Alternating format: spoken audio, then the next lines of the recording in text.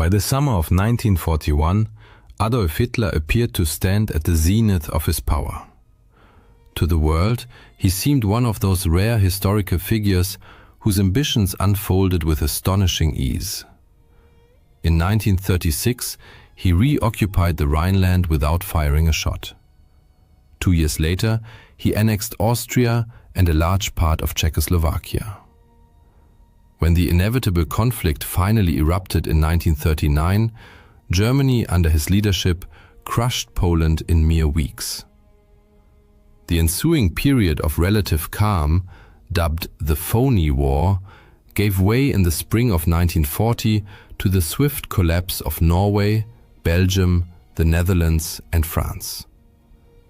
By the summer of 1941, German forces had also secured the Balkans. Virtually all of Europe, from Spain to the Soviet frontier, lay under Hitler's iron grip.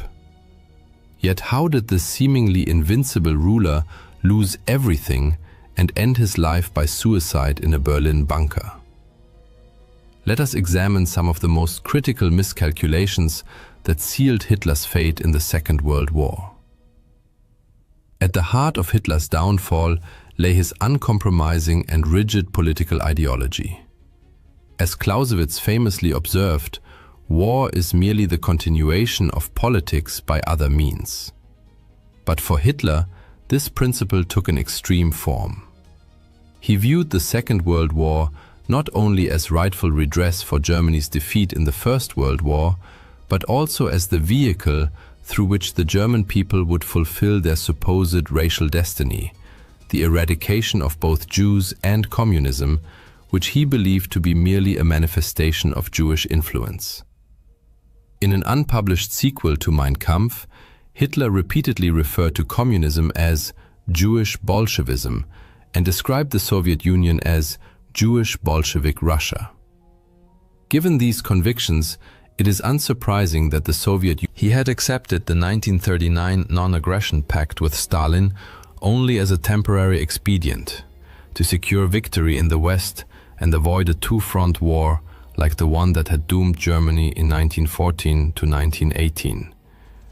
Yet his ultimate geopolitical aim remained the destruction and conquest of the Soviet Union. To Hitler, the USSR represented not just the epicenter of Jewish Bolshevism, but also vast, fertile territory ideally suited for German colonization once Jews and communists had been eliminated. This was the doctrine of Lebensraum, living space, the belief that ethnic Germans must displace the Slavic populations of Eastern Europe and Russia. As the German population grew, Hitler reasoned, it would require more land, and he intended to seize it by force. The concept of Lebensraum originated in 1901 with the writings of German geographer Friedrich Ratzel. Ratzel argued that every nation must be self-sufficient in resources and territory to defend itself effectively against external threats. Influenced by Darwin's theory of natural selection, Ratzel and his followers believed nations were locked in perpetual struggle for survival, and only the fittest would expand and thrive. For ethnic Germans, the lands of Eastern Europe were thus a biological necessity. The idea gained traction during the First World War, when Germany temporarily occupied large swaths of the East and established a military administration known as Ober-Ost. The indigenous peoples under Ober-Ost were treated as a reservoir of land and resources, while German culture was forcibly imposed upon them, a policy termed Kulturmission, cultural mission. The Treaty of Brest-Litovsk in early 1918 granted Germany vast territories far beyond Ober-Ost's original scope. But Germany's defeat later that year shattered these ambitions. Hitler never forgot this experience. He remained convinced that Germany's future Meta-Pause 6 2.0. Thus, rather than consolidating his gains at the height of his power, he deemed it imperative to invade the Soviet Union. For deeply ideological and historical reasons, he believed Nazi Germany and the Soviet Union could not coexist. One had to perish. This conviction led to his greatest strategic blunder, though far from his only one. The manner in which Hitler planned and executed Operation Barbarossa, the invasion of the Soviet Union, proved equally disastrous. He achieved total surprise when, on 22 June 1941, German artillery opened fire on unsuspecting Soviet troops. Yet, the timing itself was a critical error. Originally scheduled for May, the invasion was delayed until late June because Hitler had to intervene in the Balkans after his ally Benito Mussolini suffered humiliating defeats. Although the Balkan campaign succeeded, it cost him a precious month, a delay that would prove decisive. Initially, Barbarossa appeared a stunning success. German forces demonstrated their mastery of mobile warfare, encircling hundreds of thousands of Soviet soldiers in massive pockets. For a time, it seemed Hitler's vision of a lightning campaign across the vast Soviet plains might succeed as brilliantly as it had in Western Europe. Yet here, Hitler committed what may have been his most significant operational mistake. Instead of pressing forward toward Moscow, a drive that was advancing rapidly, he ordered the splitting of Army Group Center. He diverted key forces to reinforce Army Groups North and South, which were advancing toward Leningrad, now St. Petersburg, and Ukraine, respectively.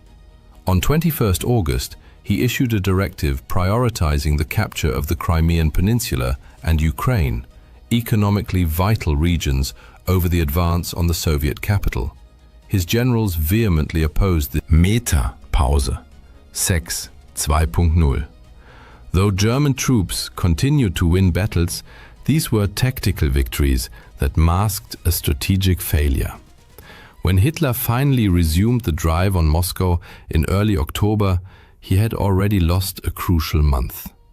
By early December, German units stood just 12 miles from the city. A reconnaissance patrol even reached within 5 miles. But this marked the high water mark of the German advance. On December 5th, the Soviets launched a massive counter-offensive that drove the overstretched and undersupplied German forces back 150 miles from the capital and industrial heartland of the USSR.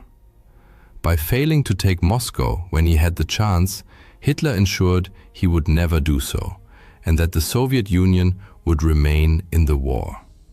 He ruthlessly dismissed any general who dared suggest tactical retreat during this critical phase.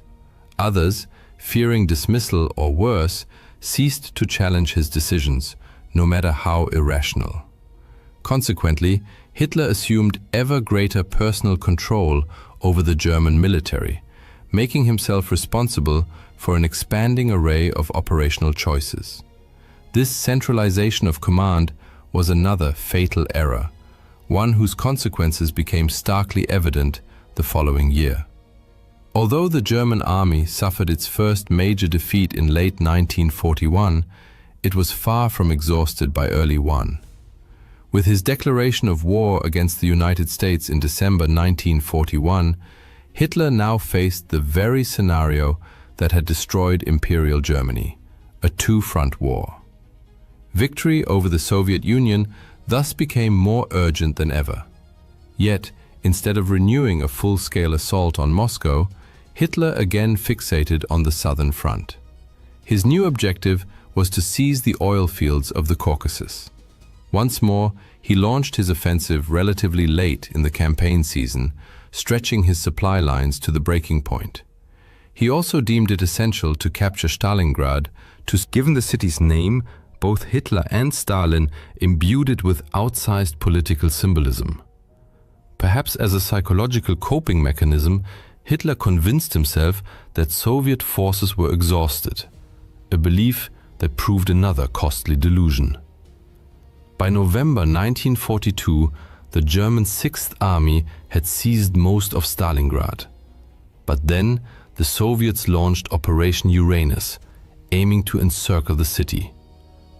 When General Friedrich Paulus requested permission to withdraw and save his army, Hitler refused, insisting the troops must stand and fight for every inch of ground.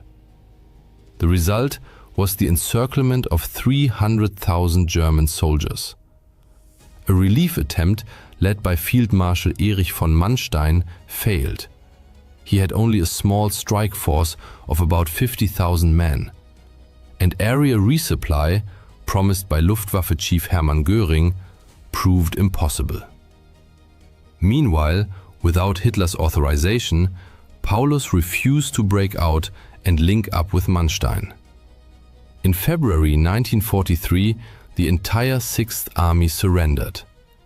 Stalingrad became the turning point of the war. Germany lost some of its finest soldiers and officers, irreplaceable losses.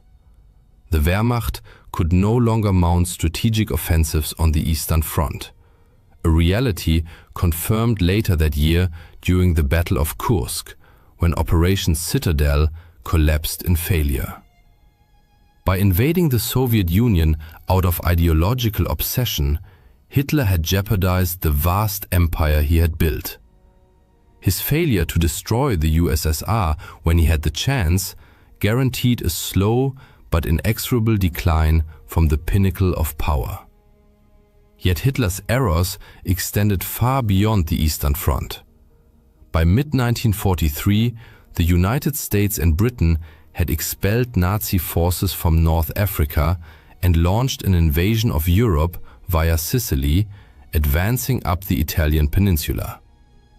This shift in momentum forced Hitler to divert resources westward, ending any hope of winning the war before. By late 1943, it was clear the Allies planned to breach the Atlantic Wall, a chain of fortifications stretching from Norway to the Spanish border, and strike at the heart of Nazi-occupied Europe. In Führer Directive No. 51, Hitler explained his reasoning. While the vast expanses of the East allowed Germany to absorb territorial losses without existential risk, the Western Front was different. A successful Allied breakthrough there would bring catastrophic and rapid consequences. All signs pointed to an imminent invasion, no later than spring, possibly sooner. Therefore, further weakening the Western defenses for the sake of other theaters was unacceptable. Reinforcements were ordered, especially in areas deemed critical for launching long-range attacks against Britain, precisely where Hitler believed the decisive battle would unfold. By this stage, despite worsening military realities, Hitler's confidence in his own military genius had only grown. He continued to centralize command, a tendency that inadvertently aided Allied deception efforts. The command structure of German forces in the West was paradoxically fragmented. Not all armored units answered to the theater commander, Field Marshal Gerd von Rundstedt. Some belonged to Panzergroup West, led by General Leo Geier von Schweppenburg, who, though nominally subordinate to Rundstedt, also reported directly to Hitler. Thus, any deployment of the Fiat Panzer divisions required Hitler's personal approval. The Allies understood that if they could deceive Hitler about the true invasion site, half their battle would be won. The confused command structure on the Western Front only reinforced this strategy. Long before D-Day, Hitler's indecision over panzer deployment, stemming from his insistence on Field Marshal Erwin Rommel, tasked with strengthening the Atlantic Wall, argued that armored divisions must be positioned near the beaches to annihilate Allied troops as they landed. Rundstedt disagreed, favoring a more flexible reserve strategy. When Rommel bypassed Rundstedt and appealed directly to Hitler, the Führer, unwilling to choose, attempted to please both. Rommel received 3 panzer divisions, 4 remained under Panzer Group West, and 3 were assigned to Army Group G, south of the Loire, also under Rundstedt's nominal command. As a result, on D-Day, Germany's best mobile forces were disastrously dispersed, with some stationed far from the invasion zone in a sector of negligible strategic importance. This was not Hitler's only blunder during the Normandy campaign. Allied deception operations, most notably Operation Fortitude, exploited the very logic outlined in Hitler's Directive Number 51. Since only a few locations offered viable conditions for a large-scale amphibious landing, the Allies focused their deception on convincing Hitler that the main invasion would come at the Pas de Calais, not Normandy. And Hitler, blinded by ideology and overconfidence, fell for it. The Allies' plan was to convince Hitler that the invasion would target Calais, the closest point across the English Channel. To reinforce this illusion, they created a fictitious formation, the 1st United States Army Group, FUSAG, which was to be commanded by General George S. Patton, widely regarded as one of the Allies' finest field commanders. The most famous element of this deception involved inflatable tanks, trucks, artillery pieces, and other military equipment visible to German aerial reconnaissance. But this was only the beginning. Carefully orchestrated fake radio transmissions were broadcast, counterfeit documents were prepared, and troops were permitted to troop movements were meticulously choreographed to suggest that Calais was the true objective. To further bolster the ruse, by this time, nearly all Nazi spies in Britain had been captured and turned into double agents under the Double Cross program. The most remarkable of these agents was Juan Pujol Garcia, a Spanish citizen codenamed Garbo. Unlike others, Garcia had originally intended to spy against Nazi Germany. After the British initially rejected his offer, he contacted the Germans, only to later reveal himself voluntarily and become a double agent for British intelligence. Garcia fabricated an entire network of 27 sub-agents, each equipped with highly detailed, plausible backstories. Through scrupulous attention to such details, and others, he and his imaginary network flooded the German high command with intelligence they believed credible, even when it was technically accurate, as it was often rendered useless by timing or context. This modus operandi dated back to 1942, when Garcia provided the Germans with just enough truthful details about Operation Torch landings to establish his credibility. The success of the D-Day landings on June 6th was only the first step toward breaching the Atlantic Wall and liberating Western Europe from Nazi control. Once ashore, the Allies needed to convince Hitler that the Normandy landings were merely a diversion, and that the real invasion was still to come at Calais. It was critical to prevent the Nazis from committing their full strength, especially their panzer divisions, to Normandy. Otherwise, the invasion might be driven back into the sea. On June 5th, Garcia sent his German handlers a warning that an urgent message would follow in the early hours of June 6th. He intended to report detailed intelligence confirming an imminent assault on Calais. But the radio operator This lapse allowed Garcia to relay more accurate information about the Normandy landings than the Allies had originally planned, though, as usual, it arrived too late for the Germans to act effectively. Garcia further cemented his credibility by expressing indignation. "I cannot accept excuses or negligence. Were it not for my ideals, I would abandon this work." Then, on June 9th, he informed the German High Command that the true invasion was still pending at Calais, backing his claim with forged documents that purported to reveal the elaborate structure of the FUSAG-led invasion plan under Patton.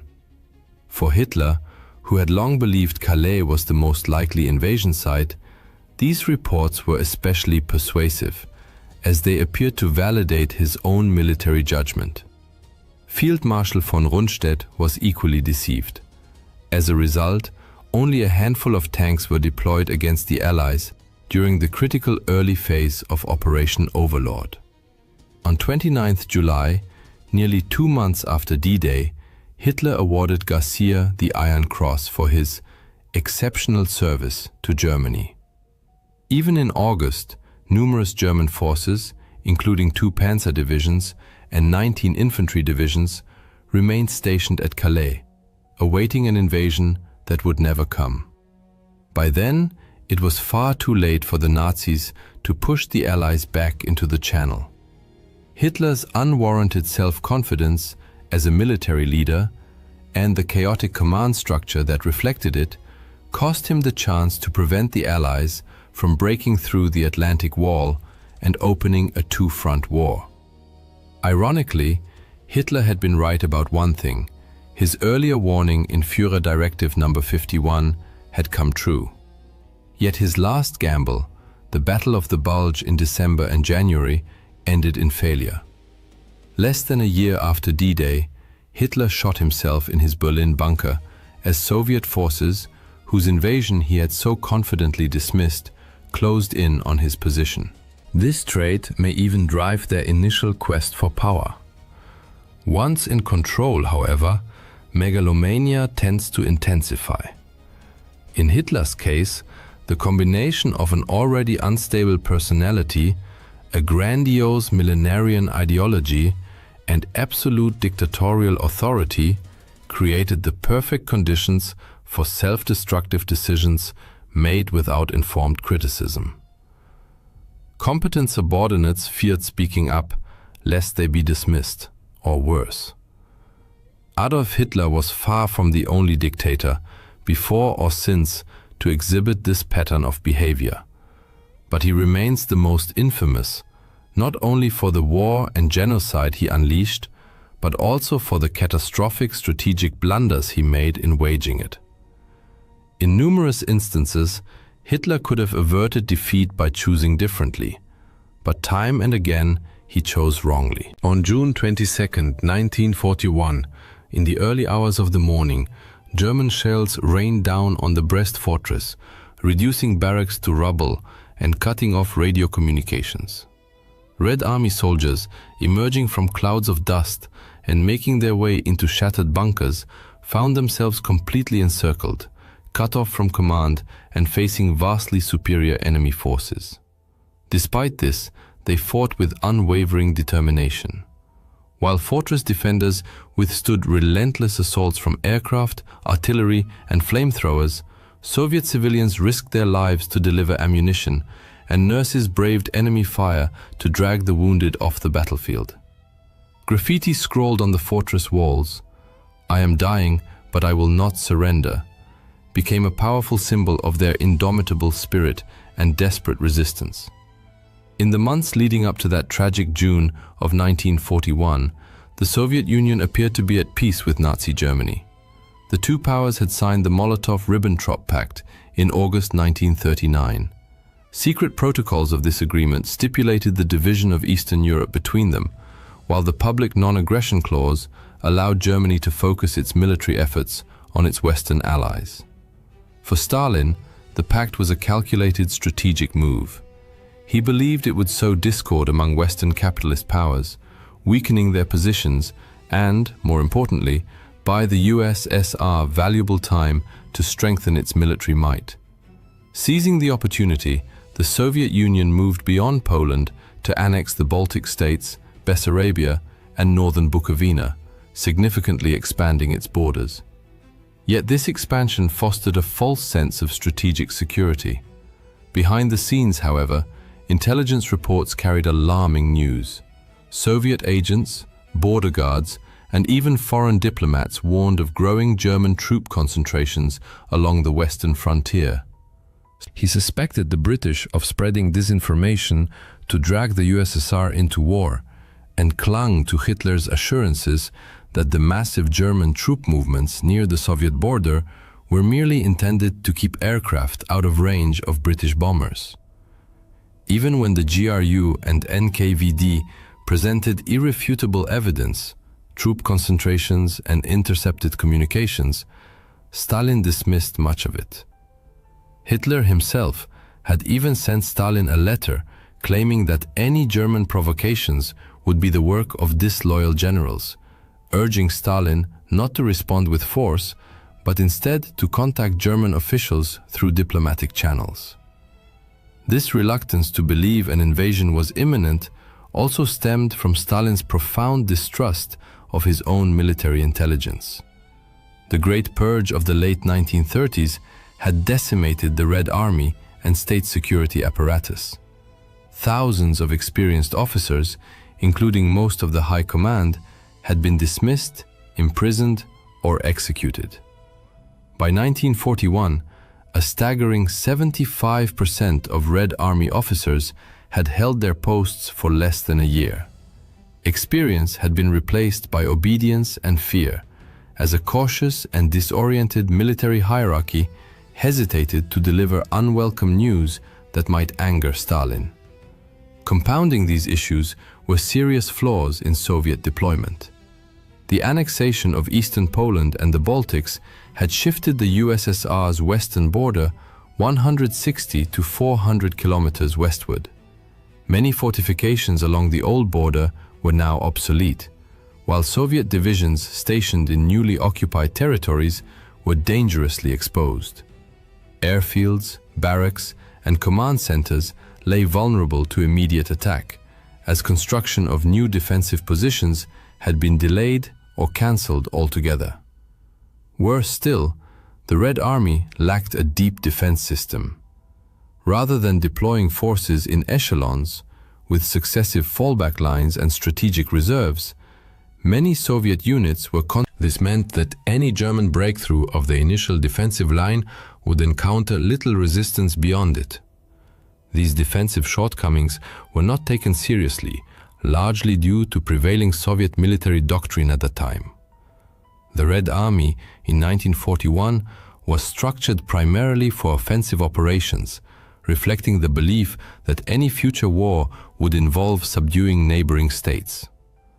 Much of this confidence stemmed from the USSR's vast tank inventory.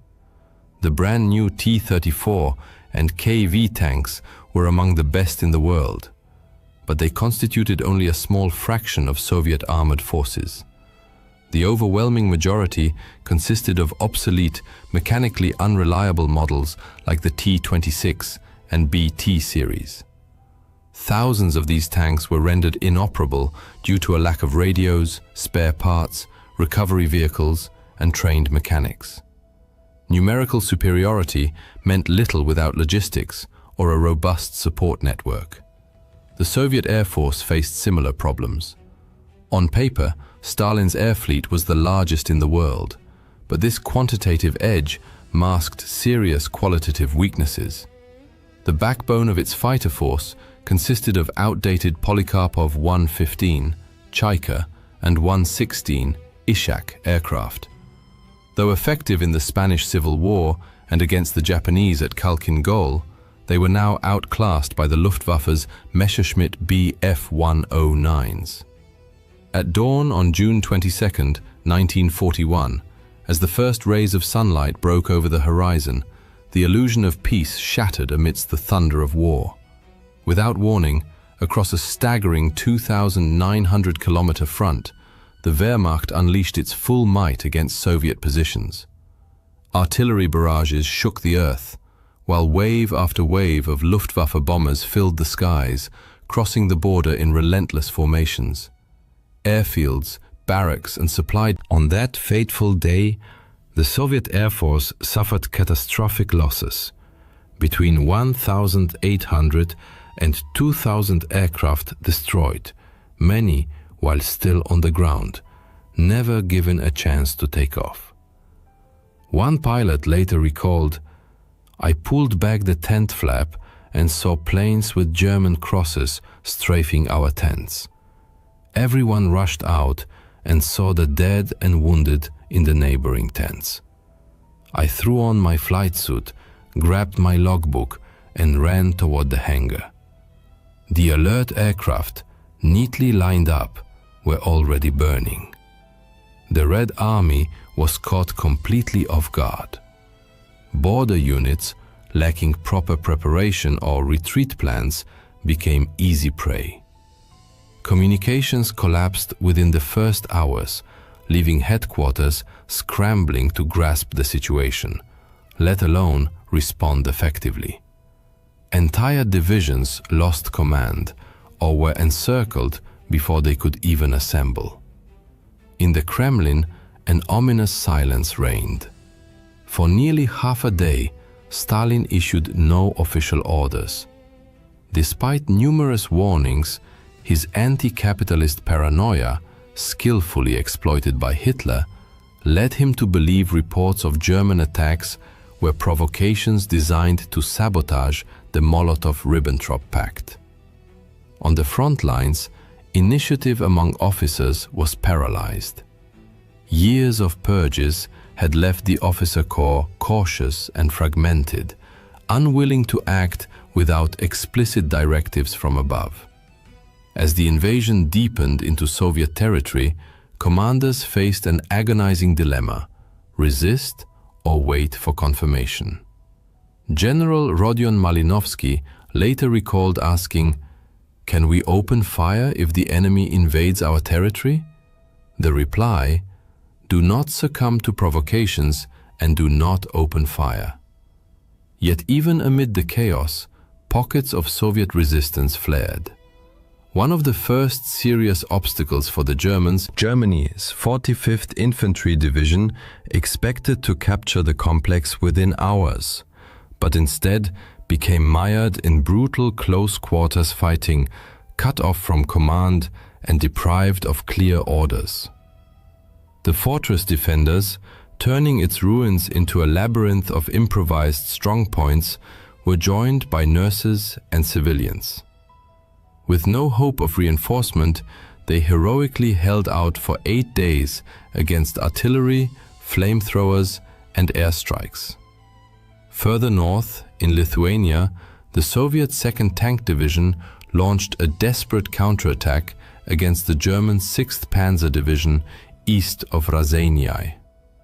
Most Soviet tanks were quickly destroyed, but some heavy KV-2s inflicted significant damage on lighter German panzers. In one notable episode, a single KV-2 cut off a critical German supply route, holding it for nearly 2 days. Its crew withstood everything, from anti-tank guns and artillery to satchel charges, before the tank was finally disabled. Though isolated, this action proved that, when properly employed, Soviet armor could outmatch the Germans tactically. Back in the Kremlin, the silence persisted. For hours after the invasion began, no official directives were issued. Stalin, overwhelmed by indecision, remained convinced the massive assault was merely a provocation by rogue German generals. He continued forbidding his commanders from crossing the border and ordered them to avoid any action that might escalate tensions. Even as German divisions flooded Soviet territory, Stalin kept trying to reach Berlin by phone, convinced Hitler would rein in his army. Eventually, Stalin began to confront reality, but remained absent from public view. He tasked Foreign Minister Vyacheslav Molotov with delivering the state's official announcement. In a radio address on the afternoon of 22nd June, Molotov declared that the next day, Stalin quietly convened the Politburo and issued his first concrete orders: the creation of the Stavka, the general headquarters, under Marshal Semyon Timoshenko. Defensive lines were drawn. The Soviet Union was now fully at war. In the weeks that followed, the Soviet Western Front desperately tried to halt the German blitzkrieg, but the Red Army's disorganized defense nearly led to total collapse. Massive encirclements at Bialystok and Minsk trapped 4 entire armies. By July 9th, over 341,000 Soviet troops had been killed, gone missing, or taken prisoner. Material losses included thousands of tanks, artillery pieces, and aircraft. The situation in the south was no better. By early August, German and Romanian forces had advanced deep into Ukraine, reaching the Dnieper River and trapping 2 more Soviet armies in the Uman pocket. By early August, the situation along the Eastern Front remained dire. Behind the front lines, where the Luftwaffe reigned supreme, Soviet infrastructure suffered relentless bombardment. Factories, supply depots, and critical transportation hubs were devastated by continuous air raids. The few surviving rail lines became clogged with retreating troops, streams of refugees, and broken-down equipment, creating unimaginable chaos. Ammunition depots and airfields under enemy fire had to be abandoned in haste. The scale of the catastrophe forced the Soviet state to launch an unprecedented emergency operation. Key industrial plants were dismantled and evacuated eastward by rail. Even under constant German air attacks, the Soviets managed to relocate their industry beyond the reach of advancing troops. The increased distance from the front lines gave Soviet factories the breathing room needed to ramp up production of vital war material, ammunition, vehicles, and aircraft. In the Kremlin, Soviet leadership gradually. After 10 days of public silence, Stalin finally addressed the nation by radio on the 3rd of July. Gone was the language of diplomacy. Abandoning his formal tone as General Secretary, he called on citizens to defend the motherland, form partisan detachments behind enemy lines, and prepare for a long, brutal war. A month later, Stalin quietly assumed the role of Supreme Commander-in-Chief. As the Red Army began achieving more successes on the battlefield, Stalin's public profile grew. As Supreme Commander, he placed the defense of the entire USSR squarely on his shoulders. By mid-July, the Red Army was exhausted and bleeding, but not broken. As German forces advanced toward Moscow, the Soviets managed to stabilize the front enough to halt their advance near Smolensk. From early July, Marshal Timoshenko threw every available resource into stopping the German breakthrough. By month's end, Army Group Center succeeded in encircling the city and several Soviet field armies, but at a heavy cost. Not only did significant numbers of troops from the 19th and 20th armies break through back to Soviet lines, but the delay disrupted the German timetable for Operation Barbarossa, further straining their already fragile logistics. By late August, the Red Army was ready to strike back. West of Smolensk, Soviet forces under General Georgy Zhukov launched a successful counteroffensive near the town of Yelnya. Though costly and of limited strategic value, the operation provided a crucial morale boost. It marked the first time Soviet troops had forced the Germans into retreat. While major battles raged along the main front, resistance also began to coalesce in occupied territories. In the forests and villages of Belarus, Ukraine, and Western Russia, isolated soldiers, political officers, armed with little more than determination and minimal support, these early partisan units sabotaged railways, ambushed convoys, and carried out assassinations before vanishing back into the woods. By late summer, coordination with the NKVD improved, and partisan detachments became more structured and integrated into broader NKVD operations. Though they couldn't stop the German advance, their actions forced the Wehrmacht and SS to divert precious resources to secure rear areas, further straining German supply lines. Meanwhile, other branches of Soviet intelligence worked quietly in the shadows. Cryptanalysts of the NKVD under Sergei Tolstov successfully decrypted Japanese diplomatic communications, leading Soviet leadership to conclude that Japan would not attack the USSR. Meanwhile, Red Army codebreakers began intercepting messages exchanged between the Romanian High Command and General Erich von Manstein's forces in Ukraine, providing a broader understanding of the strategic situation. By late summer 1941, frontline Soviet commanders reported an unexpected shift in German activity. Armored units that had been advancing directly toward Moscow were diverting north and south. The Soviet High Command realized the Germans were no longer focused solely on the Central Front. In the south, Red Army commanders warned of a massive buildup of enemy forces targeting Kiev, but Stalin refused to authorize a retreat. Instead, the Southwestern Front mounted a valiant yet ultimately futile defense of Ukraine, resulting in its encirclement and destruction. Total losses amounted to nearly 760,000 men, with over 486,000 killed or missing. General Mikhail Kirponos, commander of the Southwestern Front, also perished in combat. Despite these catastrophic losses, while the Southern Front collapsed, the Central Sector remained quiet, granting the Soviets precious time to form new armies, regroup their defenses, and continue evacuating industry eastward. In the north, defenders of Leningrad held the line against combined forces of Army Group North and Finnish units in Karelia, which reached the city's outskirts by September. Germany's 4th Panzer Group spearheaded the assault but failed to break through. Instead, the Wehrmacht encircled Leningrad, initiating a siege that would last 872 days.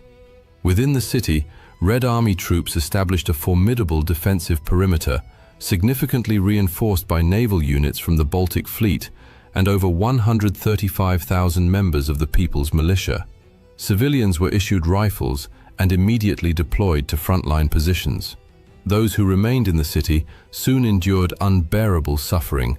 Starvation, relentless bombardment, and disease claimed hundreds, then thousands of lives daily. With the city entirely cut off, relief efforts were extremely difficult. Nevertheless, Soviet forces maintained a fragile but vital supply route across Lake Ladoga, the famed Road of Life. This narrow corridor allowed small convoys of supplies to reach the city whenever the lake froze.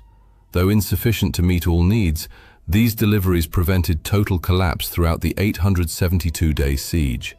Meanwhile, the renewed German offensive toward Moscow triggered panic among defenders, a situation Stalin was determined to quash before it spiraled out of control. Since the invasion began, Red Army leadership had been in constant flux. Senior commanders who failed to follow Stalin's directives faced demotion, dismissal, or even execution. This ruthless policy was starkly demonstrated in July with the execution of General Dmitry Pavlov, commander. In late October, the consequences of failure were again made clear when 25 previously arrested officers were summarily executed near Kuybyshev and Saratov. Stalin's harshness reflected his determination to eliminate weakness at one of the war's most critical junctures. The Stavka could not afford incompetent leadership. Delays on the Central Front gave Moscow's reinforced defenses time to form new armies, reorganize logistics, and dig extensive defensive lines around the capital. Stalin appointed General Georgy Zhukov to oversee the city's defense, while hundreds of thousands of reservists and recruits were mobilized nationwide. Several divisions from the Far East were redeployed to bolster the front, though most units defending Moscow were newly formed, reconstituted, or drawn from existing reserves. By early autumn, the Red Army around Moscow was no longer fragmented and reactive. It was dug in, reinforced, and preparing for the coming battle. During these tense months, the changing seasons added new pressure. Autumn brought the infamous Rasputitsa, Russia's seasonal mud, which clogged roads, bogged down vehicles, and slowed all movement along the front. Though miserable, these conditions were far more manageable for the Soviets than for the overextended Germans. Defensive work continued under grueling circumstances as reinforcements and supplies trickled forward. On the home front, the USSR received vital assistance from Western allies thanks to the efforts of Soviet ambassador Maxim Litvinov. In October 1941, the first Lend-Lease Protocol took effect. Though limited in scale at this stage, Initial shipments delivered urgently needed raw materials, boots, trucks, and food. Supplies arrived via the Arctic route to Murmansk and Arkhangelsk, where the Soviet Navy played a crucial role in escorting, unloading, and protecting cargoes under. Even as ice thickened and the Luftwaffe patrolled overhead, ship crews and dock workers labored tirelessly to get supplies to the front. Though modest, these deliveries provided a crucial morale boost. By late November, the Rasputitsa froze solid, bringing a new set of challenges. Temperatures plummeted and the front ground to a halt. Soviet troops still suffered from supply shortages, leading to malnutrition, ammunition deficits, frostbite, and even gangrene. However, lessons from the Winter War had taught Soviet commanders to respond swiftly. Red Army transport units employed everything: trains, trucks, horse-drawn carts, reindeer sleds, and even mule caravans to deliver essential supplies from rear depots. The climate offered no inherent advantage, but the Soviets' shorter supply lines allowed them to adapt far more effectively. By early December, Soviet intelligence confirmed that German units were overstretched, undermanned, and incapable of further advance.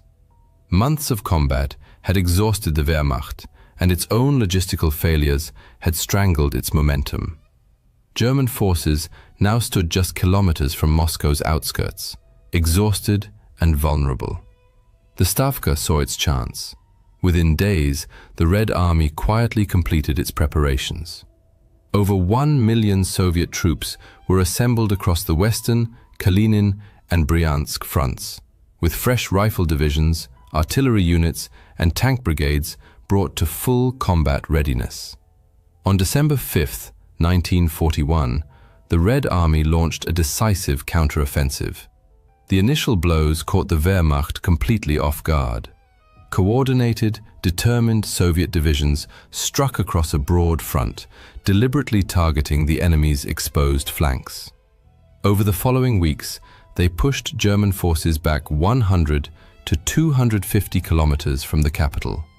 Towns such as Belev, Klin, and Kalinin were swiftly liberated in rapid succession.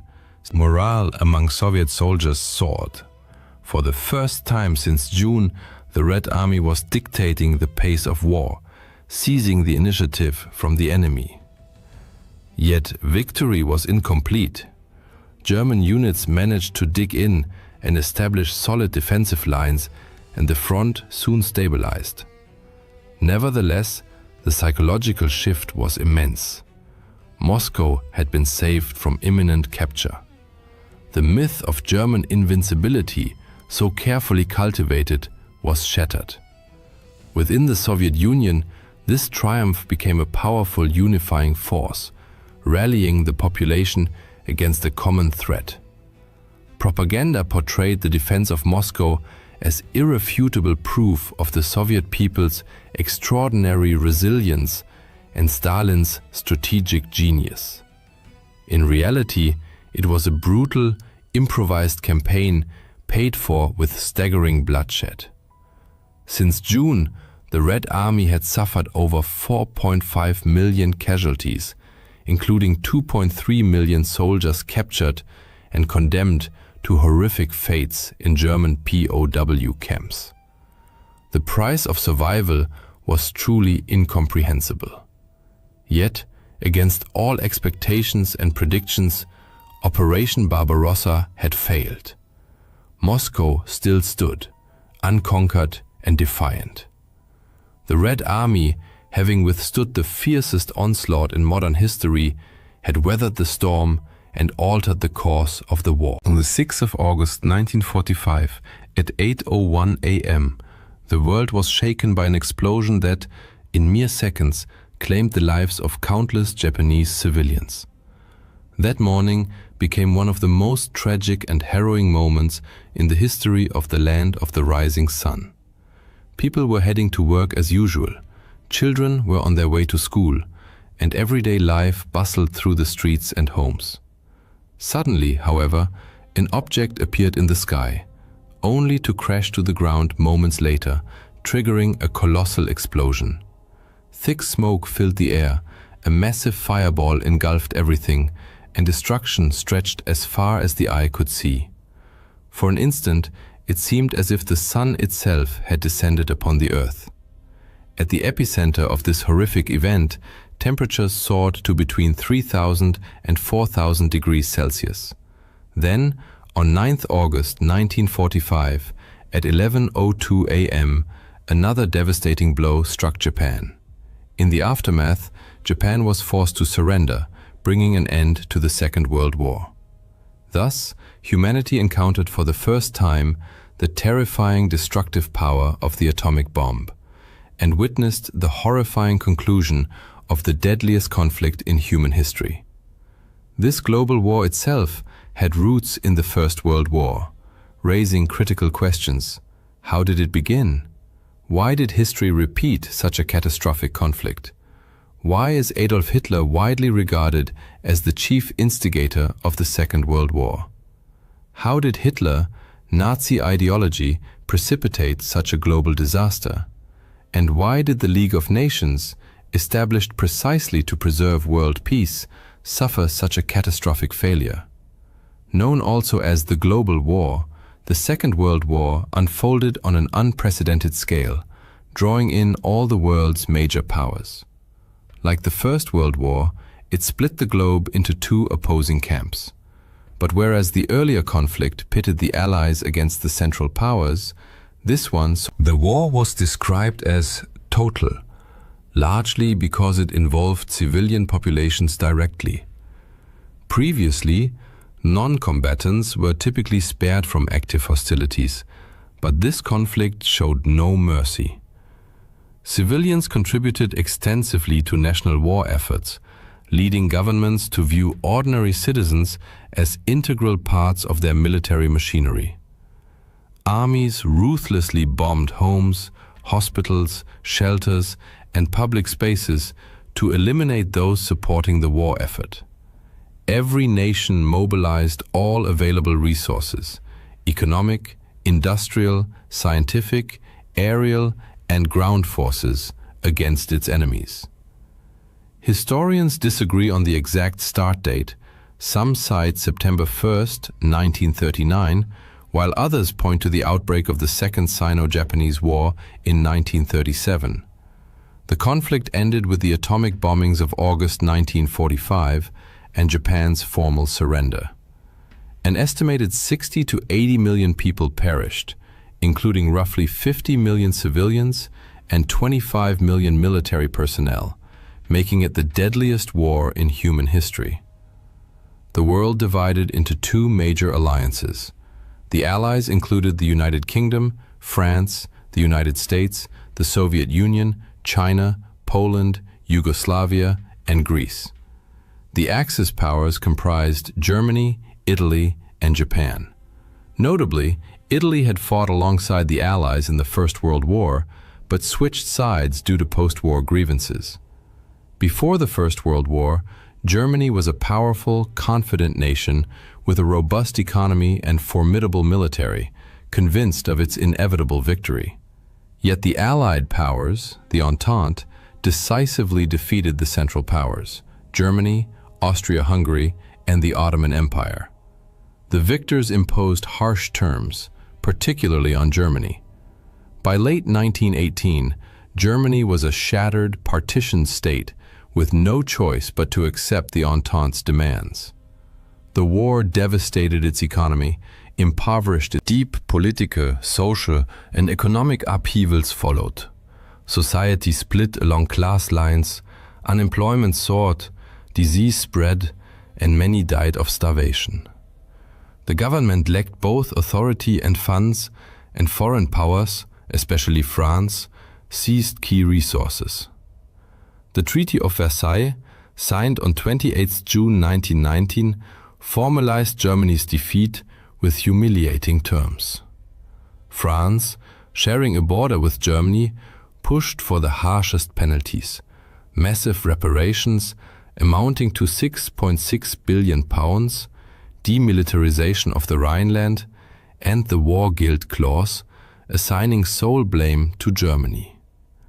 The Rhineland, a strategically vital buffer zone, was to remain permanently free of German troops. These conditions sparked widespread outrage among Germans, fostering a burning desire for revenge. The new Weimar Republic, having no alternative, signed the treaty, thereby earning public resentment and blame for the nation's suffering. As a result, Germany lost all its overseas colonies, 10% of its population, 13% of its territory, 75% of its iron ore, and 26% of its coal reserves. Meanwhile, the League of Nations, founded in 1919 to prevent future wars, proved ineffective. Lacking its own military and undermined by non-participation, the US never joined, and withdrawals, including Germany and the USSR, it failed to stop aggression. Its collapse became a key factor enabling the Second World War. Germany's post-war economic woes were compounded by reparations. Hyperinflation ensued, people needed wheelbarrows of banknotes to buy bread, children played with bundles of cash, and the currency became nearly worthless.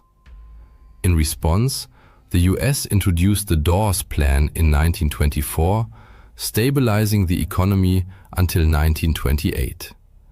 But the 1929 Wall Street crash triggered a global depression. American aid ceased, delivering a double blow to Germany. By 1932, industrial output had dropped by 40%, and desperate citizens marched with signs reading, "Willing to do any work." Public trust in the Weimar government evaporated. Adolf Hitler exploited this chaos. Once an aspiring artist from an ordinary family, he rose by harnessing popular despair. Through charismatic speeches, mass rallies, and relentless propaganda, he promised to overturn the Versailles Treaty, restore Germany's glory, and exact revenge. His Nazi party gained massive support, and on the 30th of January 1933, President Hindenburg appointed him Chancellor. Hitler then pushed through the Enabling Act, granting him dictatorial powers and transforming Germany into a totalitarian state. He swiftly reshaped the nation, withdrew from the League of Nations in 1933, remilitarized the Rhineland in 1936, annexed Austria in 1938, the Anschluss, and occupied Czechoslovakia. To justify invading Poland on the 1st of September 1939, the Nazis staged a false flag attack using German soldiers dressed as Poles. Britain and France, bound by treaty to defend Poland, declared war on the 3rd of September, joined by Australia, New Zealand, South Africa, and Canada. Italy and Japan, though former Entente allies, now sided with Germany. Italy felt betrayed after the First World War, its territorial demands ignored, its economy worsened, fueling resentment toward the Allies. Initially, Hitler secured a non-aggression pact with the Soviet Union, agreeing to jointly invade and partition Poland. Both powers attacked in September 1939 and divided the country. Outraged, Britain and France rejected Hitler's subsequent peace overtures, ensuring the war's continuation. As Germany expanded westward, the Soviet Union also seized territory, occupying eastern Poland, then the Baltic states, Estonia, Latvia, Lithuania, and invading Finland. This aggression led to the USSR's expulsion from the League of Nations, further exposing the organization's impact. On the other hand, Hitler's ambition to seize ever more territory continued to grow, culminating in the German invasion of Denmark and Norway in April 1940.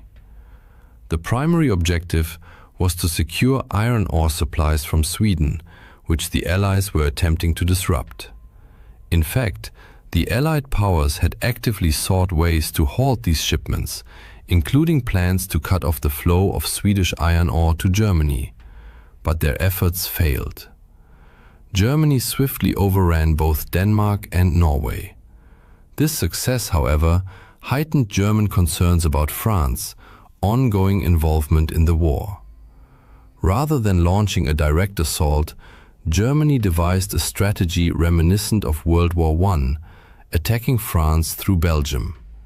Italy, aligning itself with Germany, declared war on France on 10 June 1940. By 14 June, German and Italian forces had reached Paris, compelling France to surrender. Just 8 days later, France formally signed an armistice with Germany, acknowledging defeat. Germany's rapid victory over France, achieved in mere weeks, was a stunning military feat that sent shockwaves across the globe. Fear of Hitler spread rapidly. No nation wished to provoke him. His name became synonymous with terror, yet Britain refused to yield. Rejecting Hitler's peace overtures, Britain stood firm, prompting the outbreak of the Battle of Britain in July 1940. The Royal Air Force proved formidable, engaging the Luftwaffe in intense aerial combat. Despite Germany's relentless bombing of British cities, Britain remained defiant. Meanwhile, Hungary, Slovakia, and Romania joined the tripartite pact between Germany, Italy, and Japan, significantly bolstering the Axis powers. Emboldened by this support, Italy invaded Greece. Britain intervened, successfully repelling Italian forces. In response, Hitler dispatched German troops to aid Italy, leading to a joint Axis. By 1940, Hitler appeared unstoppable, with much of Europe either conquered or aligned with him. At the height of his power, however, he made a fateful error. Convinced of his inevitable victory, he turned toward fulfilling his long-held ambition, the conquest of Eastern Europe, then part of the Soviet Union. In June 1941, Germany launched Operation Barbarossa, violating the Molotov-Ribbentrop Pact. Initially, German forces advanced deep into Soviet territory, capturing vast areas. But by December, the brutal Russian winter set in, a condition only the Red Army was prepared to endure. The German offensive stalled, and Soviet counterattacks eventually pushed the Wehrmacht all the way back to Berlin. Hitler's inability to fight a two-front war against Britain in the west and the USSR in the east proved catastrophic. While Europe burned, the United States maintained neutrality, until Japan's surprise attack on Pearl Harbor on December 7, 1941. This act of aggression drew America into the war, dramatically altering its course. As the tide turned against Germany, Hitler chose to remain in Berlin. Upon learning of Germany's imminent surrender, he committed suicide with his wife, ending the reign of one of history's most dangerous dictators. Germany formally capitulated shortly thereafter. Japan, however, continued to resist. In response, the US made the unprecedented decision to use atomic weapons. On the 6th and 9th of August 1945, American bombers dropped nuclear bombs on Hiroshima and Nagasaki, causing unprecedented destruction and loss of life.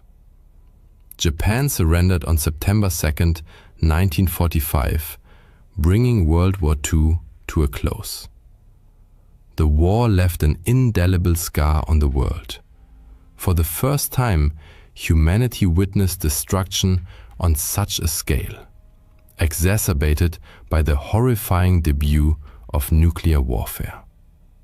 In its aftermath, nations raced to develop their own atomic arsenals.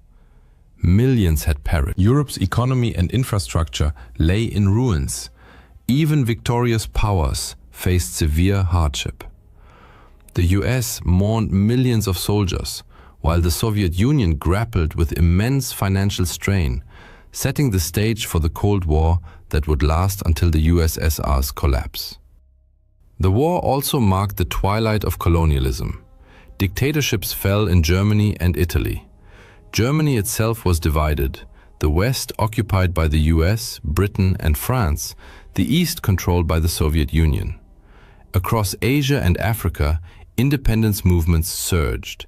India, Myanmar, Egypt, the Philippines, Indochina, and Indonesia all sought and eventually achieved self-rule.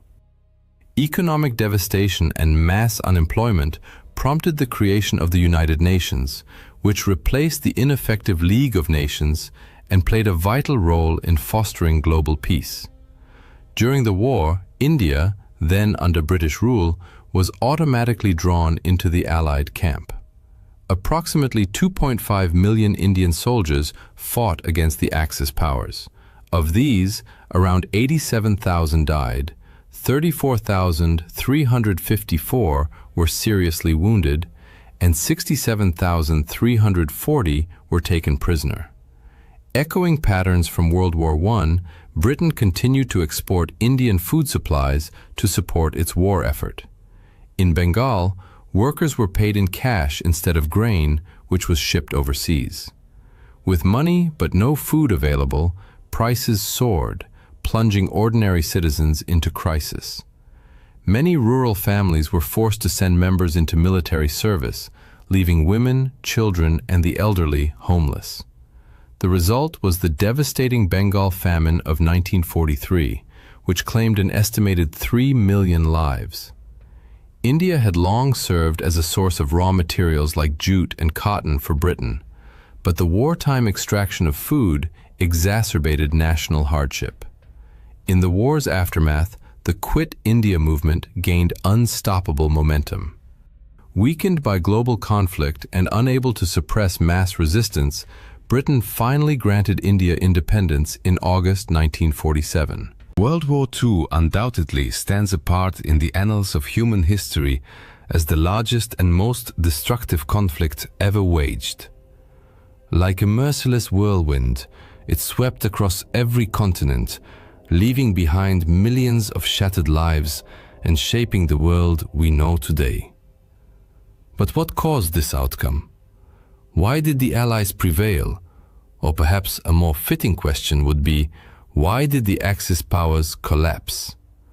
By delving into the archives of World War II, we embark on a journey through pivotal events, turning points, and the fates of individuals who determined the outcome of this global drama. Our story begins in the 1920s. At that time, 6 great powers dominated the international stage, but 2 stood out unmistakably as true global superpowers, both of which would later join the Allied cause. Great Britain, mistress of the seas, ruled the largest empire in history, its mighty navy commanding the oceans without rival. The United States, meanwhile, was the wealthiest nation on Earth and the financial hub of the planet. Yet in 1929, the world changed beyond recognition. The global economy collapsed into the depths of crisis, and both Britain and the US effectively withdrew from the world stage. In this chaos, nationalist governments sprang up worldwide like mushrooms after rain, most prominently in Germany and Japan. Their new leaders harbored grand ambitions to build empires from which they could draw resources and elevate themselves to superpower status. Crucially, they were prepared to go to war to realize this vision. In stark contrast, the policies of Britain, France, and the United States were bent on avoiding war at all costs. The US passed neutrality laws, obliging it to stay out of any future conflict, while Britain pursued a strategy famously known as appeasement. Though widely Here in the World War II galleries, you can see the Anglo-German Declaration signed by Prime Minister Neville Chamberlain and Adolf Hitler, a document drafted after the Munich Conference, where Britain and France agreed to Hitler's annexation of German-speaking regions of Czechoslovakia in the hope of preserving peace. Chamberlain genuinely believed this agreement would secure peace for our time. Less than a year later, however, he would declare war on Germany. This new era of conflict had actually begun in 1931, when Japan invaded Manchuria and soon became embroiled in a full-scale war with China. Japanese forces advanced rapidly, but the vastness of Chinese territory and fierce resistance denied them lasting control. By 1939, Japan's military resources were exhausted. During this time, Japanese troops committed countless atrocities against civilians they deemed racially inferior. Up to 20 million Chinese perished during World War II. Meanwhile, in Europe, Germany began rebuilding its military might and expanding its territory, first the Rhineland, then Austria, and in 1938, the Sudetenland. It was at this moment that Hitler signed the aforementioned Anglo-German Declaration, assuring the world his ambitions were satisfied. Yet the following year, he annexed the rest of Czechoslovakia, an act that proved decisive. Despite their military unpreparedness, Britain and France now pledged to defend Poland. When Germany invaded in September 1939, Europe was plunged into total war.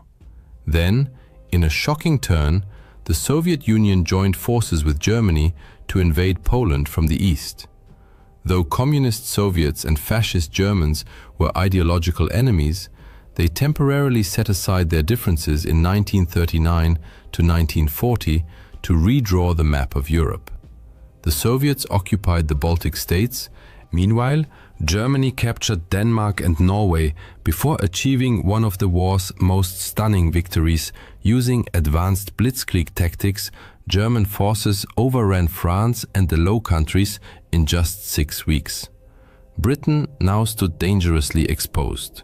During the evacuation from Dunkirk, British troops escaped aboard small civilian vessels, but left behind nearly all their heavy equipment.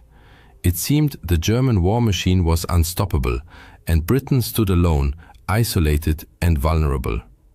Yet this was not entirely true. Britain received crucial support from its empire and dominions, from the United States and from governments in exile based in London. Germany expected Britain to surrender, but to Hitler's dismay, the new British Prime Minister, Winston Churchill, resolved to fight on. Britain still held key defensive advantages: the English Channel as a vital barrier, the Royal Navy, though stretched thin, remained the world's largest, and the Royal Air Force possessed a sophisticated air defense network and modern fighter aircraft. Together, they kept Germany at bay and thwarted any invasion. Britain remained in the war. It was then that Germany, Japan, and Italy formalized their alliance, becoming the Axis powers. At that moment, their prospects appeared promising. Beneath the surface, however, serious problems festered. Italy's attempt to build a new Roman Empire in North Africa and the Balkans floundered. Its invasions of Greece and Egypt ended in failure. Germany's newly acquired European territories were blockaded by the Royal Navy, and critical supplies dwindled. In fact, Germany faced such severe shortages of food and oil that its pact with the Soviet Union was the only thing keeping it afloat. !@META, pause, sex, 2.0. Similarly, Japan's 1940 occupation of French Indochina, aimed at cutting off Chinese supply lines, triggered furious reactions from the United States, was already shaping the war's course. Japanese brutality in China had outraged American public opinion, shifting sentiment decisively. In response to Japan's move into Indochina, the US imposed an embargo on oil and steel exports. When Britain and the Netherlands followed suit, Japan suddenly lost access to 94% of its imported oil.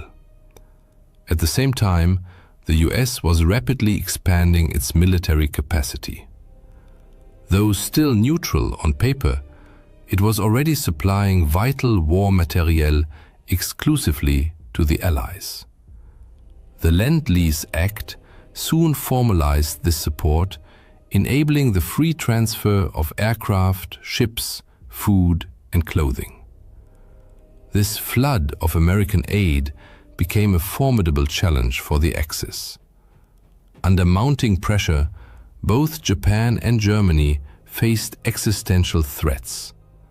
Japan risked running out of oil and losing the war in China, while Germany feared the growing power of its old rival, the Soviet Union.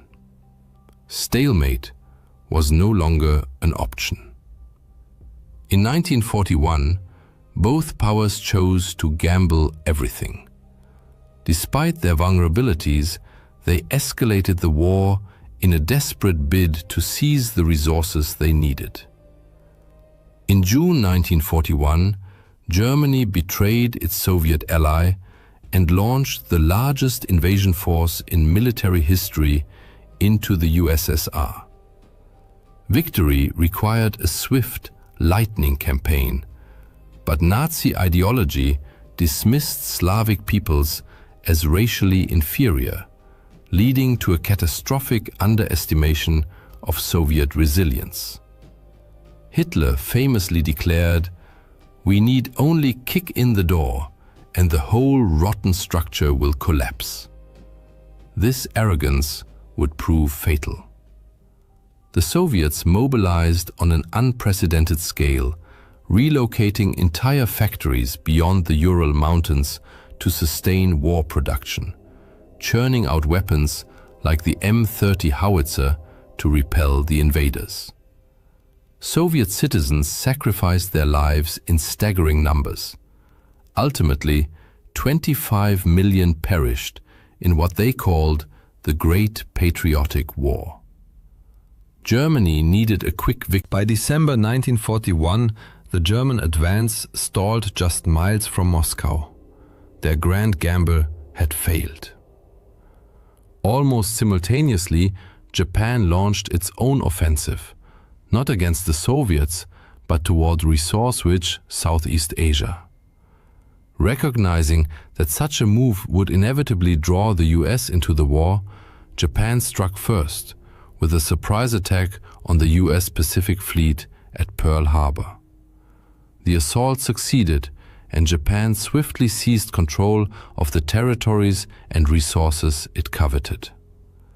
Believing Americans to be soft and unwilling to endure heavy losses, Japanese leaders hoped fierce defense of these gains would force the US to negotiate.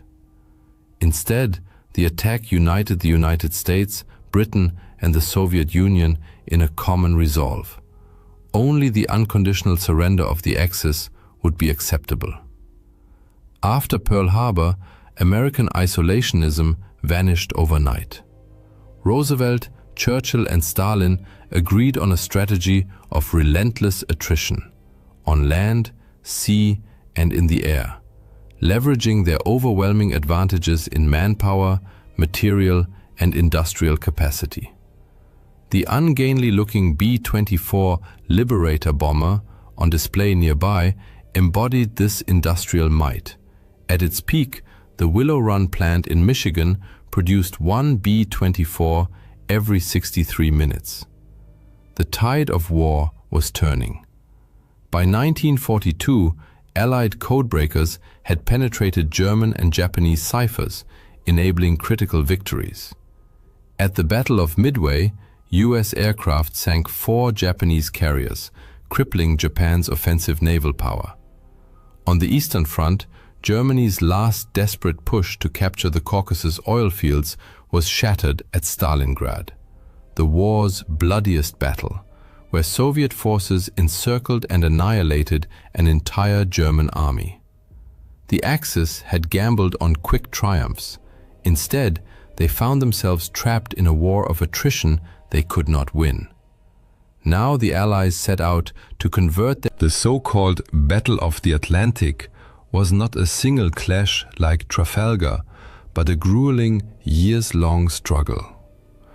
Germany deployed U-boats to starve Britain into submission, sinking millions of tons of Allied shipping, losses that peaked in 1942 during what German submariners called their second happy time.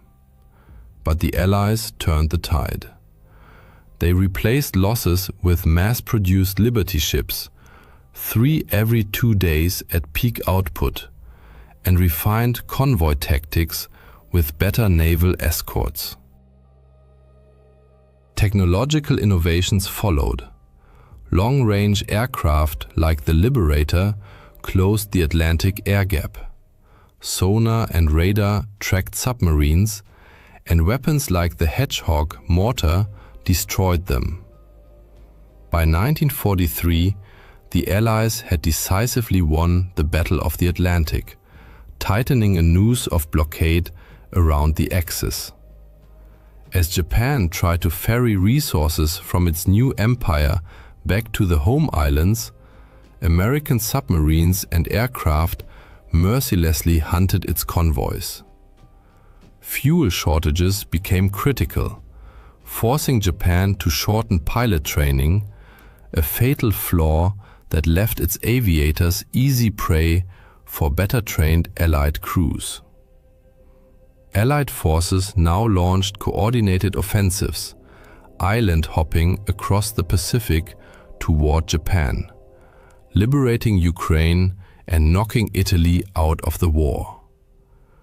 These advances brought them within striking distance of the Axis heartlands, enabling devastating air campaigns.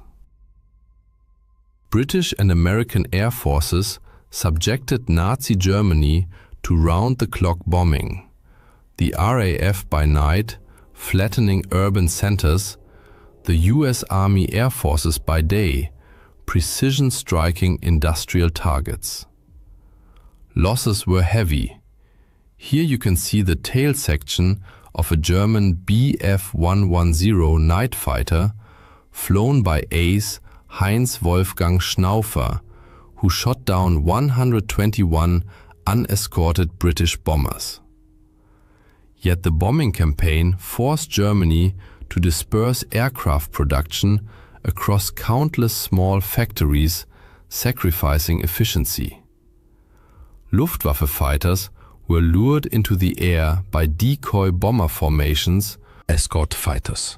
In this war of exhaustion, the Allies prevailed. American bombers also unleashed firestorms on Japan, using incendiary weapons to reduce entire cities to ashes. Hundreds of thousands of Axis civilians perished in these strategic bombing campaigns. 1944 also marked the peak of the Holocaust, the Nazi regime's monstrous campaign to exterminate Europe's Jews. 6 million Jews were starved, shot, or worked to death in a grotesque system that fed Germany's warped war economy. That summer, the Allies landed in Normandy on D-Day, beginning the liberation of Western Europe. Simultaneously, the Soviet Union launched Operation Bagration, a colossal offensive that shattered German forces in the east. Both campaigns succeeded spectacularly. The Allies not only outnumbered the Germans in troops and tanks, but also enjoyed superior logistics, supplying their armies with trucks, while the Axis still relied heavily on horse-drawn transport. Allied leadership had learned the lessons of modern warfare. Early in the war, the Germans had empowered frontline commanders with significant autonomy, a doctrine that delivered stunning success in the 1940 campaign against France. For comparison, Stalin appointed himself Supreme Commander-in-Chief of the Soviet forces. His epaulets are displayed here. However, as the war progressed, Stalin increasingly trusted the counsel of his generals, a shift that led to improved military outcomes. Meanwhile, Hitler moved in the opposite direction. He became ever more convinced of his own strategic genius. "I walk the path dictated by Providence with the confidence of a sleepwalker," he declared. Hitler repeatedly denied his field commanders requests for strategic withdrawals, a policy that had catastrophic consequences for the German army. As a result, the Allies steadily gained ground. The war's outcome was essentially decided, yet the most striking manifestation of this refusal was the self-sacrifice of young Japanese pilots ordered to crash their explosives-laden aircraft into Allied naval vessels, a tactic known as kamikaze attacks. This relentless determination to fight to the death stemmed from a deep-seated belief that surrender was dishonorable. Consequently, suffering and bloodshed continued unabated. Adolf Hitler pinned his hopes on German Vergeltungswaffen, vengeance weapons, such as the Phi-1 rocket displayed here. He believed the destruction and civilian casualties inflicted by these weapons would terrorize Allied populations and compel their leaders to sue for peace. This, however, was a grave miscalculation. Vast resources diverted to Phi weapon production came at the expense of urgently needed tanks and fighter aircraft. Moreover, tens of thousands of forced laborers perished under horrific conditions in underground factories while building these weapons. In stark contrast, the Allies invested heavily in developing an entirely new, era-defining weapon of decisive impact, the atomic bomb. By May 1945, crushed between advancing forces from the east and west, Germany was forced to capitulate. Japan, however, fought on, until the United States dropped atomic bombs on Hiroshima and Nagasaki, and the Soviet Union invaded Manchuria. It then became unmistakably clear that further resistance was futile. In August 1945, World War II ended in Allied victory. The Allies possessed overwhelming advantages in natural resources and population, fundamental pillars of total war. Yet this superiority alone did not guarantee victory. Through indomitable spirit and tenacious resistance, they overcame early setbacks to persevere. They coordinated a vast strategic framework and, often through painful experience, mastered the demands of modern warfare. They also successfully mobilized their populations for immense effort and sacrifice. The peoples of the Allied nations demonstrated unwavering resolve and resilience, whether fighting the Axis powers, manufacturing the countless items required by mechanized warfare, or serving in numerous support roles. On Victory Day, Churchill addressed crowds in London with the words, "This is your victory." The Second World War was undoubtedly the largest, most destructive and bloodiest conflict in human history, leaving an indelible mark on every continent, including even distant Antarctica. Fighting erupted across the globe, from the fields of China and France to the exotic shores of Hawaii, icy Iceland, scorching Somalia, picturesque Sri Lanka, the harsh Arctic, and countless other regions. Warfare unfolded in trenches, on horseback, in the boundless skies, beneath ocean depths, and, for the first time in human history, even reached into outer space and involved nuclear weapons, forever transforming humanity's understanding of war. This global conflict radically reshaped the world order. Powerful European empires, British, French, Dutch, and others, never fully recovered from the blows they sustained. The remainder of the 20th century came to be dominated by two new superpowers, the United States of America and the Soviet Union, which dictated the geopolitical landscape for decades. In Asia, the war ultimately led to the triumph of the Chinese Communist Party, the dramatic division of Korea into two spheres of influence, and the birth of India as an independent nation. This raises several natural questions. When exactly did this monumental event take place? What were its key phases? And who were the main adversaries on the battlefields? Answering these questions is essential to understanding modern history. The precise start date of the Second World War depends on one's perspective. The conflict stemmed from deep-seated ambitions to expand empires, seize territory, assert dominance, accumulate wealth, and control resources. Three dictatorships, Germany, Italy, and Japan, collectively known as the Axis powers, aggressively expanded their domains throughout the 1930s. Germany saw dominance in Europe, Japan and China had already been locked in fierce combat since 1937, and some historians regard this as the true beginning of the war. The United States was effectively drawn into the war in the Pacific in December 1941, following Japan's surprise attack on the American fleet at Pearl Harbor, Hawaii. Thus, for Americans, the war began in 1941.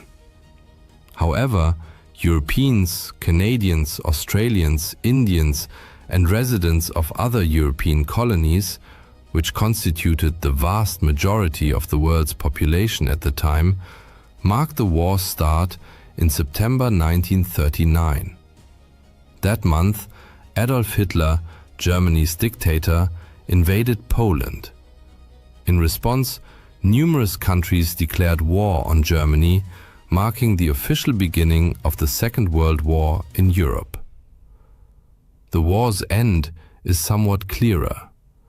Germany and Japan suffered crushing defeats and were occupied in 1945. But why is September 1939 so pivotal? In Europe, Hitler's Nazi Party had seized power in Germany, dismantling democratic institutions and establishing a totalitarian regime. Under his rule, political opponents, Jews and other minorities were persecuted and concentration camps were built. Hitler's central goal was territorial expansion, specifically reclaiming lands lost after Germany's defeat in the First World War in 1918. In 1938, he annexed Austria and then seized parts of Czechoslovakia. Yet, his ambitions stretched far beyond.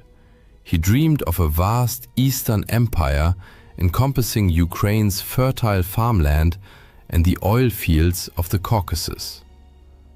Claiming that Western Poland had historically belonged to Germany, Hitler targeted it next. To secure his eastern flank, he signed a non-aggression pact with Soviet dictator Joseph Stalin in August 1939. Secretly, they agreed to invade and partition Poland between them. On September 1st, 1936 2.0. Hitler assumed Britain and France would tolerate this, as they had reluctantly accepted the annexation of Austria and parts of Czechoslovakia over the previous 2 years. But the invasion of Poland was the final straw. They declared war on Germany. Hitler was now embroiled in another world war. What now? He reportedly asked his foreign minister. Britain and France were soon joined by their vast empires: Canada, India, Nigeria, South Africa, New Zealand, Australia, and many others, all now drawn into the conflict. Events unfolded rapidly. Germany and the Soviet Union swiftly divided Poland. British and French forces offered little effective aid. A minor French incursion into Western Germany advanced only a few miles before retreating once victorious German troops returned from Poland. The Soviets fared poorly in their own invasion of Finland, suffering a humiliating setback, though they later seized a small portion of Finnish territory in 1940. At sea, German U-boats and warships targeted British shipping in what became known as the Battle of the Atlantic, a campaign that lasted until the war's final days. Just hours after hostilities began, a German submarine sank the passenger liner Athenia. Meanwhile, any German naval vessel venturing into open waters was hunted down. The British Royal Navy famously sank the German cruiser Admiral Graf Spee off the coast of South America. On the European continent, however, a tense lull, dubbed the Phony War, prevailed. Both sides watched each other across the Franco-German border.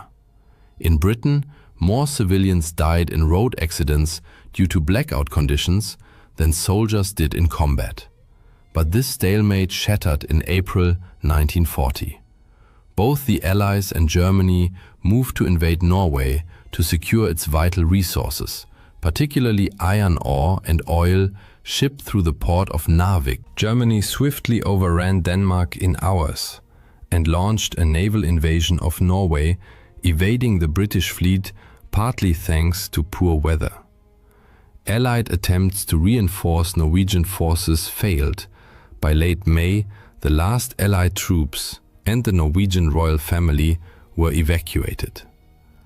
The defeat sparked political crisis in Britain, leading to the collapse of the government and the rise of a new Prime Minister, Winston Churchill. Churchill had barely assumed office when, on the very day he moved into 10 Downing Street, German forces launched a massive invasion of Western Europe. Huge German armies poured across the borders of Luxembourg, the Netherlands, Belgium, and France. What followed was one of the most dramatic military collapses in history. Employing tanks, aircraft, and motorized units in a revolutionary tactic later dubbed Blitzkrieg, Lightning War, the Germans achieved a stunning breakthrough. While Allied forces advanced into Belgium, expecting a repeat of the static trench warfare of World War I, the Germans struck unexpectedly through the Ardennes forest, a region most strategists considered impassable for large armored formations. This surprise maneuver split the Allied armies in two. Within 10 days, German forces reached the English Channel, cutting off all northern Allied troops in Belgium from the main French army to the south. Trapped, British and French forces retreated to the coastal town of Dunkirk. In a desperate evacuation, the Royal Navy mobilized not only warships but also civilian vessels, fishing boats, pleasure craft, river barges, to rescue soldiers directly from the beaches, as port facilities had been heavily damaged. The British initially hoped to save 45,000 men over 2 days. But Hitler unexpectedly ordered his advancing panzers to halt, concerned about overextended supply lines and unsuitable marshy terrain near Dunkirk. In just 1 week, an astonishing 340,000 Allied troops were rescued, many calling it a miracle. Britain had saved its army, though it left behind nearly all its heavy equipment. Seizing the moment, Italy, Hitler's Axis partner, declared war and invaded southern France. After Dunkirk, German forces turned south and crushed the remaining French army. Within weeks, France fell. Hitler visited Paris for propaganda photographs. Germany now dominated Western and Central Europe. Inspired by Churchill's defiant speeches, Britain and its empire resolved never to surrender. Hitler now faced a British problem. He had to either force Britain into peace or destroy it entirely. Otherwise, The British would continue harassing him while he turned east to realize his ultimate ambition, conquering the Soviet Union and building a vast German empire. Hitler ordered preparations for an invasion of Britain while using the Luftwaffe to bomb the country into submission. Thus began the Battle of Britain, the first major campaign fought almost entirely in the air. German bombers initially targeted Royal Air Force, RAF, airfields and infrastructure, aiming to achieve air superiority before launching mass terror raids on cities. But the RAF proved remarkably resilient. Hurricanes and Spitfires fiercely contested every raid. German bomber losses mounted to unsustainable levels. The British employed a pioneering radar system to detect incoming raids and direct fighter squadrons with unprecedented efficiency. As summer wore on, the RAF seemed invincible. Frustrated, the Germans shifted tactics in early September, bombing London in hopes of breaking civilian morale. This marked the start of the Blitz, sustained aerial bombing of British cities. Yet by mid-September, it was clear the Luftwaffe had failed. The RAF remained a potent force, and the cost of bombing London was too high. Hitler admitted he, without neutralizing the RAF and the Royal Navy ready to annihilate any invasion fleet, he shelved plans for a cross-channel invasion. Night bombing of cities continued, but Operation Sea Lion was indefinitely postponed. While Britain fought for survival at home, it also battled Italian forces in the Mediterranean, where colonial territories clashed in North and East Africa. British forces successfully liberated Italian-occupied Ethiopia, but fighting in Libya and Egypt proved far more grueling and prolonged. 1941 became a decisive year as Axis and British forces clashed with increasing intensity in North Africa. Meanwhile, Italy's ill-fated invasion of Greece in late 1940 collapsed into humiliating retreats, forcing Mussolini to beg Hitler for help. The Führer could not let his allies' failure tarnish the Axis image, so he invaded the Balkans, swiftly occupying Yugoslavia and Greece by April 1941. But this diversion cost the Axis precious time and resources, just as they were preparing for their most ambitious operation yet, the invasion of the Soviet Union. In June 1941, Hitler shocked his former ally Stalin by launching Operation Barbarossa, the largest military invasion in history. Nearly 4 million Axis troops, 3,500 tanks, over 8,000 vehicles, thousands of aircraft, and more than 500,000 horses surged across the Soviet frontier. The Red Army was caught completely off guard. Millions of Soviet soldiers were killed or captured. Most prisoners perished in horrific conditions. Even Stalin's own son died in German captivity. By December, German spearheads stood on the outskirts of Moscow. But fierce Soviet resistance and the brutal Russian winter halted the advance. The Soviets then launched a powerful counteroffensive, pushing the Germans back from the capital. Hitler had believed that by kicking in the door, the entire rotten structure. Instead, Soviet forces retreated but did not break, setting the stage for a protracted and catastrophic war of attrition. As German troops closed in on Stalin's capital, a sudden attack erupted on the other side of the world.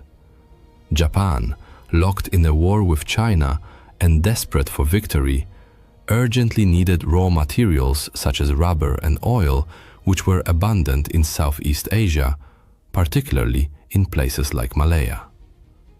Japanese military planners anticipated that the United States would oppose any invasion of these territories. Consequently, they decided to launch a preemptive strike to neutralize the US Pacific Fleet, thereby securing a free hand to seize the resources they coveted. In early December 1941, 6 Japanese aircraft carriers steamed toward the Hawaiian Islands. On December 7, 1941, they launched their attack. Bombs and torpedoes rained down on the US at Meta, quote, pause quote, colon, quote, sex, quote, colon, 2.0, Pacific Fleet, headquarters at Pearl Harbor on the island of Oahu. 8 battleships were sunk or damaged, and 2,500 Americans lost their lives. President Roosevelt called the day a date which will live in infamy, and declared war on Japan. Remarkably, Adolf Hitler then declared war on the United States. America thus entered the conflict against both Japan and Germany, merging the wars in Europe and Asia into a truly global conflagration. Simultaneously with the Pearl Harbor assault, Japanese forces invaded British-controlled Malaya, followed by Indonesia and the Philippines. Within months, all these territories had fallen under Japanese control. The year 1942 proved pivotal. It began with Axis advances, but ended in devastating defeats. Japan expanded its reach across Asia and the Pacific, capturing Burma, advancing toward India's borders, and even bombing Australia and Ceylon, now Sri Lanka. Meanwhile, German and Axis forces surged through Ukraine into southern Russia, reaching. However, their offensive stalled amid brutal urban combat as they struggled to secure the city. That same summer, Japan suffered a catastrophic naval defeat. Having broken Japanese naval codes, the Americans laid a trap near Midway Island. US carrier-based dive bombers sank 4 Japanese aircraft carriers, delivering a crippling blow to the core of Japan's naval power. The tide of war had turned. A similar shift occurred in North Africa. After a dramatic Axis advance deep into Egypt threatened Britain's entire Middle Eastern position, British forces counterattacked at El Alamein in October and pushed the Axis back, a turning point that began a long retreat. Days later, American troops made their first appearance in the European theater, joining British forces in landings in Morocco and Algeria. This move threatened to trap Axis forces between the advancing British army from Egypt and the new Allied front in the west. In November 1942, Soviet forces launched a massive counteroffensive against the Germans at Stalingrad. Within days, the German Sixth Army was encircled. Despite desperate resistance, the last remnants surrendered in February 1943, a crushing defeat for Nazi Germany. In 1943, the Allies intensified their aerial campaign over Europe. Night after night, fleets of bombers struck German cities and industrial centers. In a daring May raid, British bombers breached key dams in the Ruhr Valley, disrupting hydroelectric power and water supplies in Germany's industrial heartland. On the Eastern Front, Germany launched its final major offensive near Kursk. However, British intelligence, having decrypted German communications, provided Stalin with detailed intelligence. The Soviets constructed formidable defensive lines that inflicted horrific losses on the attackers before launching a powerful counteroffensive that in the Atlantic, Allied navies, British, American, Canadian, and others, developed effective tactics to counter the U-boat threat. In a series of decisive engagements, they sank German submarines in such numbers that German admirals suspended all submarine operations. The U-boats would never regain the upper hand. By spring 1943, Axis forces in North Africa surrendered. In July, the Allies invaded Sicily, the first foothold on Axis home territory. Later that month, Italian dictator Benito Mussolini was deposed and arrested. In early September, Allied forces landed on mainland Italy. Although Italy agreed to surrender, German troops swiftly took control of the country, forcing the Allies into a grueling, slow advance up the Italian peninsula. In the Pacific, the United States shifted to the offensive, executing a two-pronged, island-hopping campaign. One thrust moved through the South Pacific, securing New Guinea and nearby islands. The other advanced through the Central Pacific, capturing the Gilbert and Marshall Islands. The Axis was in full retreat. Victory was no longer within their grasp. As Germany's situation deteriorated, its genocidal campaign against European Jews and other targeted groups accelerated. Millions were murdered in industrialized death camps across the shrinking Nazi empire. By 1944, the noose tightened around the Axis powers. The Soviet Union launched a series of massive offensives involving millions of soldiers, steadily driving Axis forces westward through brutal, large-scale battles. By year's end, Soviet troops had crossed into Germany itself. Meanwhile, in the Pacific, the US inflicted successive defeats on Japan. Much of its navy was destroyed in major sea battles like the Philippine Sea and Leyte Gulf. American forces methodically seized key islands, Saipan, Tinian, and Guam, establishing air bases from which long-range bombers could strike the Japanese. In a desperate and largely ineffective measure, Japan launched incendiary balloons toward North America. One such device killed 6 civilians in Oregon, the only US mainland casualties of Axis action during the war.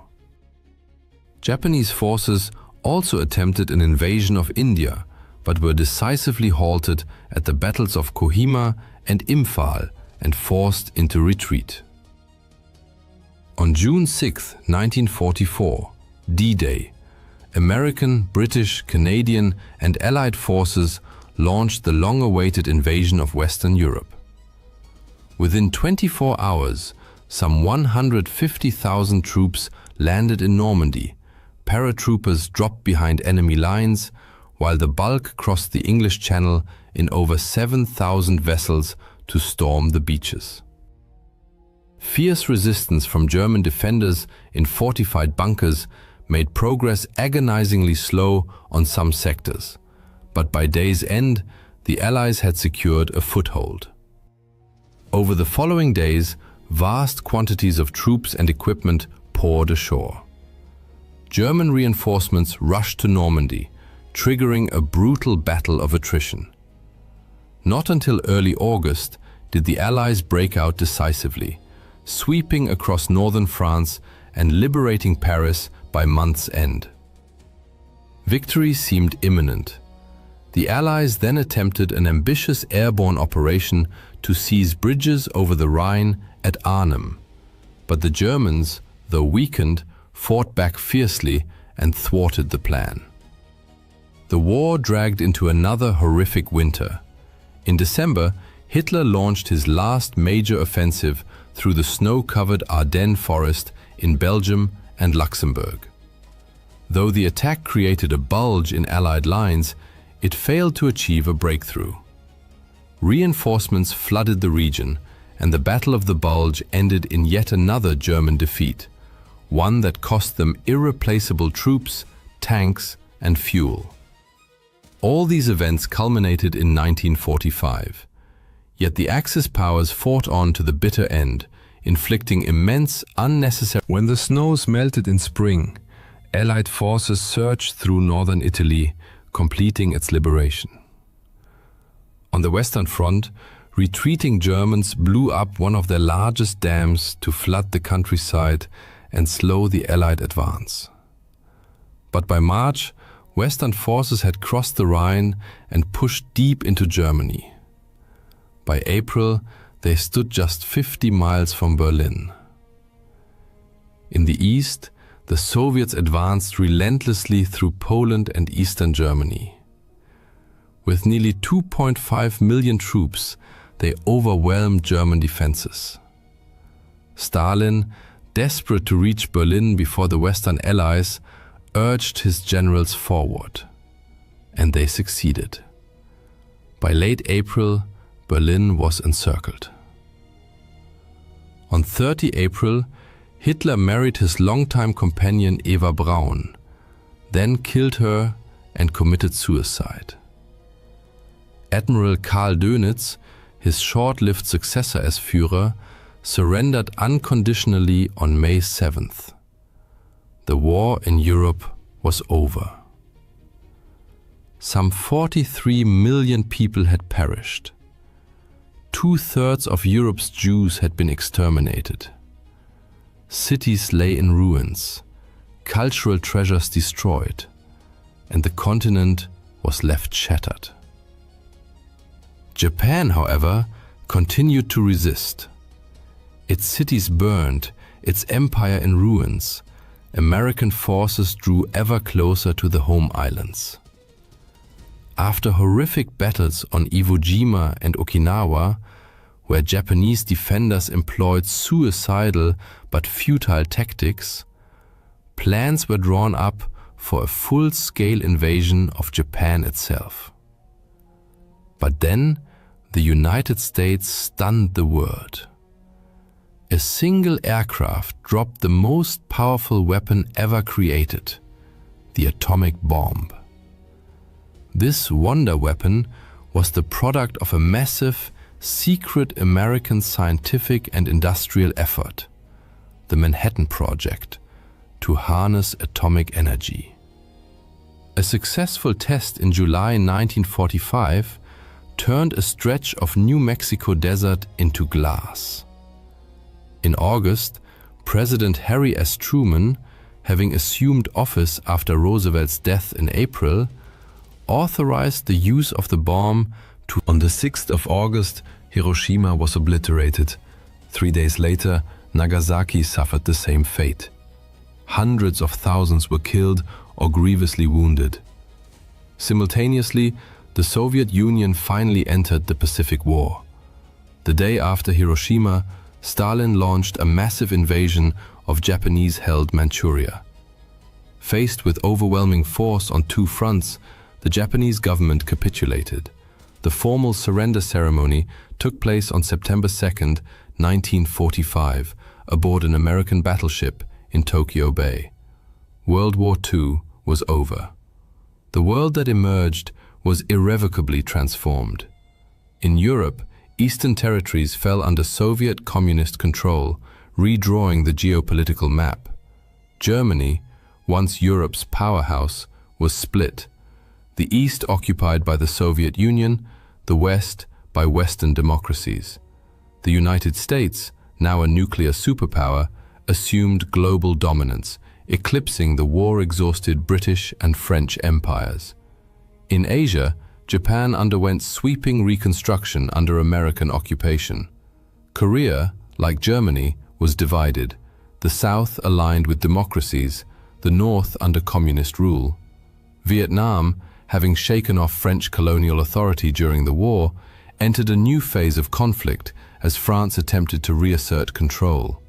China, ravaged by years of warfare, became the stage for a renewed civil war, which by 1949 resulted in communist forces taking control of the mainland. We still live in a world profoundly shaped by the consequences of World War II. Its echoes continue to resonate through the politics, borders, and alliances of our time. In May 1940, Nazi Germany launched a massive offensive on the Western Front. Despite the combined forces of France, Great Britain, Belgium, and the Netherlands significantly outnumbering the Germans in manpower, artillery, and tanks, and despite the French army being widely regarded as one of the finest in the world, German forces stunned the world by achieving a crushing victory over the Allies in just 6 weeks. This raises a natural question. How did Germany manage such a decisive and rapid triumph? When Germany invaded Poland in 1939, Britain and France declared war. Yet the Western Allies remained largely passive observers, while German and Soviet forces crushed Polish resistance. Meanwhile, German Chancellor Adolf Hitler was already planning his next move. He was in a hurry. His temporary pact with the USSR might not last, and the Allies were not yet ready for full-scale war. On September 27th, Hitler informed the High Command of his intention to attack France within a month. Most German generals, including Wilhelm Ritter von Leeb, were stunned. General von Leeb voiced his concerns. The French won't be caught off guard. They know full well that if the Germans strike, it will be through Belgium. Therefore, they will be on high alert. Our losses will be enormous. An attack on France cannot be carried out as it was in Poland. It will be extremely costly and bloody. Hitler ignored these warnings and ordered planning to begin for an offensive aimed at seizing neutral Belgium and the Netherlands and occupying enough of northern France to establish a springboard for an assault on Britain. The original attack date was postponed to November 25th. Army Chief of Staff Franz Halder swiftly prepared a cautious plan centered on a main thrust through central Belgium. Hitler, however, expressed disappointment, declaring, "This is just the old Schlieffen plan, with a strong right wing along the Atlantic coast." Negotiations between army planners and Hitler dragged on for months, during which the offensive was delayed 29 times. Increasingly, Hitler favored concentrating Germany's relatively few armored and motorized divisions for a breakthrough through the densely forested Ardennes region, aiming to cut off Allied forces should they, as expected, advance into Belgium. The army leadership considered this approach excessively risky. Unknown to Hitler, General Erich von Manstein also advocated an Ardennes route for what would later become known as the Sickle Cut plan, but the army command rejected it. Then, in January 1940, a German Messerschmitt Bf 108 Typhoon carrying the invasion plans crashed in Belgium, forcing the Germans to revise their strategy again. Finally, on February 24, 1940, the final plan was approved, one that modified Manstein's original double envelopment concept. Under it, Army Group B would pin Allied forces in the north, while the Southern Army Group A would spearhead the attack through the Ardennes, cross the Meuse River at Sedan, and race toward Abbeville, where the Somme meets the sea. It was a daring plan, requiring valuable armored units to navigate treacherous, narrow forest roads and advance with dangerously exposed flanks. General Fedor von Bock, commander of Army Group B, voiced his misgivings to Halder. "You'll be crawling 10 miles from Sedan for the following. You'll be the plan and well-informed Detli in this appearing the most of example of this. You'll be crawling 10 miles from the Maginot Line with your breakthrough flank exposed, hoping the French will just sit and watch. You're cramming masses of tanks onto the sparse roads of the Ardennes as if air power doesn't exist. And then you expect to push all the way to the coast with a 200-mile-long open southern flank where the bulk of the French army is stationed." Meanwhile, the French and British were also making plans. The French and British planners trusted the impregnability of the Maginot Line and expected a German thrust through neutral Belgium and the Netherlands. However, the Dutch and Belgians refused to coordinate detailed plans for Franco-British forces entering their territory, hoping to avoid provoking Germany. Nevertheless, this scenario remained central to the Allied Plan D.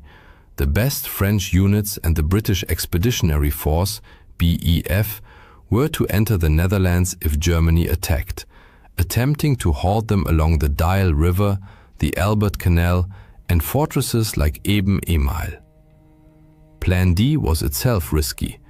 The Allies would lack the initiative, advancing to meet an enemy offensive, while their hinge, the Ardennes, was left lightly defended, as they deemed it impassable for large armored formations. French intelligence reports had flagged the Ardennes as a potential axis of attack, yet the High Command took no action. There was no strategic reserve either, as the French 7th Army was committed to advancing into the Netherlands, a politically expedient but militarily dubious move. On the eve of battle, the Germans fielded 2.8 million men, 7,500 artillery pieces, 4,000 aircraft, and 2,700 tanks and self-propelled guns on the Western Front. Only 16 of their 157 divisions were motorized. The Allies, including still neutral Dutch and Belgian forces, had 3.7 million men, 14,000 guns, 3,000 aircraft, and 3,700 tanks. The Germans began their offensive with approximately 3,700 tanks. While the Germans pinned their hopes on their audacious sickle-cut plan, the Allies pursued an ill-defined scheme to advance into the Netherlands. On May 10, 1940, German forces launched Operation Gelb, a campaign that shocked not only. They swiftly crossed into the Netherlands, aiming to create the impression that the main thrust was directed there, even using soldiers disguised in Dutch uniforms to seize bridges by surprise.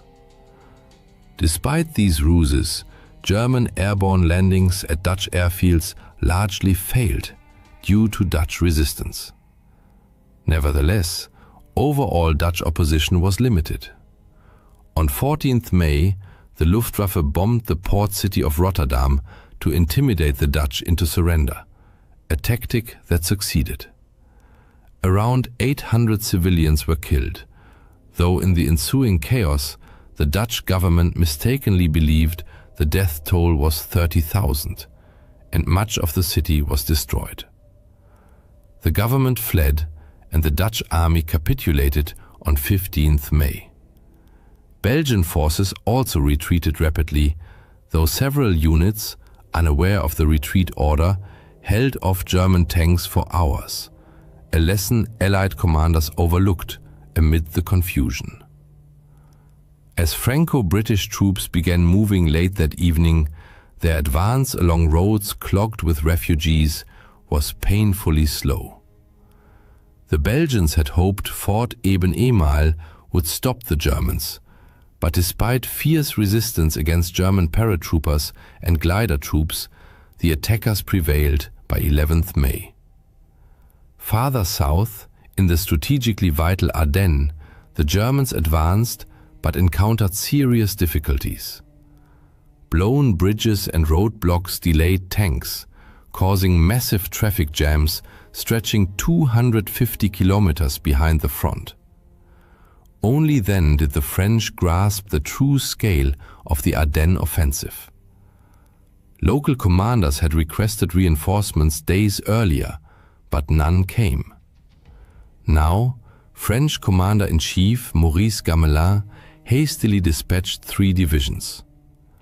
Some Allied commanders feared their armies might be trapped in Belgium, but Gamelin assumed German horse-drawn artillery would take 9 days to reach the Meuse, and that it was on the 12th of May, while a major tank battle raged at Hanout, where 630 German tanks routed a French force of 470, German units reached the Meuse farther south. General Erwin Rommel's 7th Panzer Division and Heinz Guderian's 19th Corps prepared to cross. A grim omen came when French units facing Guderian retreated without fighting. Many German tanks were relatively light, Panzer I, II, and 38T models, but they arrived en masse and with the element of surprise. Oberstleutnant Hermann Balck noted the mindset of some French prisoners. The French are performing terribly. When asked why they are fighting us, prisoners reply, because England and the rich want war. We are not waging war, they are waging it on us. Their eyes burn with hatred when they speak of England. The French have never been this bad. On the 13th May, German infantry and reconnaissance cavalry crossed the Meuse at Dinant and Sedan. The French were overwhelmed by the speed of the German advance. As one captured French general admitted, "You're too fast for us, that's all." Even before the crossing, rumors spread among French troops that the Germans were already behind them, triggering panic and flight in some units. German success stemmed not only from the armored thrust through the Ardennes, but also from overwhelming air power. The Luftwaffe relentlessly attacked Allied columns, though both sides suffered heavy aerial losses. Aircraft like the Ju-87 Stuka dive bomber pounded French defenses along the Meuse before ground troops crossed. German tanks crossed the river on the 14th, but incurred losses. Some units were reduced to a quarter of their strength and ran low on fuel and ammunition. French forces prepared to counterattack the still fragile bridgeheads. Failure to do so would leave half the Allied armies and their best motorized units cut off in the north. On May 10th, Prime Minister Neville Chamberlain resigned, replaced by Winston Churchill. Days later, French Premier Paul Reynaud recalled General Maxime Weygand from Syria to assume command and appointed Charles de Gaulle as Undersecretary of National Defense. But he also brought in World War I hero Philippe Pétain as Deputy Premier, though Pétain believed the war was already lost and blamed Britain for starting it. Reynaud desperately requested 10 additional British fighter squadrons be sent to France. Churchill wanted to comply, but the British cabinet, fearing for home defense, agreed to only 4. Some in London had lost faith in the French army, especially after Gamelin admitted he had no strategic reserve. On 15th May, the Germans broke out from their bridgeheads and advanced 65 kilometers by evening. Gamelin finally recognized the danger and ordered Allied forces in Belgium to retreat. General von Bock wanted to exploit his Army Group B's advantage in Belgium, but Army High Command feared it might jeopardize the sickle cut.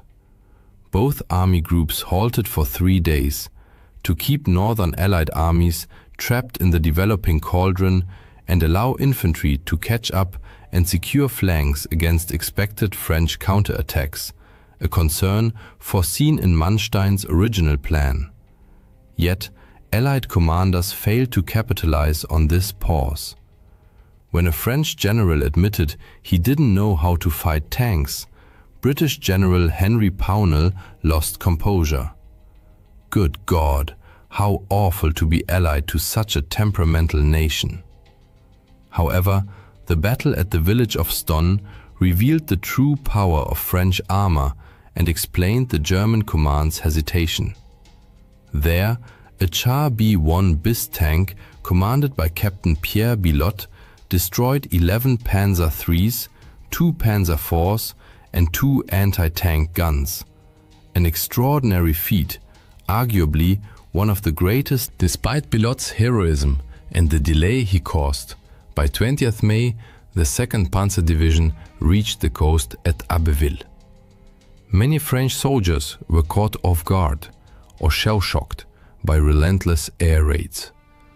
Lieutenant Alexander Steinberg, witnessing the scene, describes streets littered with the wreckage of the shattered French army, disabled vehicles, burned-out tanks, abandoned artillery, a seemingly endless trail of destruction.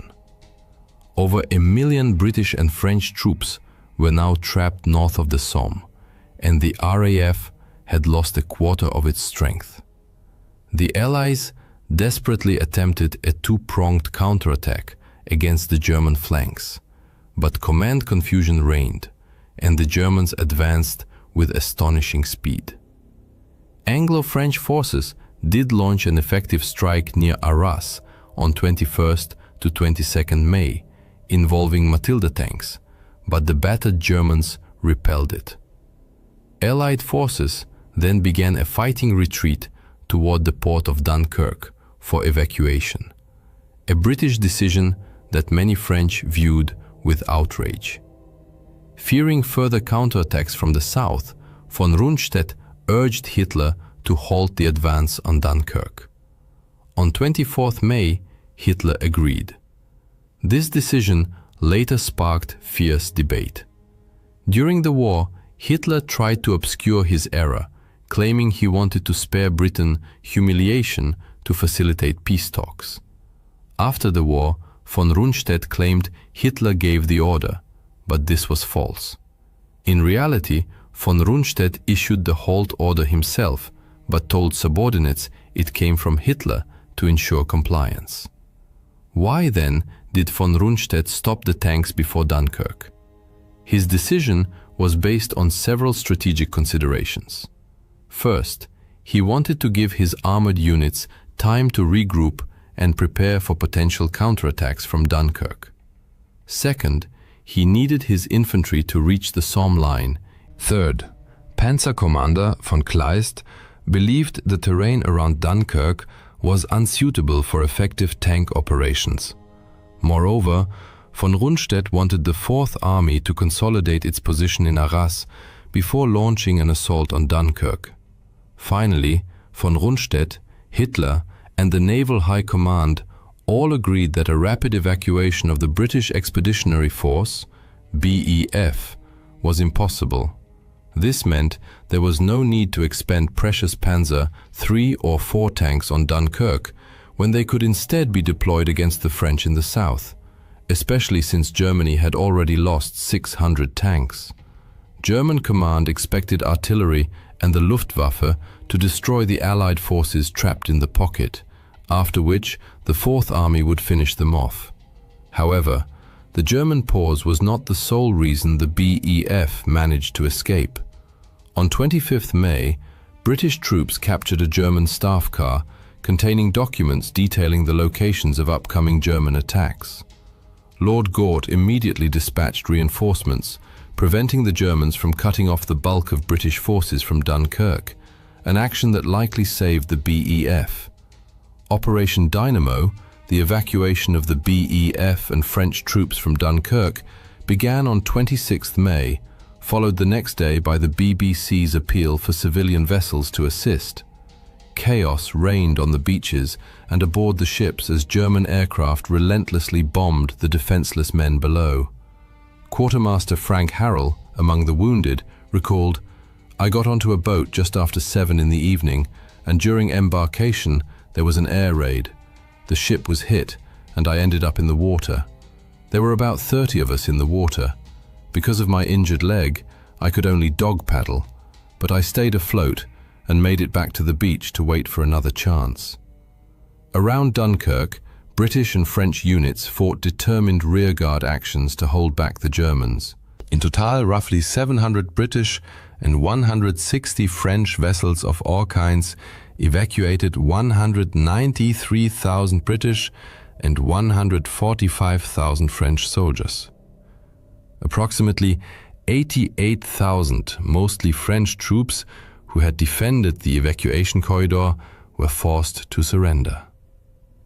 German aircraft sank 20 Allied warships and damaged dozens more. The rescue of the BEF became even more remarkable given the sudden capitulation of the Belgian army on 28th May, which occurred without prior consultation with the British or French. King Leopold made the controversial decision to surrender and become a German prisoner. Although the Allies had not planned to evacuate Belgian forces, they were outraged. French Premier Paul Reynaud called the king a swine, and former British Prime Minister David Lloyd George denounced his actions as a model of treachery and cowardice. The collapse of the Allied front exacerbated tensions in London and Paris. Generals Weygand and Pétain pressured Reynaud to seek a separate peace with Germany, but he refused. Cologne 2.0. British Foreign Secretary Lord Halifax proposed peace negotiations through neutral Italy, but Churchill would have none of it. "Even if we are defeated, we will be no worse off than if we stop fighting now. We must avoid being dragged into the abyss with France."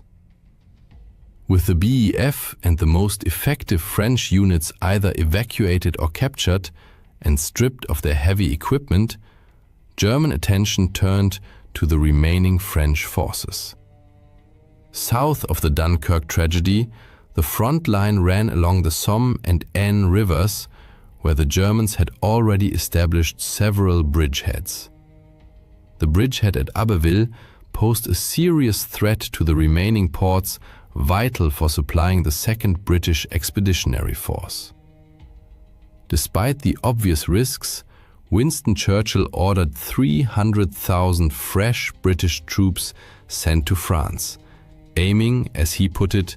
General Alan Brooke, however, expressed deep skepticism. You cannot give feelings to a corpse, and the French army is effectively dead. Yet a spark of resistance still flickered among the French. On 27th May, the French 7th Army attacked the Abbeville bridgehead. Units from Charles de Gaulle's division and Manstein's corps took part. French B-1 BIS tanks caused panic among some German units, but several German 88mm anti-aircraft batteries, skillfully deployed in a ground role, halted the fragmented Allied armored assaults and held the bridgehead. On June 5th, the Germans launched Operation Rot, Red. Their strategic aim was to swiftly cross the Somme and Aisne rivers and drive south to crush the French army before it could reorganize. In the first phase, 3 armies of Army Group B were to advance to the Seine, Oise, and Aisne near Paris. Then, Army Groups A and B would deliver the main blow east of Paris toward Troyes and Saint-Dizier. In the third phase, Army Group C would breach the Maginot Line near Saarbrücken and, in the fourth phase, cross the Rhine at Colmar. By this point, the Germans had twice as many divisions as the Allies. Weygand urged French troops to fight to the death, stressing that France's fate depended on the coming battle. He also introduced a new defensive tactic to counter deep German armored thrusts. French units constructed hedgehogs, fortified villages, and forest positions designed for all-around defense.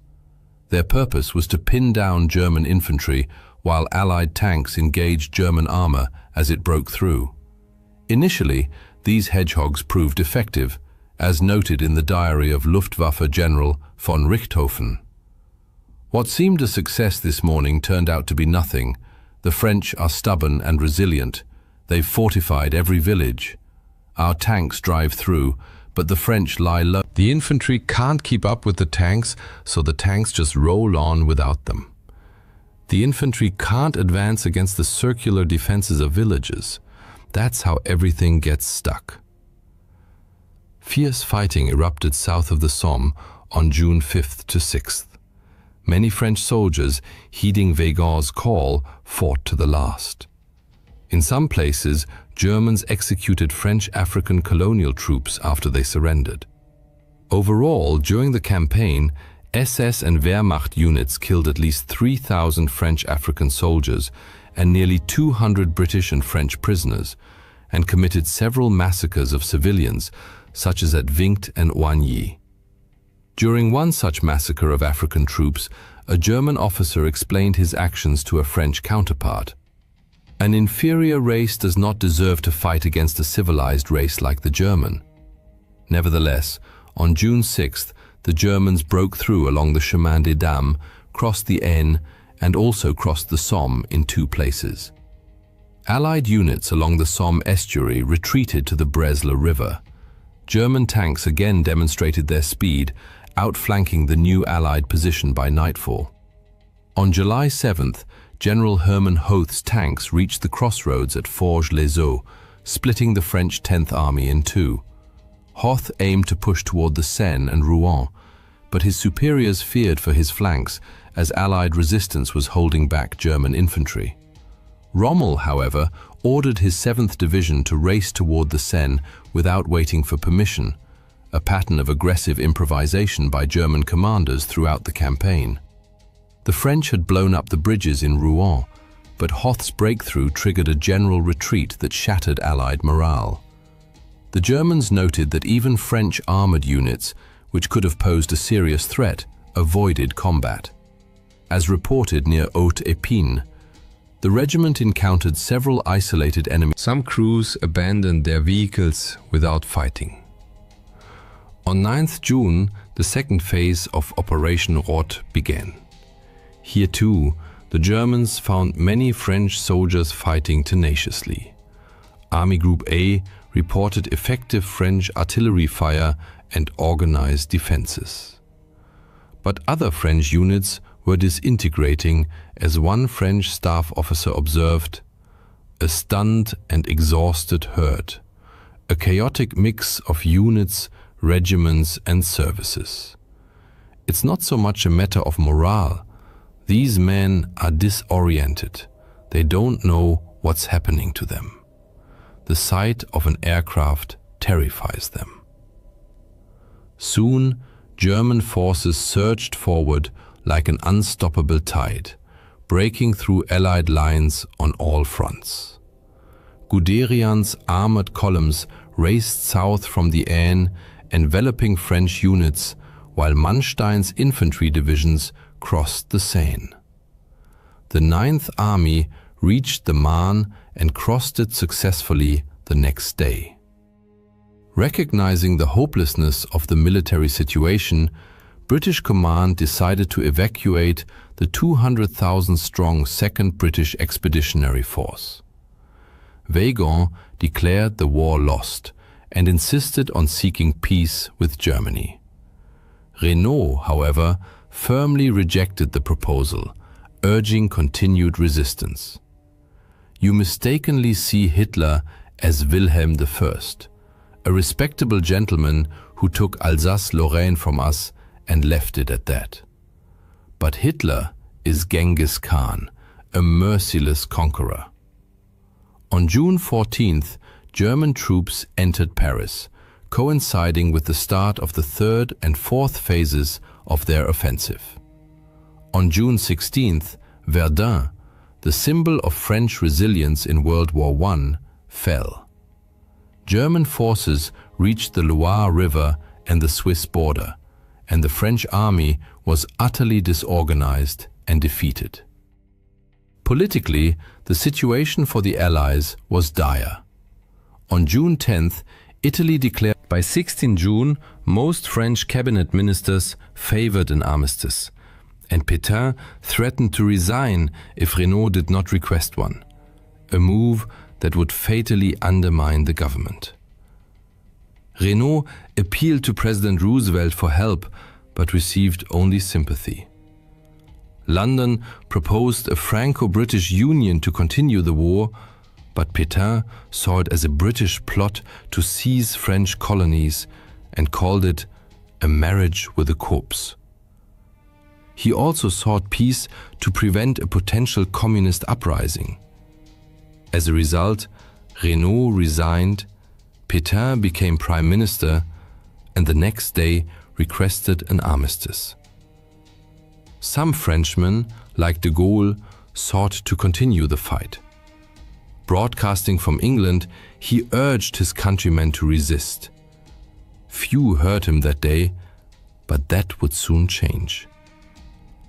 While armistice negotiations were underway, Mussolini decided he wanted an Italian victory before the war ended. On 21st June, 22 Italian divisions attacked in the Alps, but just 6 French divisions held them back.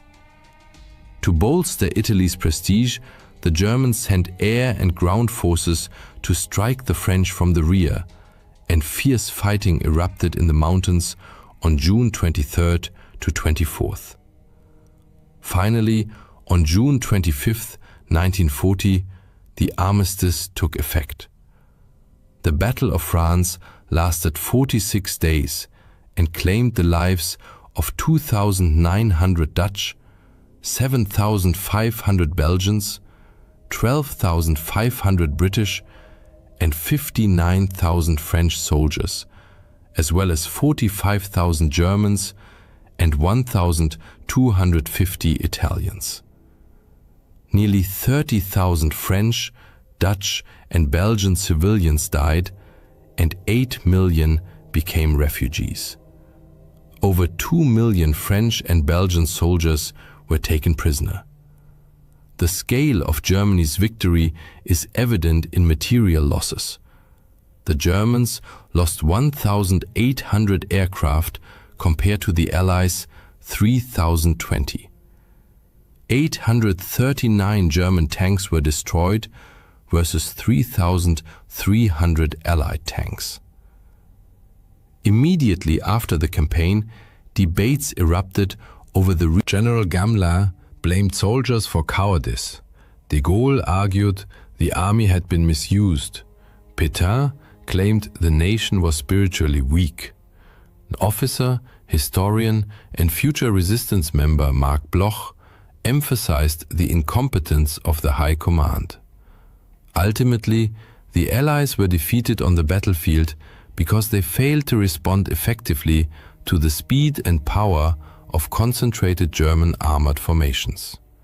They underestimated the effectiveness of tactical air support, could not coordinate to exploit German mistakes, and suffered from internal divisions and declining morale.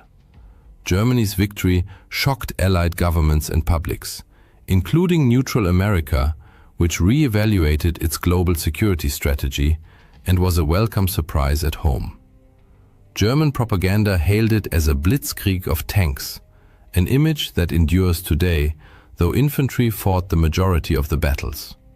German leaders, overestimating their own capabilities and military strength, now grew overconfident.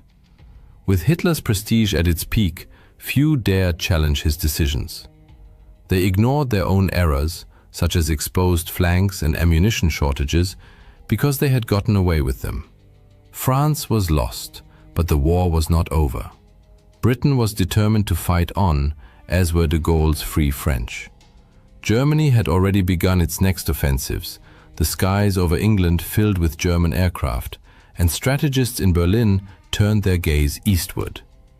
Less than 5 years after the Battle of France, the situation for Nazi Germany had reversed dramatically.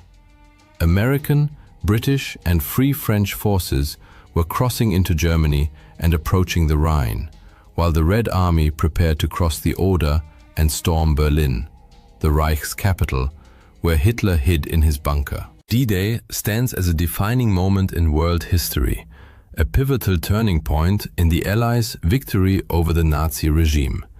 Countless books have been written and numerous films made about this fateful day, yet most portray events exclusively from the Allied perspective.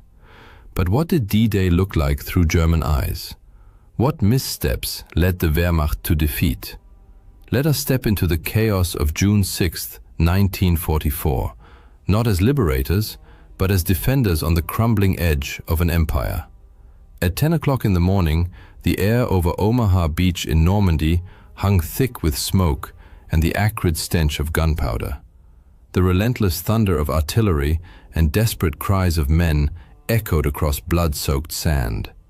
Behind Corporal Heinrich Falk, a young Wehrmacht soldier crouched behind a crumbling concrete bunker, the English Channel churned with Allied landing craft, disgorging wave after wave of troops onto the shore.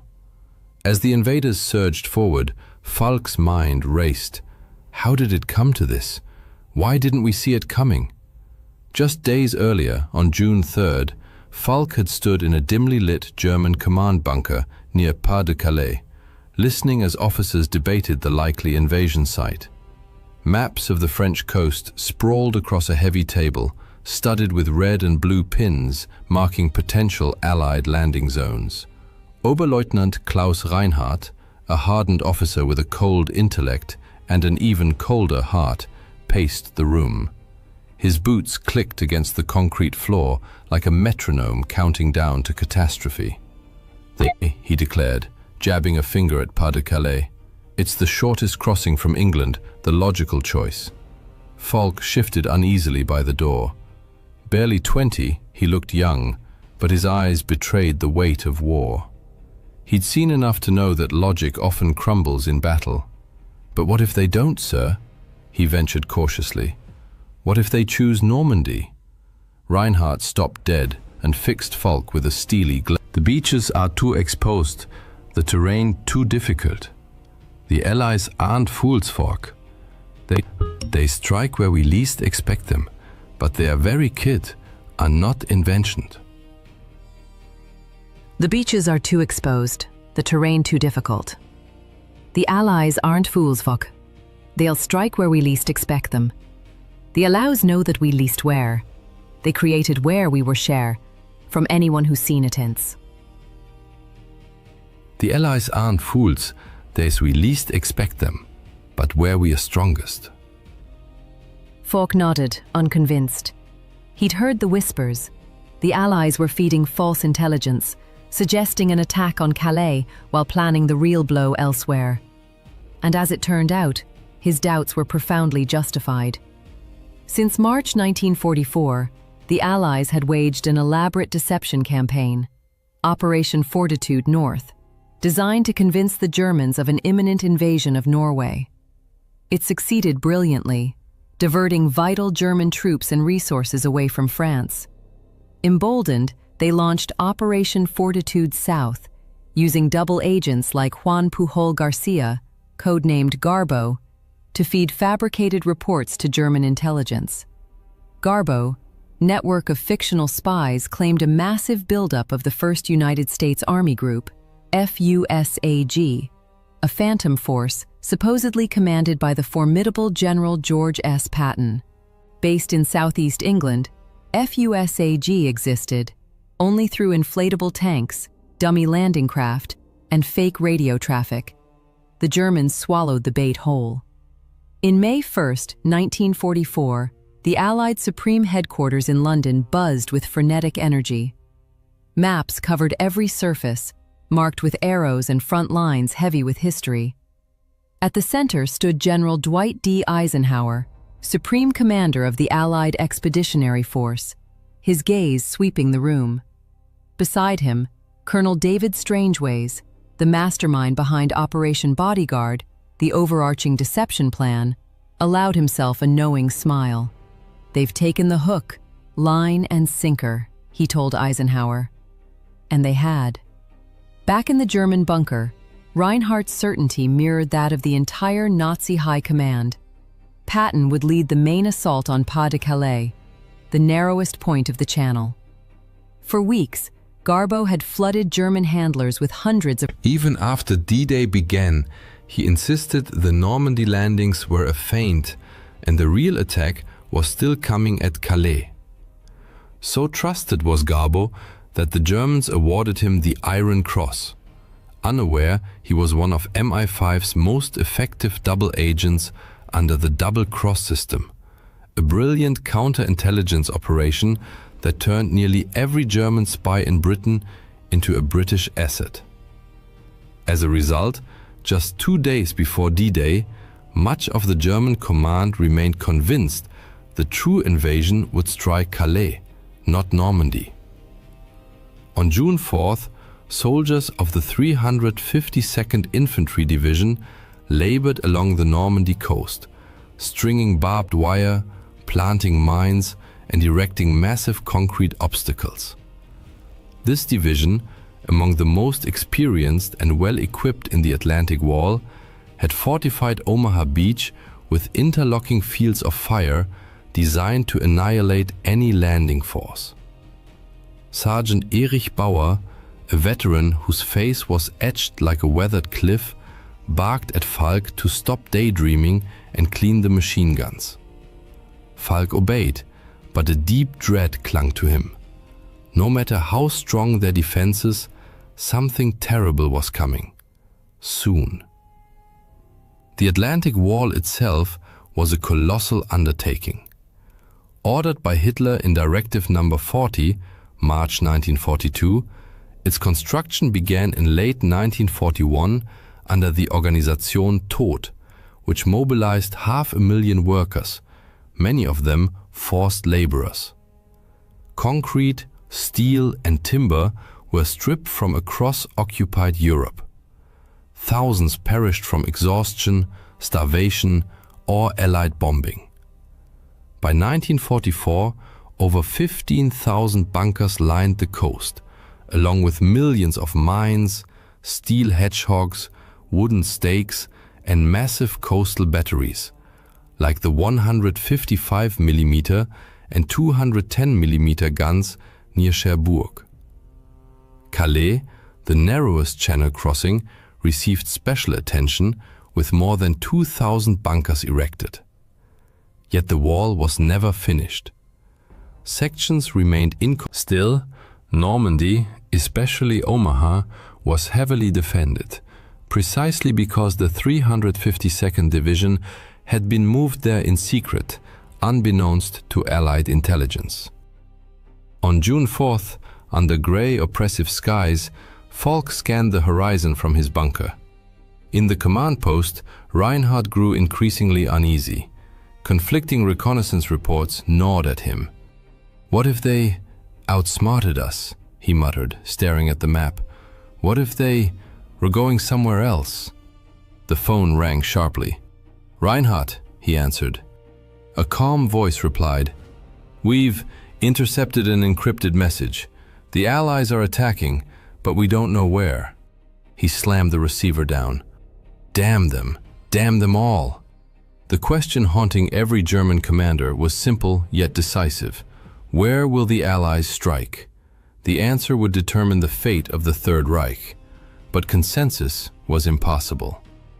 exclamation point at meta, quote, pause, quote, colon, quote, sex, quote, colon, 2.0.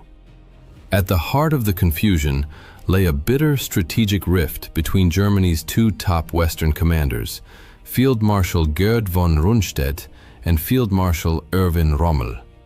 Von Rundstedt, headquartered near Paris, insisted the Allies would target Pas-de-Calais, the logical, shortest route. They'll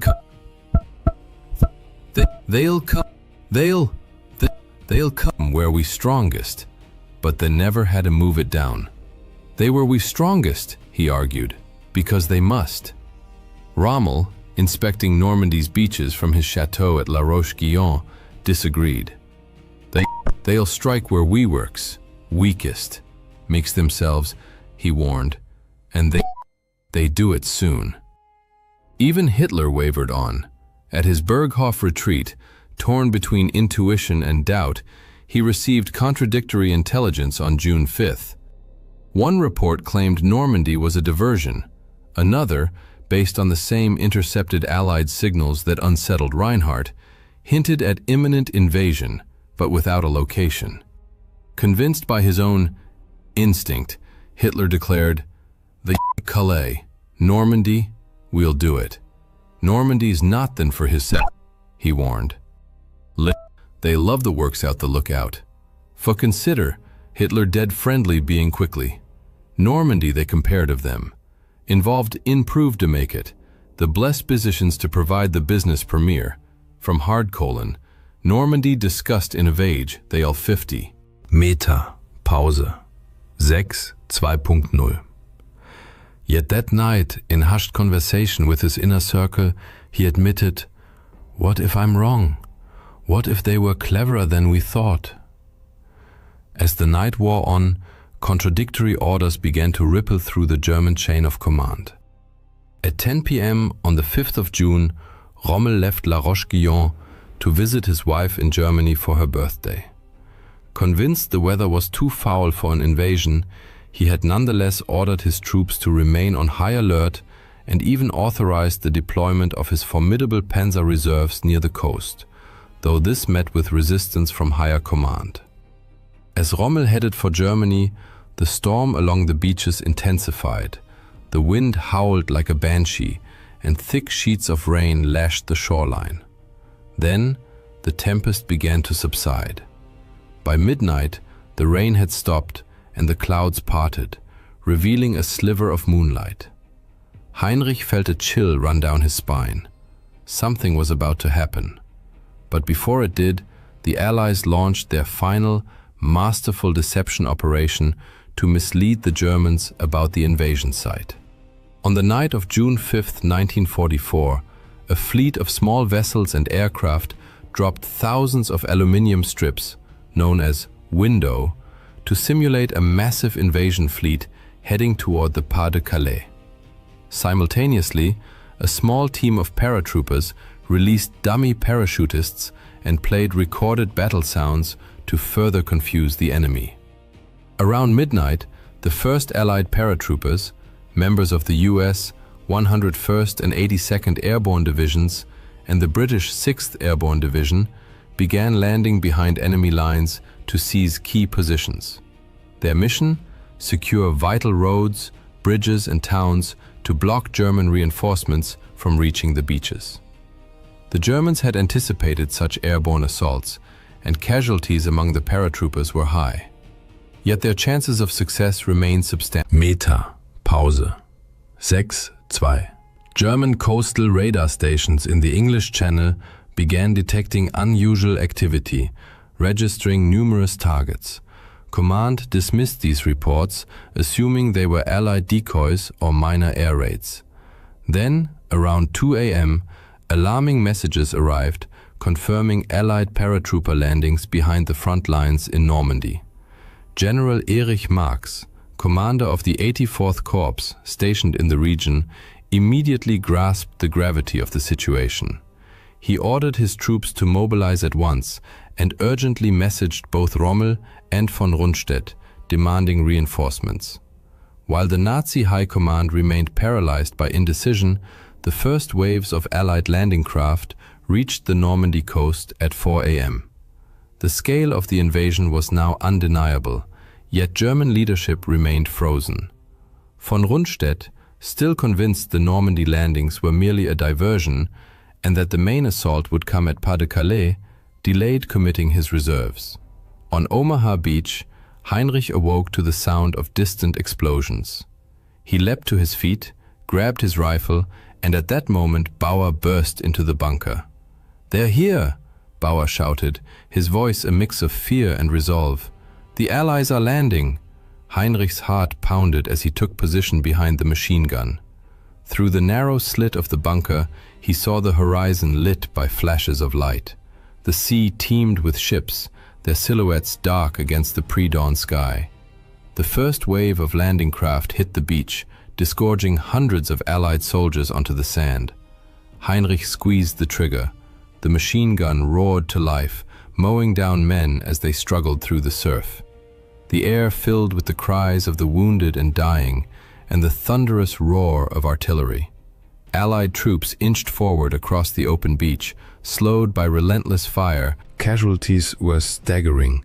Entire units pinned to the sand or stranded in shallow water, caught in the crossfire of Heinrich and his comrades. But decisive help was already on the way. At 5 a.m., a massive Allied naval bombardment began. Bombers targeted German coastal defenses along Normandy, bunkers, artillery emplacements, and beach obstacles. The main invasion fleet approached the shore. In this initial bombardment, more than 1,000 bombers dropped roughly 13,000 bombs on German positions, though many missed their targets due to poor visibility. The large-scale assault was unmistakably underway, but German High Command remained paralyzed. Von Rundstedt, still clinging to the belief that Normandy was a feint, hesitated. Rommel, hundreds of kilometers away in Germany, desperately tried to return to the front. At 6 a.m., von Rundstedt finally accepted reality and contacted General Alfred Jodl, head of Hitler's operations staff. Jodl refused to wake the Führer and denied the request, stating, "The Führer believes the main attack will come at Calais. We must not rush." He added, "The Führer must not be disturbed." On the battlefield, the intensity of combat escalated. At 6:30 a.m., the first major wave of Allied troops landed on Omaha Beach. The US 1st and 29th Infantry Divisions met fierce resistance from the German 352nd Infantry Division. Hundreds of soldiers were cut down by machine gun and artillery fire before even reaching the sand. Many Sherman DD tanks sank in the rough seas or were disabled by the beach obstacles, leaving the infantry without armored support. At 7 a.m., a second wave landed, only marginally more successful. Without tank support, the infantry relied on their own weapons and sporadic naval gunfire.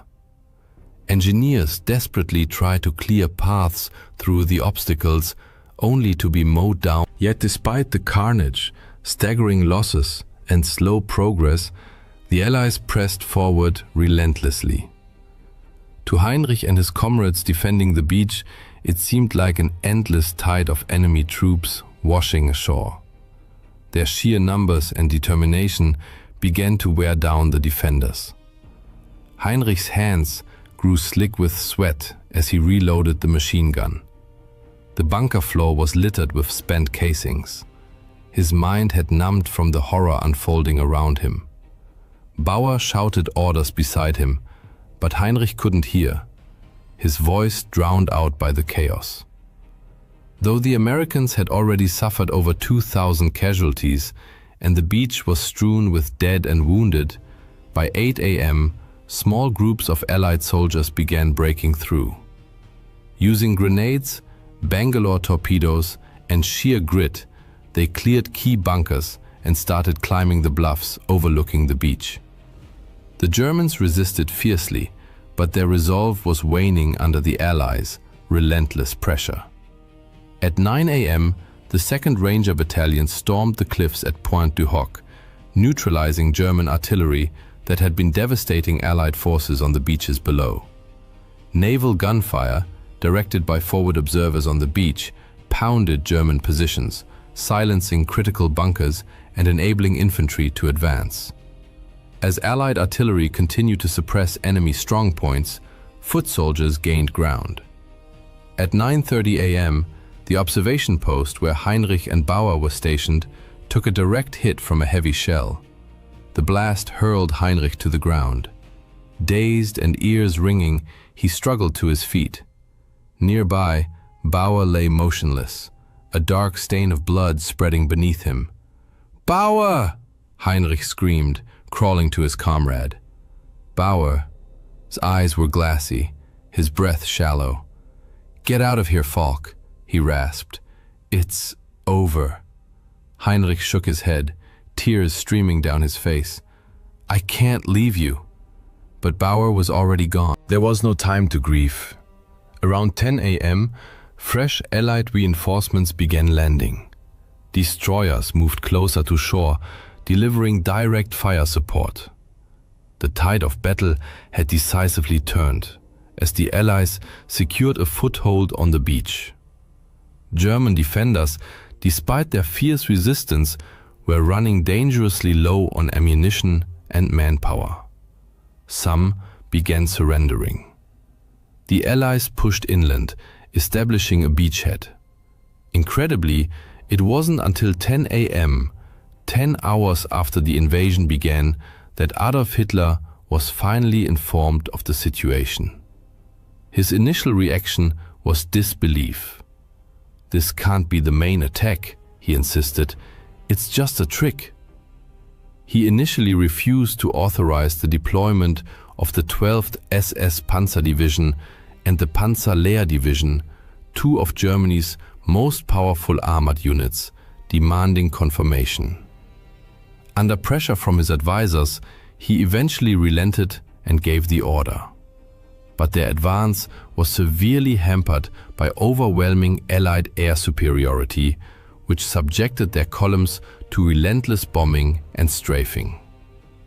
By the time the surviving elements reached the front, the Allies were firmly entrenched, and the 29th Infantry Division was advancing toward Vierville-sur-Mer. The chance to repel the invasion had been irrevocably lost. For Heinrich, it was too little, too late. By 10:30 a.m., he was alone on the beach, his comrades either dead or fled. Allied tanks rolled ashore, infantry advanced steadily, and naval guns from destroyers like the USS McCook and HMS Talibond pounded German positions, silencing bunkers and clearing the way inland. Heinrich knew it was only a matter of time before they overran his post. He took a deep breath, steeling himself. "I won't run," he resolved. "I won't surrender. I'll fight here to the end." Further inland, at 11 a.m., the 1st Infantry Division. By noon, fighting reached its peak intensity. German snipers and machine gun nests inflicted heavy casualties on advancing troops. At 2:30 p.m., German resistance received a significant boost. The 12th SS Panzer Division, Hitlerjugend, some 20,000 strong and equipped with Panther and Panzer IV tanks, entered the battlefield. Bolstered by armor, the Germans launched a coordinated counterattack. Elements of the 352nd Infantry Division, supported by the 12th SS, fiercely assaulted Allied positions in Colleville-sur-Mer and Vierville-sur-Mer. The fighting was brutal, with heavy losses on both sides. Yet the Allies held the advantage of naval artillery and air support, which helped repel the German counteroffensive and slowly tipped the balance in their favor. By 4 p.m., the Allies had consolidated their positions and beaten back the German assault. The 1st Infantry Division captured Colleville-sur-Mer, the 29th held Vierville-sur-Mer. The 2nd and 5th Ranger Battalions had fully neutralized the German artillery at Pointe du Hoc, at great cost. As evening approached, the momentum of the battle was unquestionably with the Allies. They had secured the Omaha beachhead and were pushing inland, linking up with airborne units and establishing defensive perimeters. The Germans, despite their tenacious resistance, were critically depleted in both men and supplies. In a command bunker, Reinhardt cursed the dead phone in his hand. Before the lines were cut, he'd been told the 12th SS Panzer Division was on its way. He knew it was too little, too late, but also that its arrival was the last hope of holding the beach. Suddenly, the bunker door was blown off its hinges by a massive explosion. The blast hurled Reinhardt across the room, slamming him into the wall and leaving him a crumpled, broken heap. By the time Allied soldiers crossed by midnight, the beach was littered with the bodies of both Germans and Allies. Heinrich lay among them, his rifle still clutched in his hands, eyes open and fixed on the sky. The Allies had secured Normandy. Their victory marked a turning point in the war.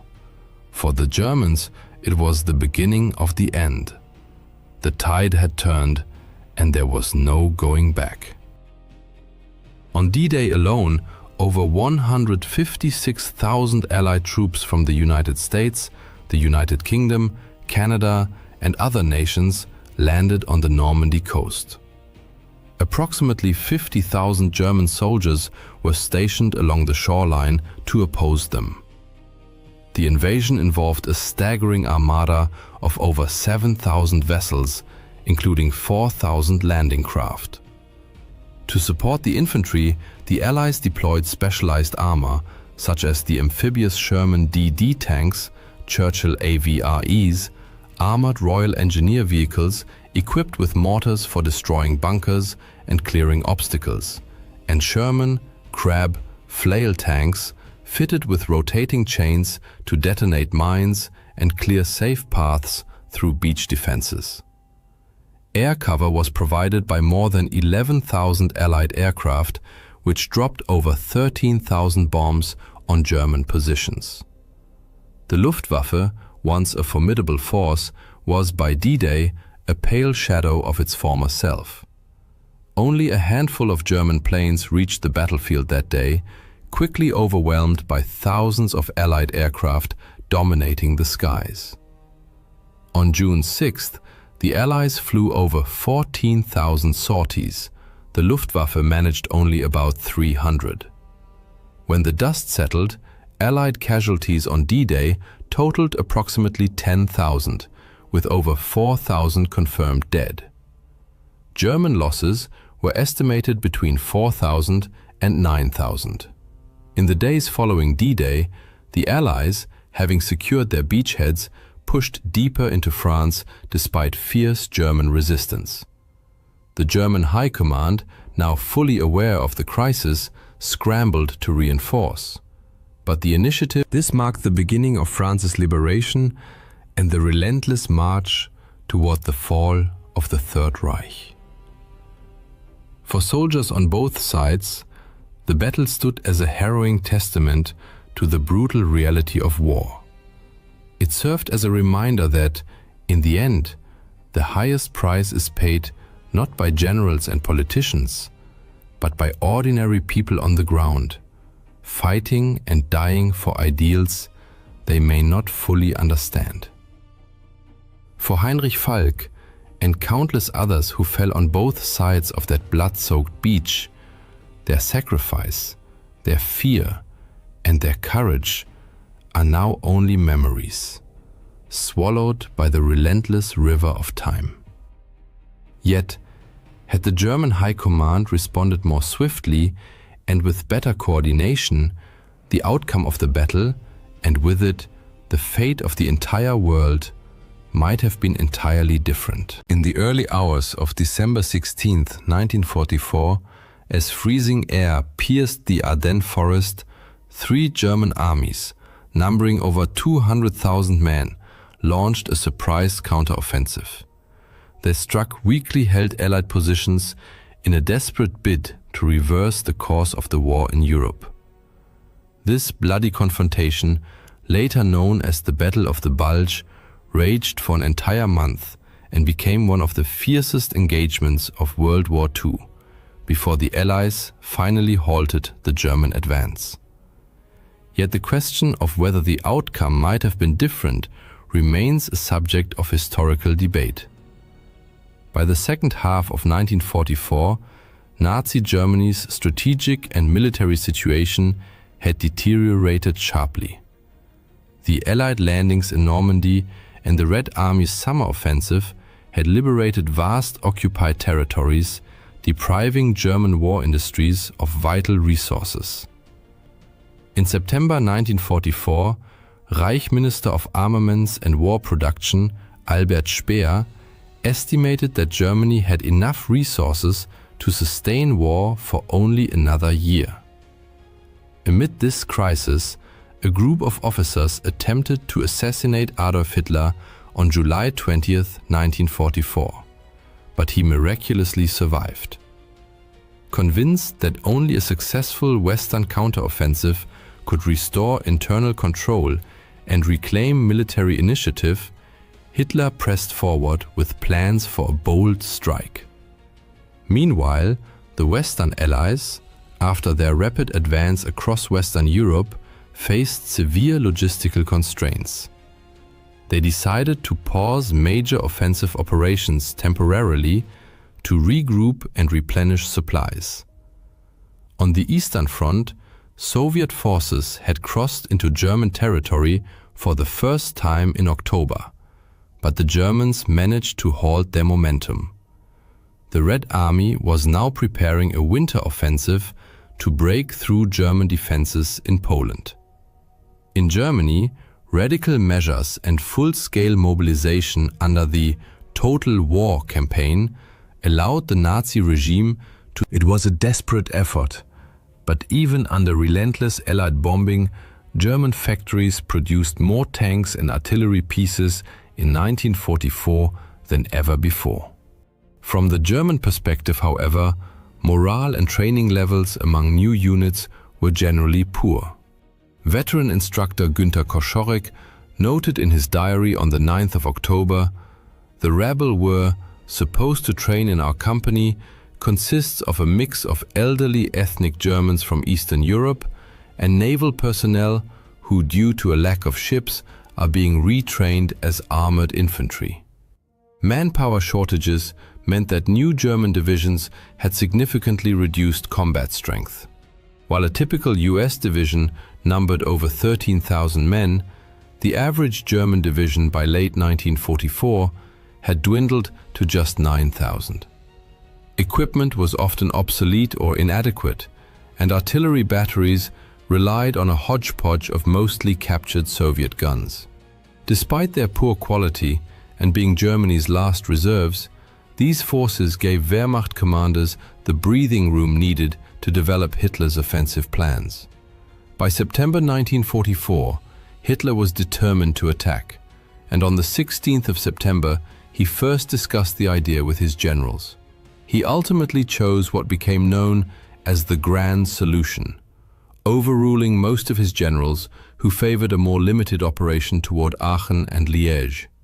Hitler's plan envisioned a large-scale thrust through the Ardennes, aimed at cutting off all Allied forces in Western Germany and the Netherlands, and capturing the strategically vital port of Antwerp. German planners selected the Ardennes not only because it was lightly defended by American troops, but also because the Wehrmacht had achieved a stunning breakthrough there in 1940. The first phase of the operation called for crossing the Meuse River, followed by a northward drive to seize Antwerp. Significantly, plans for the second phase remained vague, with no concrete strategy. Hitler hoped the offensive would shatter Allied morale and compel Britain and the United States to accept a negotiated peace, allowing Germany to shift all forces eastward. Most of his generals were deeply skeptical. After the war, Gerd von Rundstedt wrote of his doubts.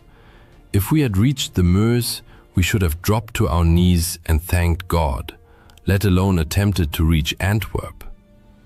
The plan was hastily drawn up, leaving Chief of the Operations Staff Alfred Jodl no time for a proper assessment of American forces in the area, leading to a serious underestimation of enemy strength.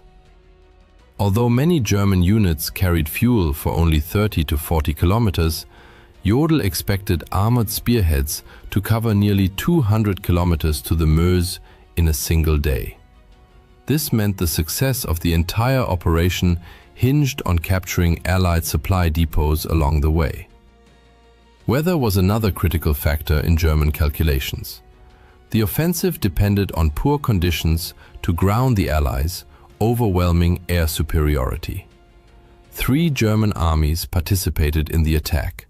The strongest was the 6th SS Panzer Army under Josef Dietrich, comprising all remaining SS Panzer divisions, equipped with 500 tanks and over 1,000 artillery pieces. Its mission was to cross the Meuse and capture Antwerp. Hasso von Manteuffel commanded the 5th Panzer Army, with 400 tanks, tasked with establishing a front line around Brussels. Finally, Erich Brandenberger's 7th Army, the weakest of the 3, largely non-motorized and tankless, was to advance into Luxembourg and southern Belgium and establish defensive positions against the expected counterattack by Patton's US Third Army. The 7th Army's weakness was a major flaw in the plan, leaving the entire operation's left flank vulnerable from the outset. A collapse in this sector could nullify any gains made farther north. German commanders recognized. Altogether, the Wehrmacht assembled over 200,000 men in 29 divisions, including 9 panzer divisions. Yet even internal Wehrmacht assessments acknowledged that most of these divisions were of low combat readiness. Facing them were the US First Army's 5th Corps under Leonard Jarrow and the 3rd Army's 8th Corps under Troy Middleton. The Allies in the region faced their own challenges. To support the 1st Army's push toward the Ruhr dams and Patton's planned thrust into the Saar, General Omar Bradley had dangerously overextended American forces in the Ardennes sector. Additionally, many units stationed there were cavalry groups, light, highly mobile formations ideal for pursuit but ill-suited for static defense or forest combat. The US Army had not yet adequately transitioned from its rapid summer offensives to the more static autumn conditions. Roughly 80,000 American troops were stationed in the Ardennes. Thus, 3 German armies stood ready to strike 2 unsuspecting American corps. And, when forecasts predicted poor weather, the Germans set their plan in motion. Throughout November and early December, they moved troops and supplies under deep secrecy, operating only at night. No cooking fires were lit, and no daytime movements occurred. 2.0. German reconnaissance aircraft flew low over deployment areas at night to monitor progress, spot unauthorized lights, and mask engine noise. Although Allied intelligence detected some signs of German buildup, the warnings were either delayed or dismissed, leaving US forces unprepared. The secrecy imposed further logistical problems. Fearing detection, much of the materiel was unloaded too far from the front.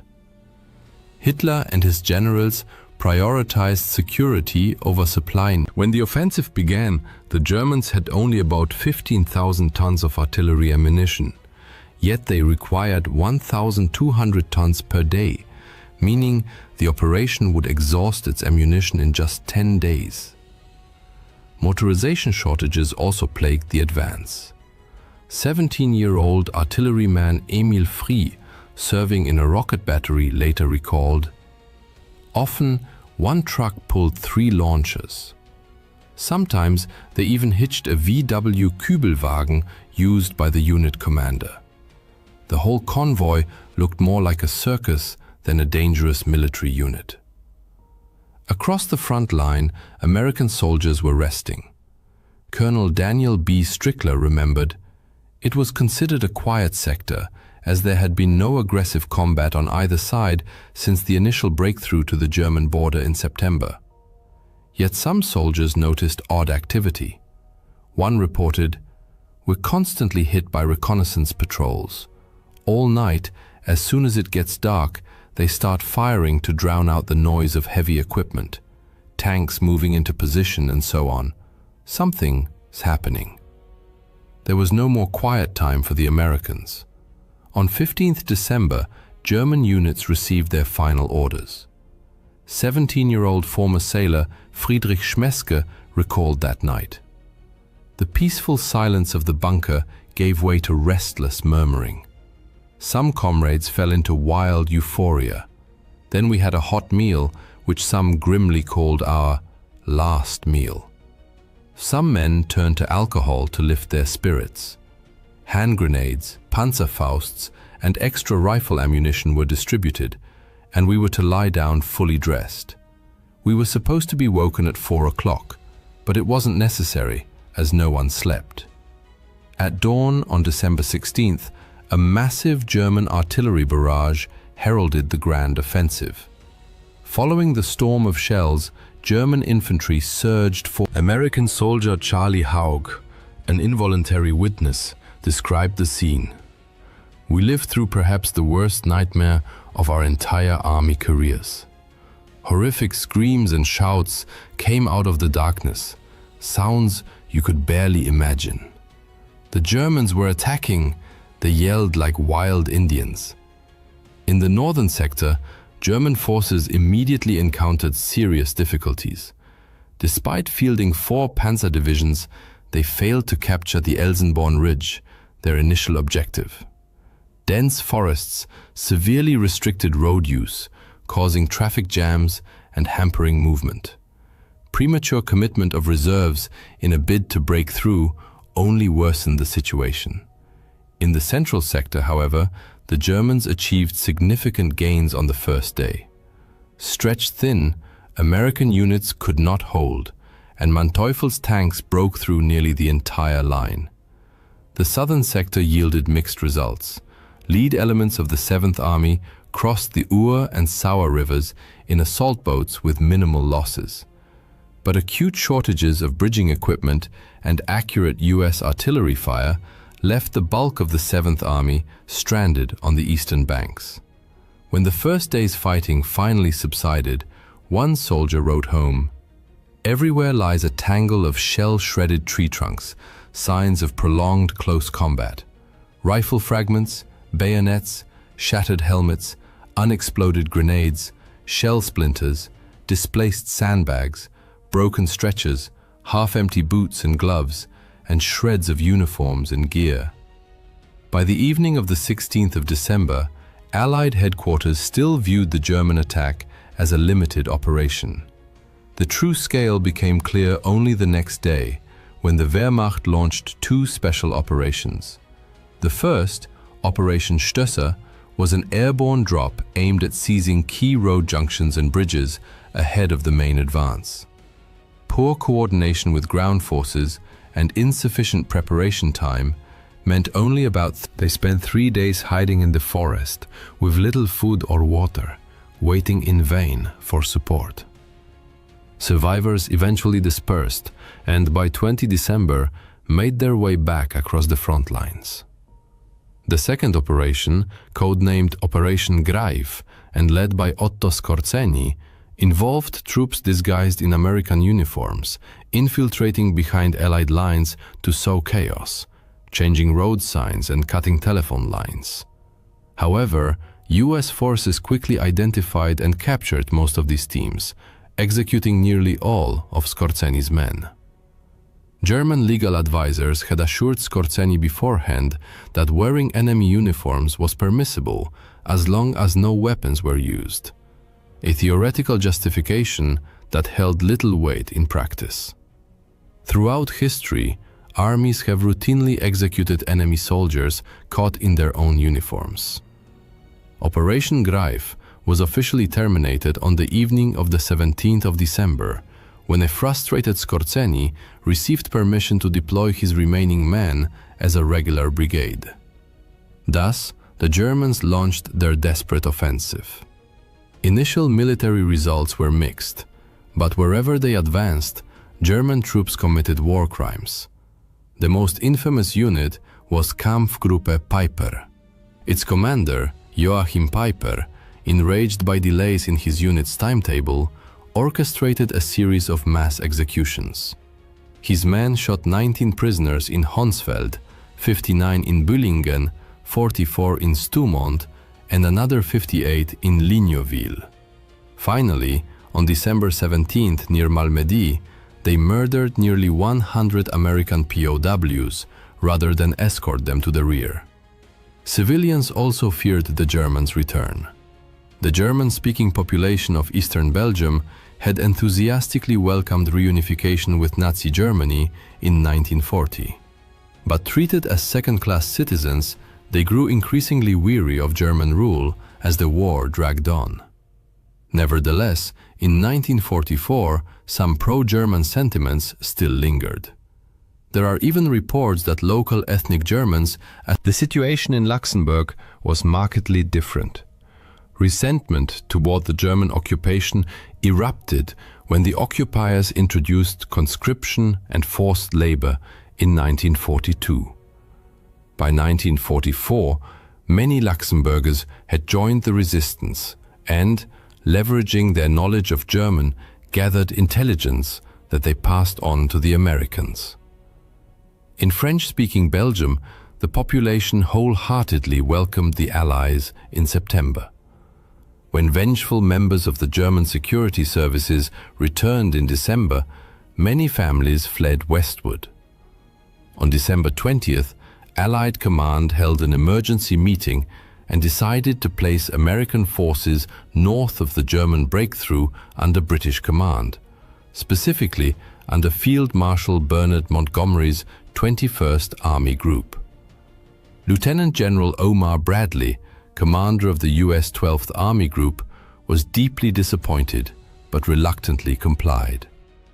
Overall, this reorganization enabled the Allies to deploy reinforcements to the front more swiftly and effectively. Within a week, 250,000 American troops and elements of the British 10th Corps arrived in the threatened sector. By 23rd December, the German offensive had begun to stall as the element of surprise faded. The Wehrmacht lacked the logistical capacity and motorization needed to sustain supply over increasingly extended lines. German propaganda films exaggerated the number of tanks to mask this weakness. Yet in the Ardennes, the army relied on 40 times more horses than tanks. On December 23rd, when the skies finally cleared after weeks of overcast weather, the situation for German forces deteriorated sharply. Allied fighter bombers immediately unleashed devastating attacks on German columns, forcing them to move only under cover of darkness, thereby sacrificing the mobility, and poorly equipped German infantry suffered heavy casualties from American artillery fire, while tanks were often forced to assault towns alone, a role entirely unsuited to their design. The German offensive peaked on Christmas Eve. Although momentum had already begun to wane by the 24th of December, the Battle of the Bulge was far from over. As early as December 20th, German forces had successfully encircled Bastogne, a vital Belgian transport hub, trapping roughly 15,000 American soldiers. Private Joseph Sajak, caught in the encirclement, later recalled, "Early Tuesday morning we were surrounded and the Germans started tightening the noose. All day they pounded us with mortar, artillery and machine gun fire. Men were losing their minds. There was no organization, no way out. We were all terrified."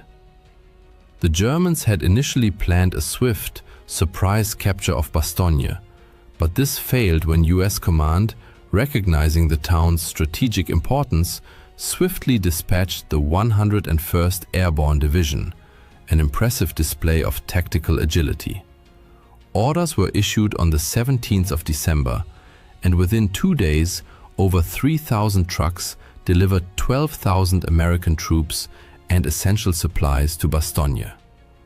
Initial German probing attacks proved unsuccessful, prompting a fateful decision to split their forces, while 2 panzer divisions pressed westward. The 26th Volksgrenadier Division remained to continue the siege. After the war, Panzer Commander Fritz Bayerlein lamented this choice. One of the greatest mistakes was not immediately capturing Bastogne with a concentrated assault by all our forces after the initial plan failed. Had we done so, it would certainly have fallen. Lacking sufficient artillery ammunition to suppress the American defenders, the Germans resorted to bluff on 22nd December. Brigadier General Anthony McAuliffe famously responded with a single word: nuts. That same day, Patton's Third Army began its northward march toward besieged Bastogne, though it remained uncertain when relief would arrive. The first tangible support came on December 23rd, when 240 Douglas C-47 transport planes dropped over 230 tons of supplies into the town. In the following days, German attacks grew increasingly desperate but futile, while Patton's relief force drew ever closer. Patton's army broke the siege on the 27th of December, punching through the disintegrating and starving German 5th Parachute Division. American tanks rolled straight through enemy positions, firing all weapons, and made contact with the surrounded paratroopers. German counterattacks against the narrow relief corridor failed. The US Third Army then advanced beyond Bastogne and linked up with the First Army advancing from the north at Houffalize on the 16th of January, marking the end of the Battle of Bastogne. In this clash, fought in a town of just 4,000 civilians at a 7-road junction, 20,000 Americans, including 4,500 from the 101st Airborne alone, and 25,000 Germans lost their lives. Yet, the Battle of the Bulge extended far beyond the dramatic siege of Bastogne. Once strategic initiative returned to the Allies, American forces launched counteroffensives to reclaim lost ground, backed by overwhelming firepower. Artillery and fighter bombers systematically reduced German-held villages to rubble before US ground troops cleared them of resistance. German morale began to collapse under relentless pressure. Those still fighting grew increasingly desperate, sometimes forcing civilians or prisoners to dig trenches or build fortifications. On January 1st, US forces committed a war crime. Following the Sergeant John Feig described the scene. "I know some of our guys lined up German prisoners in fields on both sides of the road, about 25 or 30 in each group. They were mowed down with machine guns. We were committing the same crimes we now accuse the Japanese and Germans of. I turned away and walked up the hill." That same day, the Germans launched another special operation, Operation Bodenplatte, this time with the Luftwaffe. All available fighter aircraft on the Western Front were ordered to simultaneously attack Allied airfields and destroy enemy planes on the ground. Shortly after dawn, around 1,000 German aircraft took to the skies. Pilots were awed by the scale. I was stunned myself. The sky was full of planes. Civilians stood frozen. As we flew over the front, soldiers stopped to watch in admiration. We all flew low. But the euphoria was short-lived. Luftwaffe Chief Hermann Göring issued brutal orders. Anyone who returns without effectively attacking an enemy airfield or fails to find it must immediately take off again and attack once more. This proved catastrophic. Pilots on second sorties lost the element of surprise. Poor coordination with ground forces led to numerous friendly fire incidents, and fuel shortages, exacerbated by long flight distances, further undermined the operation. In total, the Germans lost over 300 aircraft. The Allies lost 260, but could quickly replace them. Germany could not.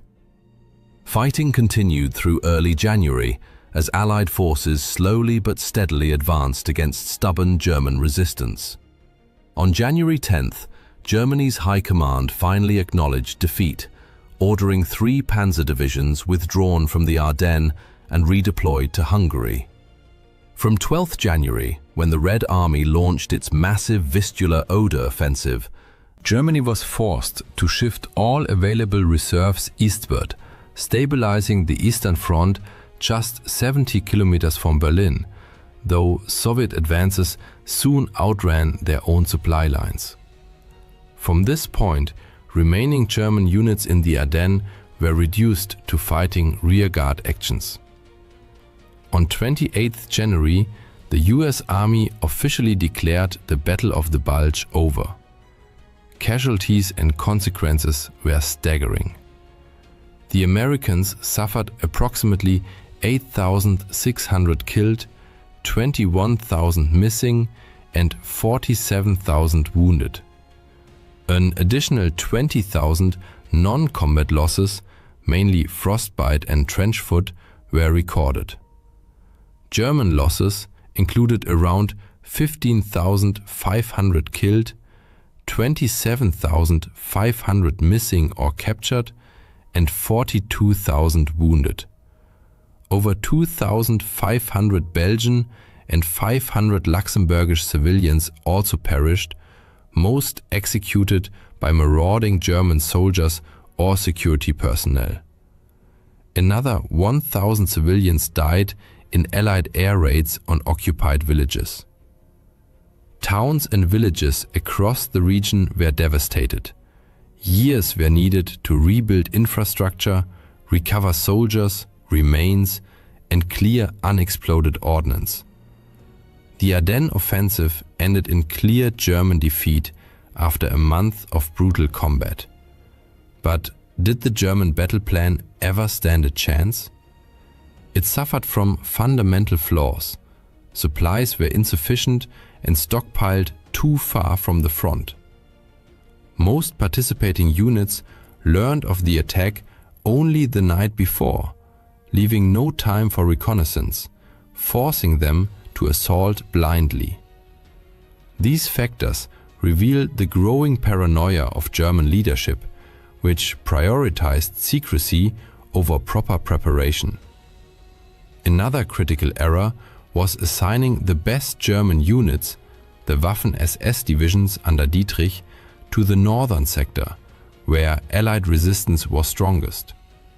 This defied basic military doctrine, which dictates reinforcing success where resistance is weakest to exploit breakthroughs and encircle the enemy. This misallocation was partly political.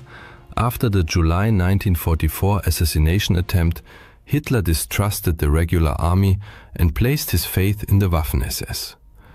Yet the SS suffered from poor planning and ideologically driven assumptions, leading to inefficient use of their troops. Even with better leadership, success depended on factors beyond German control, such as unfavorable weather and the capture of Allied fuel depots. It remains unclear how Germany, far less motorized than the Allies, ever expected to seize these depots before the Americans. By late 1944, the German army, composed largely of conscripts equipped with outdated weapons and crippled by logistical shortages, could not sustain a prolonged offensive. Its war industry, drained of resources, could not replace losses. Most decisively, once the skies cleared, Allied air supremacy shattered German supply lines and provided critical close air support to ground troops. Given these realities, the German offensive was doomed from the outset and never had a realistic chance of success. The Battle of the Bulge was a complete tactical and strategic failure. The Nazis grossly underestimated both American combat strength and resolve, while overestimating the Wehrmacht's capabilities. The Ardennes offensive merely wasted Germany's last reserves, prolonged the war slightly, and accelerated the Red Army's advance on Berlin. After the battle, Western Allies regrouped and launched their final major offensive on the Western Front, the Rhineland Campaign, in February and March 1945. In the Battle of the Rhine, combined British and American forces pushed across Germany's western border toward the mighty Rhine River. To overcome this last major natural barrier before Germany's heartland, the Allies orchestrated a large-scale amphibious assault coupled with the war's largest single-day airborne operation. World War II is undoubtedly one of the most significant and tragic events in human history, seemingly well documented and thoroughly understood. Yet hidden within its depths are astonishing facts that cast new light on this colossal conflict. Presented here are 50 such revelations, uncovering unexpected dimensions of the war that forever reshaped our world. 50. The war before the war. The 1930s found the world still haunted by the fresh memories of World War I's devastation, with most Western nations deeply reluctant to engage in another conflict. Nevertheless, events unfolded in such a way that war became unavoidable, as the future Axis powers were already actively pursuing their expansionist agendas. Imperial Japan, for instance, had been steadily extending its territorial reach for years, culminating in the outbreak of the Second Sino-Japanese War in 1937. This protracted conflict between China and Japan continued until the end of World War II, prompting observers worldwide to seriously reconsider the scale of Japanese imperial ambitions. Yet, Japan was not the only Axis power aggressively preparing for war. 49. The propaganda offensive. Unlike Japan, Germany in the 1930s, still reeling from the catastrophic aftermath of its defeat in World War I, logically should not have been ready for another major conflict. However, this did not deter the Nazi leadership. On the contrary, they leveraged economic hardship as a powerful tool to mobilize the population. While Adolf Hitler orchestrated a massive global public relations campaign, capped by hosting the 1936 Olympics, he simultaneously accelerated Germany's rearmament. The 1930s saw colossal investments by the Nazi regime into the military-industrial complex, which left much of the world stunned by the Wehrmacht's formidable strength when it began its lightning advance across Europe. Interestingly, however, the Nazis were not always known by that Nazi, but more like Nazos. Today, the term Nazi is universally synonymous with absolute evil. Yet, during the party's early days, as it disseminated its virulent ideology, its members officially called themselves the National Socialist German Workers' Party. Even Nazis wasn't their preferred nickname. They referred to themselves as Nazos. So where did the now ubiquitous term Nazi originate?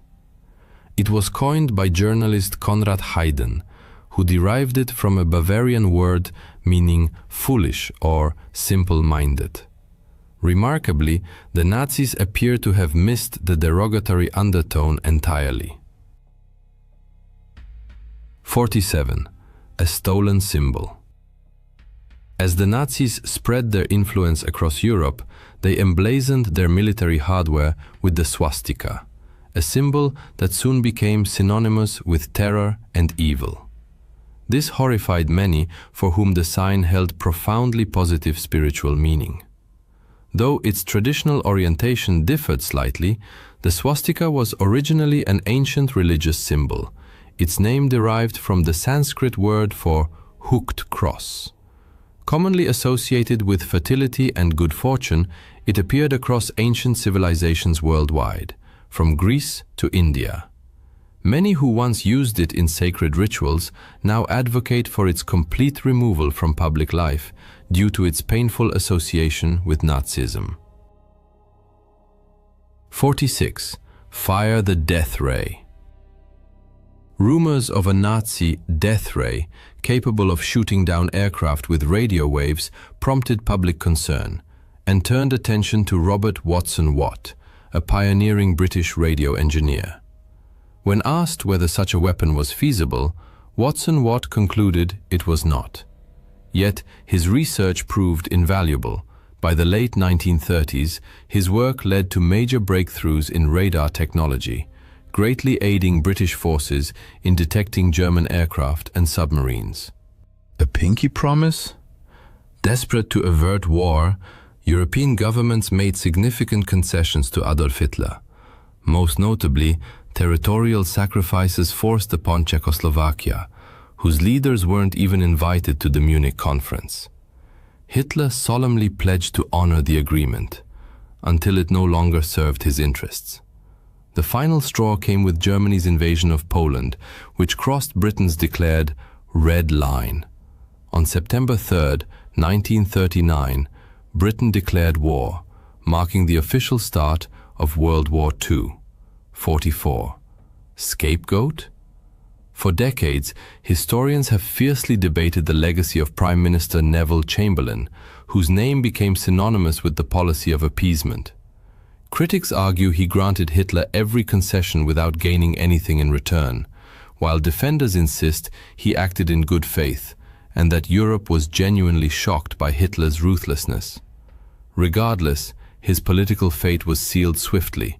His own party ousted him before the next general election, and Winston Churchill succeeded him as Prime Minister. 43. The Dark Pact. Adolf Hitler and Joseph Stalin seemed diametrically opposed, one leading a fascist regime, the other a communist revolution. Yet both shared a deep hostility toward Western democracies. Just months before Germany invaded Poland, the two powers signed a non-aggression pact that secretly outlined how they would divide Eastern Europe. Like most of Hitler's agreements, however, this one proved fleeting. At this stage, the conflict had not yet escalated into the truly global war it would soon become. 42. Under the boot. At the war's outset, Poland displayed extraordinary courage and resilience. but its forces faced two vastly superior enemies determined to crush resistance. During the September to October 1939 invasion, the Polish army was nearly annihilated. 70,000 soldiers were killed. On the Eastern Front, fighting against the Soviets was equally brutal. Poland lost 50,000 troops, while Soviet casualties numbered fewer than 1,000. Surprisingly, international reaction to these events was far from unified. 41. War or phony peace? Although Britain declared war after Germany's invasion of Poland, the front lines remained distant, and early British actions lacked urgency. The Royal Air Force largely dropped propaganda leaflets over Germany, a phase later dubbed the phony war. In both Britain and the still neutral United States, many citizens opposed involvement in another European conflict, favoring isolationism. Yet not all Axis initiatives met with immediate success. 40. Defeat in the North. Seeking strategic advantage in Scandinavia, the Soviet Union invaded Finland. But the Finns, with their expertly trained troops and world-class snipers, exploited their snowy terrain to devastating effect. Soviet forces were soon forced into retreat, a humiliation that led to the USSR's expulsion from the League of Nations. Though Finland eventually signed a peace treaty under pressure, the stage was being set for the war's largest front. 39. Good Lord. Hitler's march across Europe alarmed his neighbors, many of whom hoped he would eventually be satisfied. But in 1940, he crossed an undeniable line, invading France by bypassing the Maginot Line through Luxembourg and Belgium. German forces advanced with unprecedented speed, using tanks and air power in a devastating blitzkrieg that shattered French defenses and triggered one of history's largest refugee crises. 38. Chaos at Dunkirk. As German troops closed in on northern France, hundreds of thousands of Allied soldiers, many British, found themselves trapped. With insufficient naval resources and land routes dubbed the Miracle of Dunkirk, the operation rescued over 300,000 troops in just 8 days, using a flotilla of more than 800 vessels, many crewed by civilians. Yet the crisis was only beginning. 37. A relentless tide. By 1940, France, Belgium, and the Netherlands had fallen under Nazi occupation, triggering a mass exodus. Over 8 million civilians fled their homelands, seeking refuge in Allied or neutral countries. Many ended up in overcrowded displaced persons camps, struggling to survive. Despite harsh conditions, some refugees joined Allied forces to fight back.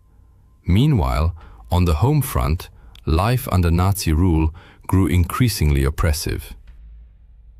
36. Holy War. Hitler, a narcissist obsessed with universal adulation, was infuriated to find that Catholic schools in Germany displayed images of Jesus, not him. His persecution of Catholics intensified, eventually targeting Pope Pius XII, who condemned Nazi atrocities toward the war's end. Hitler even consulted a general about occupying the Vatican and assassinating the Pope, but the horrified general instead warned Italian authorities. Few institutions escaped Nazi attempts at destabilization. 35. Money, money, money. To weaken Britain's ability to wage war, Hitler devised an unusual economic weapon, counterfeit currency. In 1939, he ordered concentration camp prisoners to forge British pound notes, producing the equivalent of $132 million, over $6 billion today. Though the influx caused brief market instability, it failed to trigger the hyperinflation and chaos Hitler had hoped for.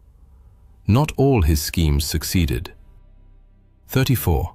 Shocking, simply shocking. Obsessed with purifying German culture, Hitler condemned anything he deemed degenerate. Books were burned, and artists labeled unpatriotic were arrested. To ridicule modern art, the regime organized an exhibition of degenerate art, displaying over 650. Ironically, it drew far larger crowds than state-approved Nazi art galleries, exposing the public to creative expression the regime sought to suppress. 33. The perfect baby? Hitler's obsession with Aryan racial purity extended to propaganda featuring blonde, blue-eyed children, despite his own dark hair and Austrian origins. In 1935, he launched a nationwide search for the ideal Aryan infant, led by propaganda minister Joseph Goebbels. In a twist of irony, Goebbels selected a photograph sent by anti-Nazi photographer Hans Ballin, depicting a dark-haired Jewish baby. Ballin's act of sabotage succeeded brilliantly, forcing the child's family to flee to Latvia to escape persecution. Art, it turned out, could be a potent weapon of resistance. 32. The Great Dictator. Across the Atlantic, US entry into the war faced strong opposition. Isolationist sentiment ran deep, and media coverage of Nazi atrocities was often limited. One notable exception was Charlie Chaplin, the silent film legend. Despite studio reluctance, he self-funded his satirical masterpiece, The Great Dictator, a bold anti-Nazi statement. Hitler reportedly fumed at the ridicule, but another famous figure was working on the opposite side. 31. The Pilot. Though the America First movement had complex roots, many of its members sympathized with Nazi Germany. Among them was Charles Lindbergh, the famed aviator of German descent and one of America's most celebrated heroes. His isolationist stance gave the movement credibility, and polls even suggested he could have been the Republican nominee to challenge President Franklin D. Roosevelt in 1940. In the end, he decided not to run. A celebrity with no political experience running for president, at the time, the very idea seemed utterly absurd. Yet war was soon to escalate and open new fronts. 30. Taking to the skies. After France fell, a ground invasion of the fortified island nation posed a formidable challenge, so Hitler focused instead on bombing the British into submission. However, this proved far more difficult than anticipated thanks to the Dowding system. Developed by Air Chief Marshal Hugh Dowding, this network of reporting and coordination enabled the British to respond swiftly to aerial attacks. It streamlined communication between ground observers and pilots in the air, foiling many Nazi raids, though not all of them. 29. On the run. When the Blitz descended upon London and other English cities, everyone had a role to play in survival. Many men went off to war, while women stayed behind to carry out essential duties. As for children, many parents refused to keep them in urban areas. A single stray bomb could wipe out an entire family, so children were often sent to live in the countryside, either with relatives or with willing host families. It was this very evacuation that inspired C.S. Lewis' famous novel The Lion, the Witch and the Wardrobe. Yet, at the outset, Britain appeared a clear underdog. 28. Outnumbered.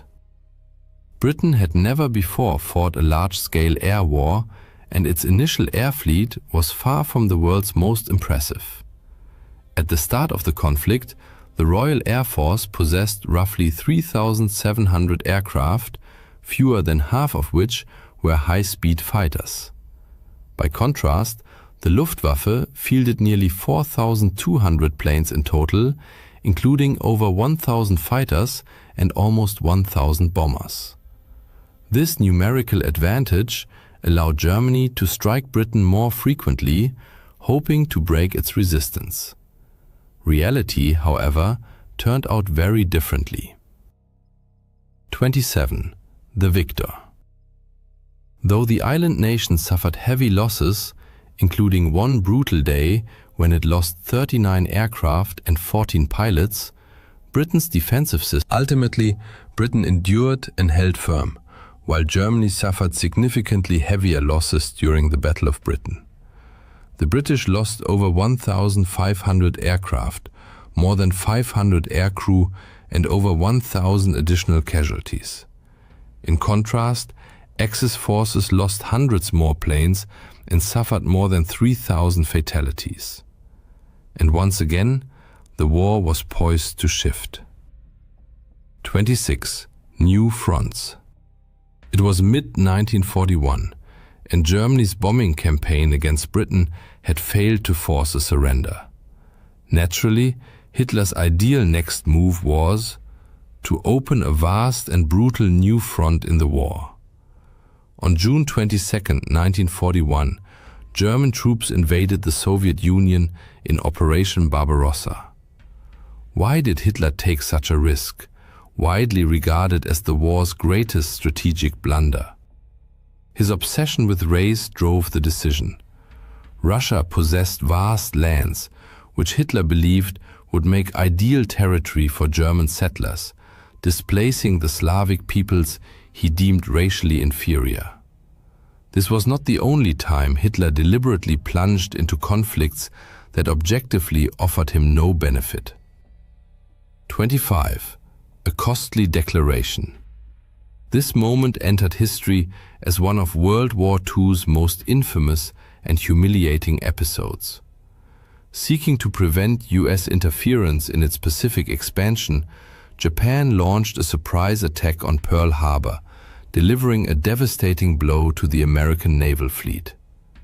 In response, the United States immediately declared war on Japan.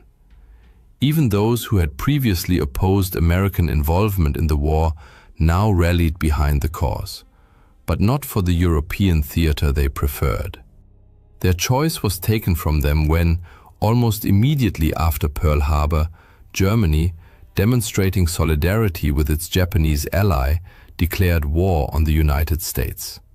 Thus, Hitler created yet another powerful enemy destined to appear on Europe's battlefields. American troops were already en route, though in wartime, death could strike far from the heat of combat. The first casualty. Who was the first American soldier to die in World War II? Surprisingly, it wasn't in battle. His name was Robert M. Losey, a native of Iowa who served as an aeronautical meteorologist. In 1940, during the German invasion of Norway, he was working as a military attaché. While evacuating American diplomats, he was killed in a bombing raid, becoming the first US serviceman to die on the European front.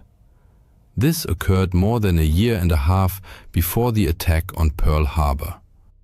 One American unit wore a uniform that could provoke a very awkward reaction. 23. Not that uniform. The 45th Infantry Division consisted entirely of Americans from Oklahoma, New Mexico, Colorado, and Arizona, regions with large Native American populations. This influenced the division's choice of insignia, a proud eagle emblazoned on a swastika. At the time, the swastika was a traditional symbol of good fortune among many native tribes, and no one saw anything problematic in it before the 1930s.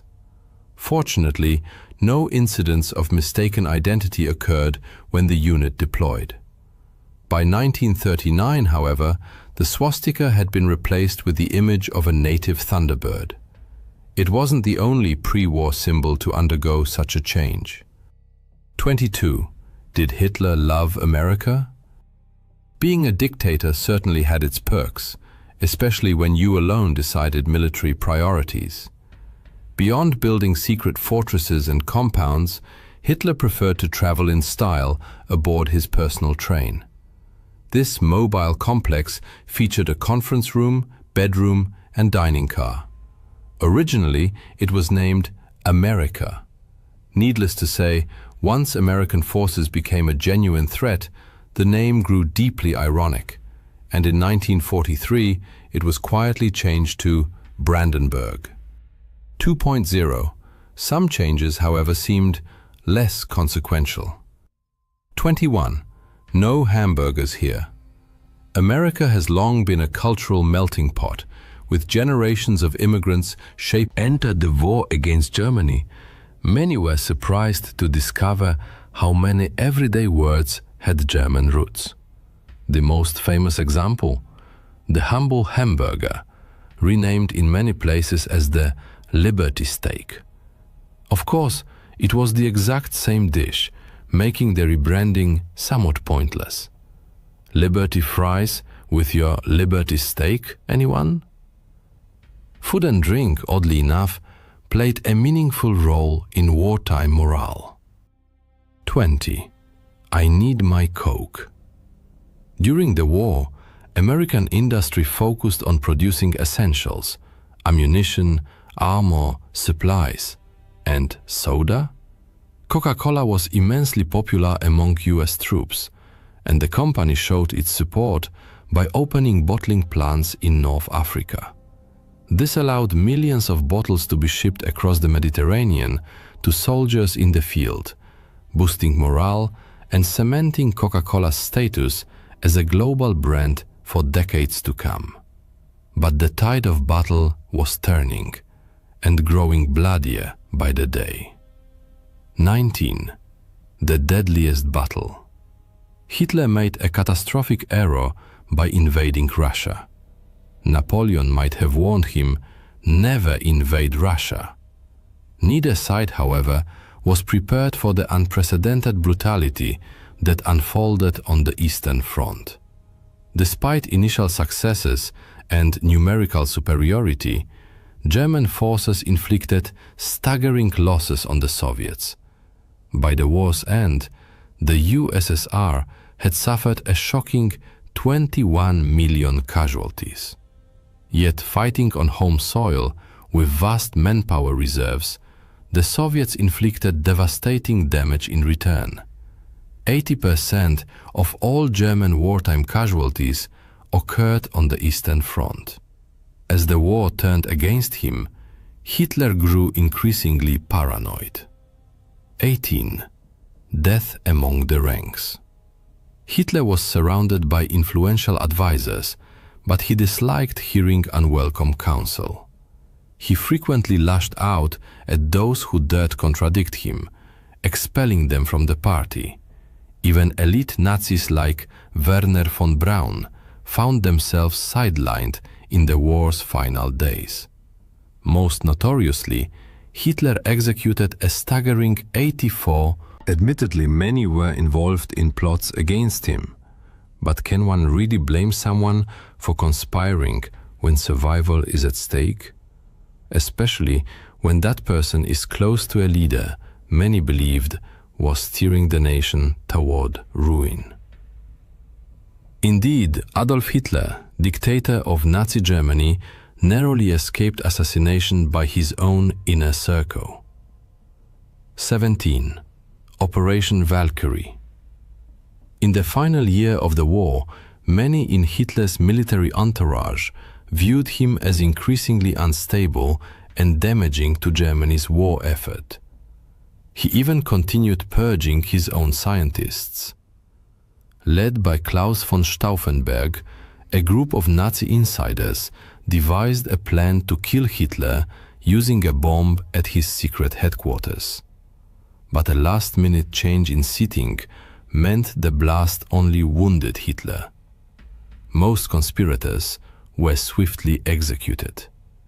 Even the famed General Erwin Rommel was implicated, leading to the abrupt and tragic end of his military career. Some of Hitler's plans were truly bizarre. 16. Beatles in Britain. Early in the war, the Nazis explored unconventional attack methods, one of them decidedly more many-legged. Nazi command considered using the Colorado potato beetle, a notorious crop pest, as a biological weapon. The idea was to drop millions of these insects onto British farmland, destroying food supplies and starving the island into submission. The plan was ultimately abandoned for a simple reason. It proved impractical to collect the 40 million beetles required. Still, there were some lines even Adolf Hitler refused to cross. 15. Even evil has standards. Nazi scientists worked diligently to develop deadly biological weapons, including advanced strains of typhus and cholera. When presented to Hitler, however, he rejected them, and most projects were shelved. What caused his objection? Despite having no qualms about murdering millions of civilians, Hitler was a World War I veteran who had witnessed the horrors of chemical. That experience may have left a deep psychological scar, creating an unexpected moral contradiction. Yet far more powerful weapons were still in development. 14. The Nazi atomic bomb? One of the war's most persistent rumors was that the US barely beat the Nazis to the atomic bomb. In truth, the Nazis were nowhere near completing a nuclear weapon. That doesn't mean they made no progress, however. They possessed uranium, and with Japan capable of reaching the US mainland, a plan emerged to strike the West Coast with a conventional bomb packed with uranium. The scheme was never carried out, and German uranium eventually fell into American hands. Meanwhile, across the ocean, development was accelerating. 13. The Canadian bomb? Canada entered the war long before the US, joining the Allies while America remained neutral. It even launched its own atomic bomb project, jointly with Britain, called the Tube Alloys Program. Eventually, it merged with the American Manhattan Project to speed development, with both sides pledging full information sharing. But the US broke that promise, and it would be another 7 years before Britain successfully tested its own atomic bomb. And the first bomb ever detonated wasn't used in combat. 12. Let's go. The hope was that the atomic bomb would end the war with a single, overwhelming strike against the Axis powers. Enormous resources had been poured into its creation, and the Allies needed to be certain it worked before deployment. The first successful test took place in the New Mexico desert, an immense triumph that horrified one of its chief architects. J. Robert Oppenheimer famously quoted from an ancient Hindu scripture, "Now I am become death, the destroyer of worlds." Yet the first 2 bombs dropped in war had a similar yet different. The first 2 nuclear weapons ever used in combat, and still the only ones to date, were nicknamed Fat Man and Little Boy. But their names and sizes weren't the only differences. They employed entirely different mechanisms. Little Boy used uranium-235 fission, while Fat Man, 40% more powerful, relied on plutonium. Now, for some truly shocking wartime revelations. 10. A. Good? Hitler? William Patrick Stewart Houston appeared to be an ordinary British man. Raised in Liverpool, he eventually immigrated to the United States and served in the US Navy. But he harbored a secret. His father was Alois Hitler Jr., Adolf Hitler's half-brother. He not only fought for the United States against the empire of his fanatical uncle, but was also awarded the Purple Heart after being wounded in combat, yet another noble German-American who contributed to the Allied struggle against the Axis powers. The Nazis employed all manner of unusual tactics to fund their war effort, though, in truth, many of these were simply conventional methods of wartime financing. 9. Who was Max Heiliger? The Nazis. Persecution of the Jewish people stemmed primarily from Adolf Hitler's obsession with racial pseudoscience, yet they never hesitated to profit from it. They systematically looted money, gold, and jewels from arrested and deported Jews. However, as many countries barred the Nazis from their banking systems, the SS created a bank account under the alias Max Heiliger, enabling them to covertly transfer assets and circumvent financial sanctions. In some respects, the threat posed by the Nazi killing machine outlived the regime itself. 8. Unholy ground. The Bergen-Belsen concentration camp was a place of brutal suffering and mass death. Though not an extermination camp in the strictest sense like others, rampant disease and a catastrophic lack of medical care claimed countless lives. When Allied forces liberated the camp in 1945, typhus was so widespread that they made the grim decision to burn the entire site to the ground to prevent further contagion. Yet even amid such horror, heroes emerged whose actions brought light to those darkest of times. 7. The rescuers. In most Nazi-occupied countries, Jewish communities were swiftly rounded up, deported, or murdered. Denmark, however, proved an exception. After quickly surrendering to German forces and accepting occupation, the Danes, lack of overt resistance, granted them a degree of autonomy. This reprieve bought them precious time, until the Nazis finally moved against Danish Jews. Seizing the opportunity, the Danish people orchestrated a mass rescue, smuggling the overwhelming majority of their Jewish population across the Öresund to neutral Sweden, thereby saving thousands of lives. Sometimes, all it takes is one good person to alter the course of history. 6. Sergeant Edmunds, heroism. The Nazis were notorious for violating the laws governing the treatment of prisoners of war, especially when it came to Jewish soldiers. When capturing American troops, they often demanded that Jewish personnel be identified for transfer to concentration camps or execution. But they hadn't reckoned with Master Sergeant Roddy Edmunds, a man of extraordinary courage. Ordered by a German officer to identify the Jewish POWs in his unit, Edmunds defiantly declared, "We are all Jews here." Though this act placed his entire unit at risk, the Nazis, fearing potential war crimes prosecution, backed down. Edmunds likely saved up to 300 lives and was posthumously honored as righteous among the nations by Israel. Some truths of war defy easy comprehension. 5. An old college try. Any Bostonian who'd fought the Nazis and heard their marching chants, "Why did the Nazi anthem Sieg Heil sound so strikingly similar to Harvard University's fight song?" The answer lies in the fact that the composer had once studied at Harvard. And amid the Nazis' countless atrocities, a minor case of musical plagiarism hardly ranked as a priority for anyone. For some, the war never truly ended, leaving deep and lasting scars. 4. The unfinished peace. Had the war not concluded when it did, thanks to Nazi Germany's collapse and the atomic strikes on Japan, a new front might well have opened, a Soviet invasion of Japan. Though this conflict never reached its full potential, the two nations technically remain at war to this day. No formal peace treaty was ever signed, and negotiations collapsed as recently as 2000 over disputed islands seized by Russia. Yet, even in the midst of slaughter, hope found a way to endure. 3. In the blood.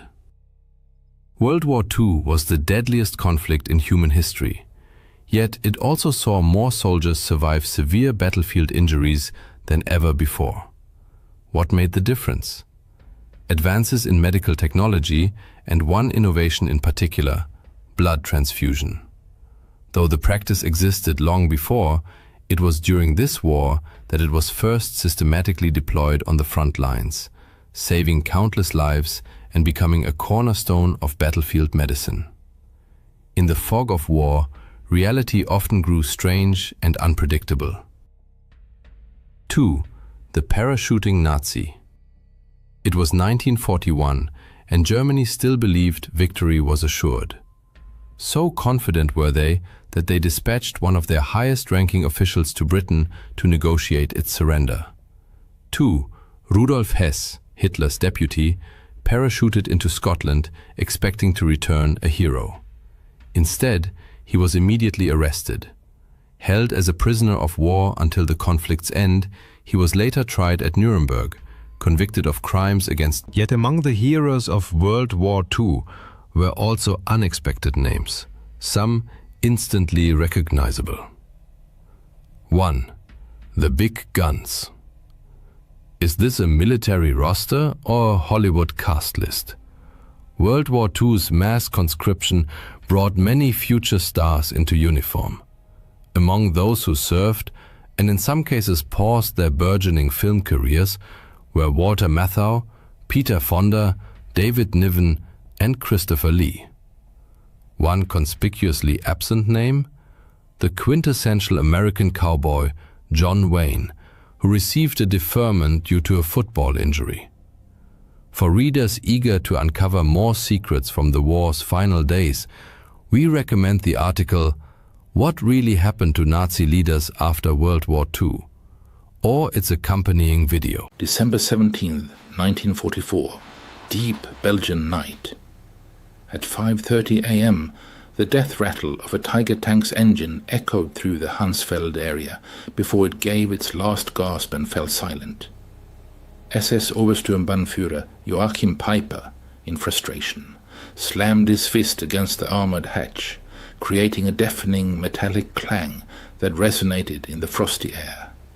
Untersturmführer Weber, the tank's driver, desperately tried to revive the 700 horsepower Maybach engine, but to no avail. The fuel tank was treacherously empty. Hauptsturmführer Weber's voice, coming from his compartment, betrayed panic. Even the reserve tank was dry. Peiper exited his command tank, his boots crunching into the frozen Belgian ground. Around him lay a steel armada, the most powerful armored assault group the Wehrmacht had thrown into the heart of Operation Watch on the Rhine, better known as the Battle of the Bulge. 67 tanks, 149 half-tracks, and approximately 5,000 elite Waffen-SS soldiers, the pride of Germany, lay immobilized due to a simple lack of fuel. Through the morning fog, Peiper discerned the outlines of an abandoned American position, Hansfeld, a strategically important supply hub for the US 99th Infantry Division. The Americans, in their hasty retreat, had left behind smoldering barrel fires, unfinished coffee in mugs, and, as if a twist of fate, rows of coveted olive-drab jerrycans filled with fuel, a generous gift from the very god of war. Driven by a mix of astonishment and anticipation, Peiper slowly approached the coveted jerrycans. His loyal adjutant, Hauptsturmführer Hans Grüler, deftly opened one and, after a sniff, exclaimed, "Gasoline! Obersturmführer! High-octane gasoline!" Peiper's soldiers, their spirits lifted, eagerly began refueling their combat vehicles. Peiper walked among the stacks, trying to gauge the extent of this unexpected fortune. The figures from the count were astonishing. 50,000 gallons. More than enough to fuel his entire battle group for a rapid breakthrough to the Meuse River. This quantity could have been enough to turn the tide of the entire offensive. At this single depot, the Americans had left more fuel than most German divisions received in 6 months. However, as Peiper stood amidst this abundance, watching his soldiers pour American fuel into the German tanks, a bitter realization descended upon him like the heavy morning fog. If the Americans could afford such wastefulness, if they could abandon without regret what Germany would have guarded with entire divisions, then the outcome of this war was predetermined. Germany had not merely made a tactical miscalculation, Germany had fundamentally misjudged the power and resources of its adversary. 6 months before the tragic events at Hunsfeld, specifically in June 1944, Albert Speer, who served as Minister of Armaments and War Production in Hitler's government, presented a report to the Führer strongly recommending an immediate halt to all offensive operations. The reason was the systematic destruction by Allied air forces of German synthetic fuel production plants, a vital resource for the Wehrmacht. For example, the Leuna plants, which produced 175,000 tons of fuel in April, could only yield 5,000 tons by September. A similar situation was observed at other facilities, such as the hydrogenation plants in Pörlitz, Blechhammer and Brux, which were operating at less than 10% capacity. The figures presented eloquently testified to the impending defeat. During 1944, the United States managed to extract 1.8 billion barrels of crude oil. In contrast, Germany, including all synthetic production and captured Romanian fields, produced only 33 million barrels, less than 2% of American output. Thus, the Third Reich was attempting to wage modern, mechanized warfare based on logistics more suited to the age of horse-drawn transport. While the American army was literally awash in oil, Major Friedrich Seemann of the Wehrmacht's Logistics Command estimated that 4.5 million gallons of fuel would be needed to reach Antwerp during the Ardennes offensive. Hitler allocated 5 million gallons, but due to transportation issues, only half reached the front lines. Ultimately, the German High Command gambled on capturing enemy supplies, which was more a sign of desperate weakness than strategic strength. While American engineers laid a network of oil pipelines across France under the code name Pluto, which stood for Pipeline Under the Ocean, the American Army also organized the Red Ball Express, a colossal system of truck convoys that daily delivered approximately 12,500 tons of various supplies to the front lines. By the end of 1944, American forces stationed in Europe consumed a colossal 1.2 million gallons of fuel daily, while receiving 1.4 million gallons. They were not only sustaining current operations, but also building strategic reserves in preparation for further battles. Joachim Peiper, by no means lacking strategic thinking, was at 29 years old one of the youngest regimental commanders in the Waffen-SS, a recipient of the Knight's Cross with oak leaves and swords. He had endured the harsh schooling of the Eastern Front, where he learned that in modern warfare, fuel often held greater value than ammunition itself. His battle group was designated as the Schwerpunkt Vernichtung, the focal point of the entire Ardennes offensive, on which special hopes were placed. 2 days before the offensive began, on December 14th, Peiper attended a final briefing in Tondorf. General Sepp Dietrich, commander of the 6th SS Panzer Army, laid out the situation with stark clarity. You will only have enough fuel to reach the Meuse if you capture American supplies. Peiper's battle group was allocated 31,000 gallons of fuel, providing a combat range of only 50 miles. However, the distance to the Meuse was 65 miles. Thus, the offensive plan itself inherently contained the mathematics of defeat, casting doubt on the success of the entire operation. In the run-up to the December 16th offensive, Commander Peiper demonstrated extreme meticulousness in planning. His instructions were clear and unambiguous. Tanks were to move in single file to minimize fuel consumption. For stops exceeding 5 minutes, engines were to be immediately shut off. The capture of American fuel depots was declared a priority, overshadowing even tactical considerations. The stark contrast with the American approach was striking. On the same day, Captain James Rose, of the U.S. 743rd Tank Battalion, whose positions were located just 20 miles from Piper's Column's starting point, made a diary entry. Received fuel replenishment 7,125 gallons. This is the third delivery this week, and our tanks are overflowing. December 16, 1944, 5:30 a.m. A powerful German artillery barrage, marking the start of Operation Watch on the Rhine, consumed more ammunition in 2 hours than the Wehrmacht had allocated for entire campaigns at the beginning of the war. However, even behind this impressive barrage lay serious problems. Piper's Column began its advance at 7:00 a.m., already behind schedule. The roads, which German maps had marked as high-speed thoroughfares, turned out to be narrow country lanes, often unpaved.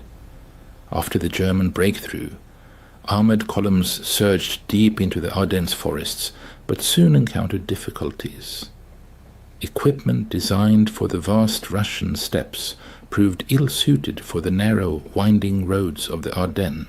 Resulting traffic jams hampered the advance, forcing the columns to move at a snail's pace. Piper's first objective was Lanzerath, where his forces unexpectedly met resistance from a small American reconnaissance platoon.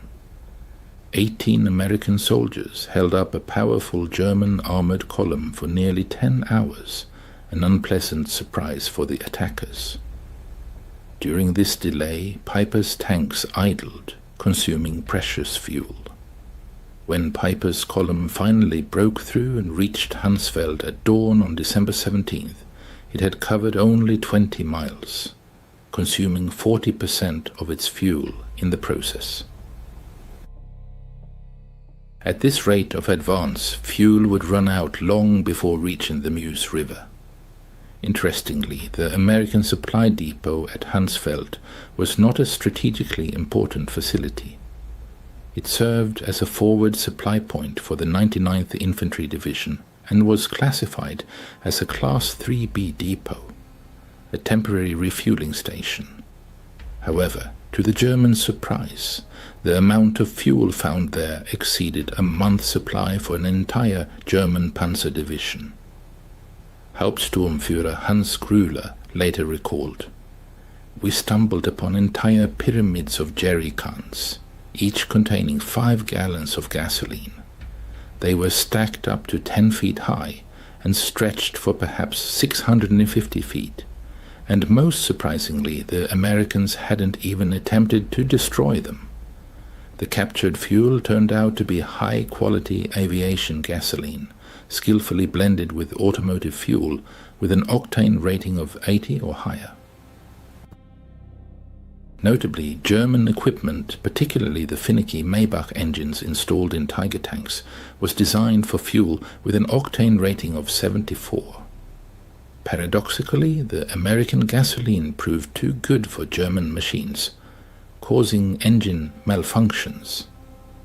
During the refueling process, Piper's soldiers made several significant discoveries. Sergeant Wilhelm Hoffmann, thanks to his English language skills acquired in his father's pre-war business, found invoices in the depot office. These documents detailed the long and complex journey of the fuel from Texas to New York, across the Atlantic to Liverpool, then across the English Channel to Normandy, and finally by truck for 400 miles to Hansfeld. Astonishingly, this journey of over 6,000 miles took only 6 weeks. I immediately reported what I saw to Obersturmbannführer Piper, Hoffmann recalled in a 1976 interview. He carefully examined the documents, then crumpled them and tossed them aside. Piper didn't say a word, but his face revealed everything. We both realized what this meant. Soon after, Private Ernst Kara came across a fresh issue of the Stars and Stripes newspaper from December 15th, dated just 2 days prior. The headline announced the opening of a new fuel pipeline connecting Cherbourg and Verdun, capable of pumping up to 300,000 gallons of fuel daily. This single pipeline alone could provide many times more fuel than Piper's battle group needed for the entire operation. To grasp the overwhelming significance of Piper's discovery, one must look at the fuel crisis that gripped Germany by the end of 1944. Starting in May, massive Allied bombing raids led to a catastrophic 90% drop in synthetic fuel production. The Luftwaffe, facing a severe shortage of aviation gasoline, was forced to ground its aircraft. Pilot training was drastically cut.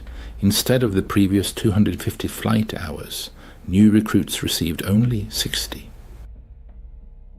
The Kriegsmarine's surface fleet virtually ceased to exist. Submarines, in an attempt to conserve precious diesel fuel, were equipped with snorkels, allowing them to operate longer on battery power. On the home front, German citizens had not seen personal automobiles since 1942. Gasoline had become such a valuable resource that even the theft of a few liters on the black market became a subject of Gestapo investigations. Farmers were forced to return to using horse-drawn plows. At the very same time, the United States, with its untold reserves of black gold, accounted for 67% of global oil production. The East Texas oil field alone produced more oil than all of Nazi-occupied Europe. American oil refineries operated at full capacity, and Standard Oil even experimented with new petroleum products simply because they had an abundance of crude oil.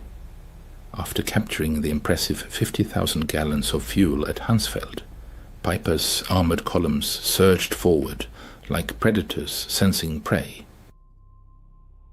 By midday on December 17th, they reached Bühlingen, where a new prize awaited them.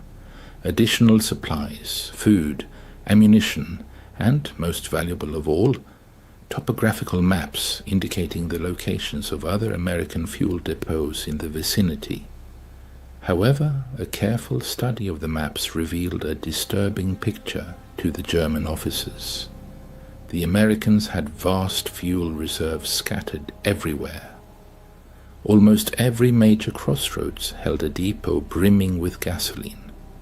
The U.S. First Army alone held a colossal 3.5 million gallons of fuel in reserve.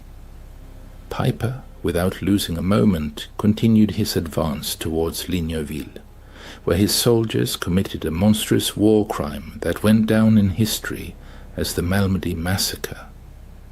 84 American prisoners of war were brutally murdered. Even this inhumane act was indirectly linked to the severe fuel shortage. Piper later justified his actions by claiming he could not afford to allocate precious gasoline for transporting prisoners to the rear. By the evening of the same day, Piper's spearhead reached Stavelot, where a large American fuel depot containing over 2 million gallons of fuel was located. This quantity would have been more than enough to sustain further advance to the Meuse and achieve the objective. However, as the first German vehicles appeared on the horizon, American engineers were already hard at work carrying out orders. Captain John Brewster of the 291st Engineer Combat Battalion had been timely warned of the enemy's approach. His mission was crystal clear and simple: at all costs, prevent the fuel from falling into enemy hands. In December 1944, at the height of the German offensive in the Ardennes, American engineers demonstrated resolve, depriving the enemy of valuable resources. The depot at Stavelot, holding 289,000 gallons of gasoline, became the scene of dramatic events. On December 17th, as Piper's vanguard approached the depot, Captain Brewster ordered the destruction of the supplies. Engineers laid gasoline trails between the stacks of jerrycans, and then Technical Sergeant Paul Solis threw a white phosphorus grenade. According to Solis, the explosion was instantaneous and colossal, a wall of fire erupting 100 feet into the air.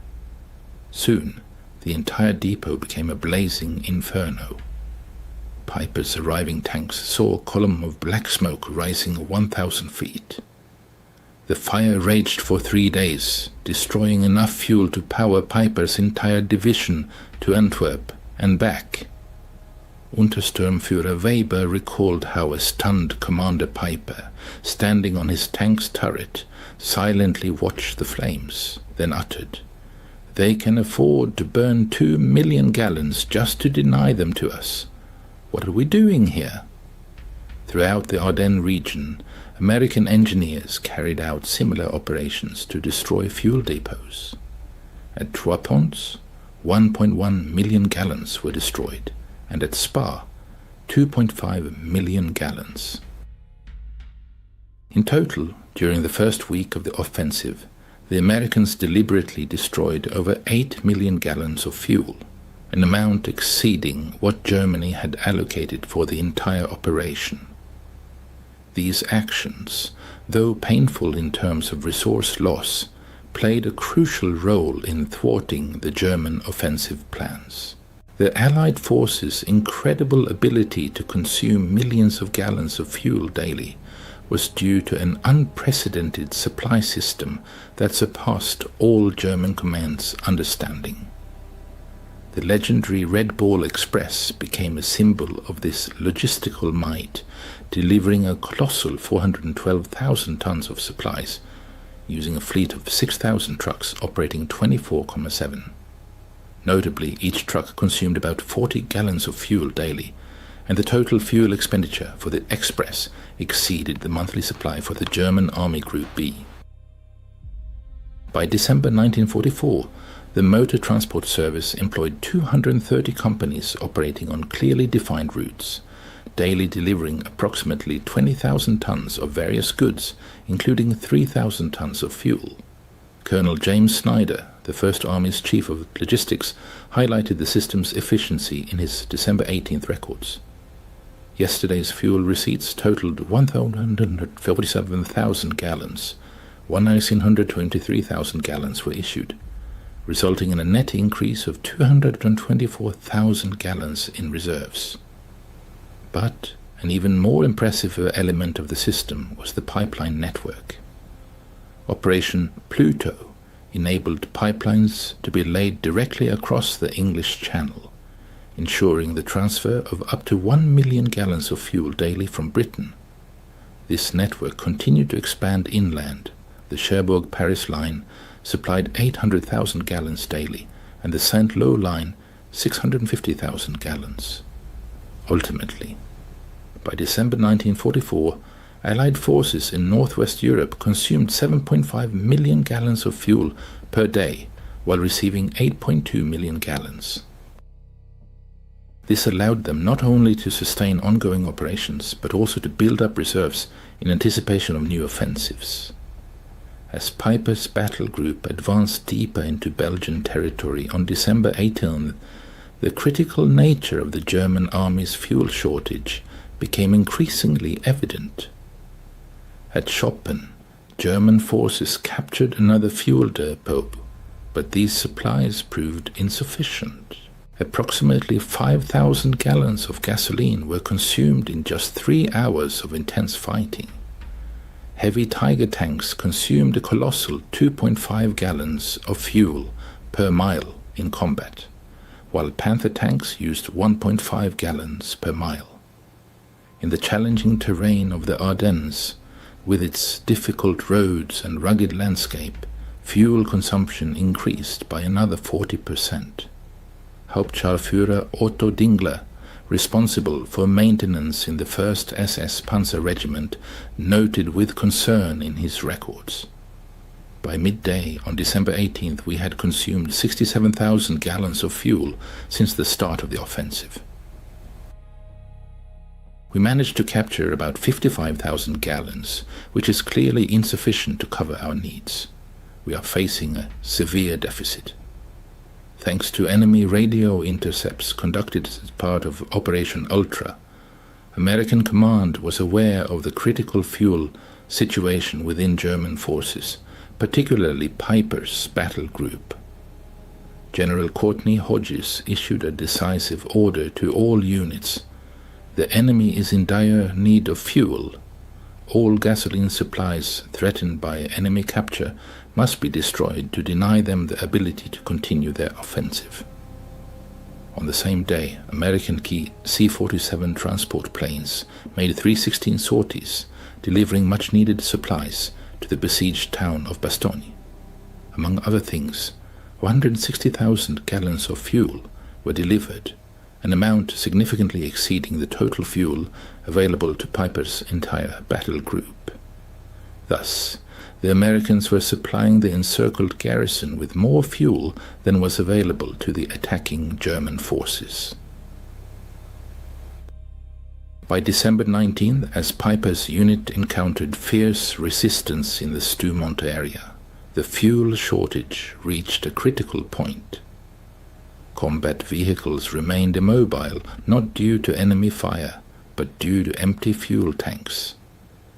Piper was forced to gather all remaining fuel, approximately 8,000 gallons, which was barely enough for one serious operation, either to advance or to retreat, but certainly not both. At the same time, Allied command was actively developing plans for January.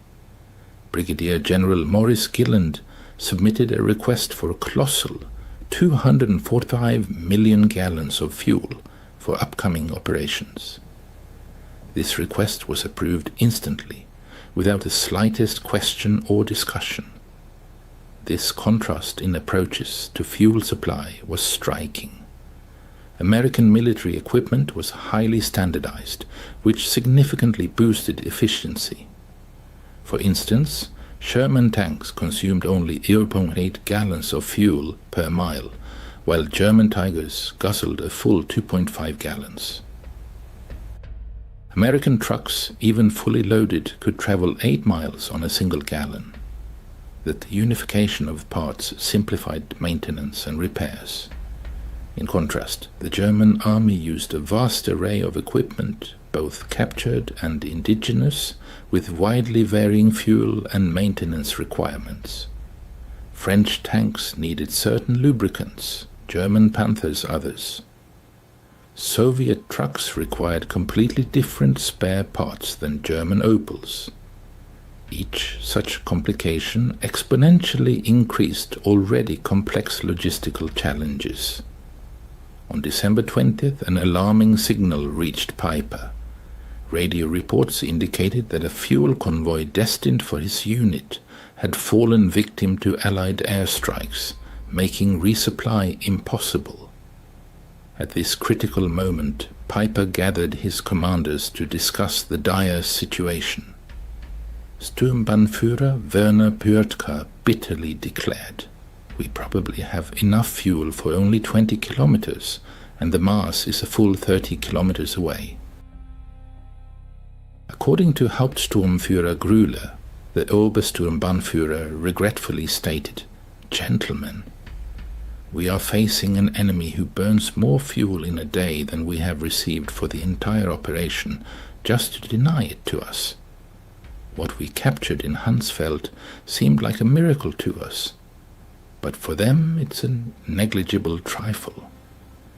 Under such conditions, we cannot win." This bitter realization permeated the ranks of the German command. General Hasso von Manteuffel, who led the 5th Panzer Army, later wrote, "When I learned that the Americans had destroyed 8 million gallons of fuel to give us no chance of capture, I understood that the offensive was doomed to fail before it even began." Colonel Friedrich von Onder, captured on December 23rd, regretfully admitted to interrogators, Your soldiers throw away chocolate, while my men haven't seen it in 2 years. You burn millions of gallons of fuel, and we count every liter. How can we fight against such unimaginable abundance? By December 21st, Piper's misfortunes culminated in La Glace, where his battle group found itself tightly encircled by American forces. The tanks, once a formidable power, stood motionless like stone statues, devoid of the vital force of fuel. Around them the ring tightened, formed by units of the 31st Infantry Division, battle-hardened paratroopers from the 82nd Airborne Division, and the steel fists of the 3rd Armored Division. The American Armada, like an insatiable beast, consumed colossal volumes of fuel, 340,000 gallons on December 21st alone. Meanwhile, Piper desperately tried to conserve every drop, possessing a paltry 1,000 gallons. Private First Class Richard McKinney, like a chronicler of those days, wrote home, ironically remarking on the situation, "We have the Germans surrounded. Their tanks are dying of thirst. Our captain jokes that we are burning more fuel, heating our coffee than they have left for their vehicles." This episode vividly epitomized industrial warfare at its zenith. The redeployment of General Patton's Third Army northward, requiring 350,000 gallons of fuel solely for the move, seemed an inconceivable task for the exhausted German war machine. However, American logistics, like a finely tuned clockwork, met this unimaginable challenge in just 3 days. On December 23rd, the skies opened and a flood of sunlight poured onto the earth. Allied aircraft, like a flock of predatory birds, took to the air, performing about 2,000 sorties. Each aircraft, like an insatiable demon, devoured fuel at a monstrous rate, forcing the Luftwaffe to watch enviously from the ground, grounded for weeks. P-47 fighters, like fiery chariots, burned 300 gallons an hour, and B-26 bombers, like winged leviathans, consumed 200 gallons an hour. One day of these massive air operations consumed more fuel than all that Germany could allocate to its offensive, underscoring the chasm between the industrial capabilities of the two opposing sides. On the night of December 23rd, 24, realizing the hopelessness of the situation, Piper abandoned his equipment and made a desperate attempt to escape. Of the impressive armada of 119 tanks and assault guns that had begun the offensive with such optimism, only 39 vehicles remained functional by then, and even they were unable to move. In a desperate effort to prevent the equipment from falling into enemy hands, the crews destroyed them using their last ammunition. Obergefreiter Heinz Goltz left a vivid account of those tragic events. "We collected the last drops of fuel from all vehicles, probably gathering about 200 gallons. The Obersturmbannführer personally rendered his command tank unusable. Millions of Reichsmarks invested in this equipment turned to ashes due to empty fuel tanks." Of the 5,000 soldiers who went into battle as part of Piper's battle group, only about 770 returned. Despite this, they managed to advance 60 miles into enemy territory, capture several depots, and open the eyes of the German command to the scale of Allied logistical support. News of these discoveries made by Piper's group spread like wildfire through German headquarters. By December 26th, Field Marshal Walter Model received detailed reports on captured American supplies. Model's chief of staff recorded his reaction to the news. The Field Marshal reread the figures twice. 50,000 gallons in Hansfeld, 2 million burned in Stavelot, 8 million destroyed to prevent capture. After that, he said, "It seems we are fighting the wrong war. Hitler, informed of this on December 28th, categorically refused to accept reality. Albert Speer recalled, Hitler stubbornly insisted that all these figures were nothing more than propaganda. Even when shown photographs of burning Stavelot, he claimed they were just Hollywood special effects. However, ordinary soldiers perfectly understood the seriousness of the situation. Corporal Wilhelm Hoffmann wrote to his wife, "The Americans destroy more fuel daily than we receive monthly. They drive tanks like we march on foot. This war is lost." The fuel crisis that manifested during that period was merely a symptom of a deeper and all-encompassing reality. By 1944, the United States of America had reached the peak of its industrial might, accounting for 50% of all global production. Production lines operated at an incredible pace. New aircraft rolled off assembly lines every 5 minutes. Ships were launched daily, and tanks were produced every 7 minutes. Oil extraction statistics were astounding. The US extracted 1.8 billion barrels, while the Soviet Union extracted 110 million barrels. Germany, including synthetic production, 33 million barrels, and Japan only another 2. 6 million barrels. The Axis powers combined produced less than 2% of the oil extracted in America.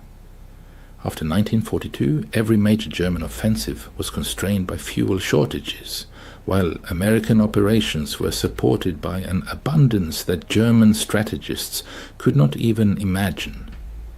Lieutenant Colonel Chester Hansen recorded an eloquent episode that occurred on December 27th.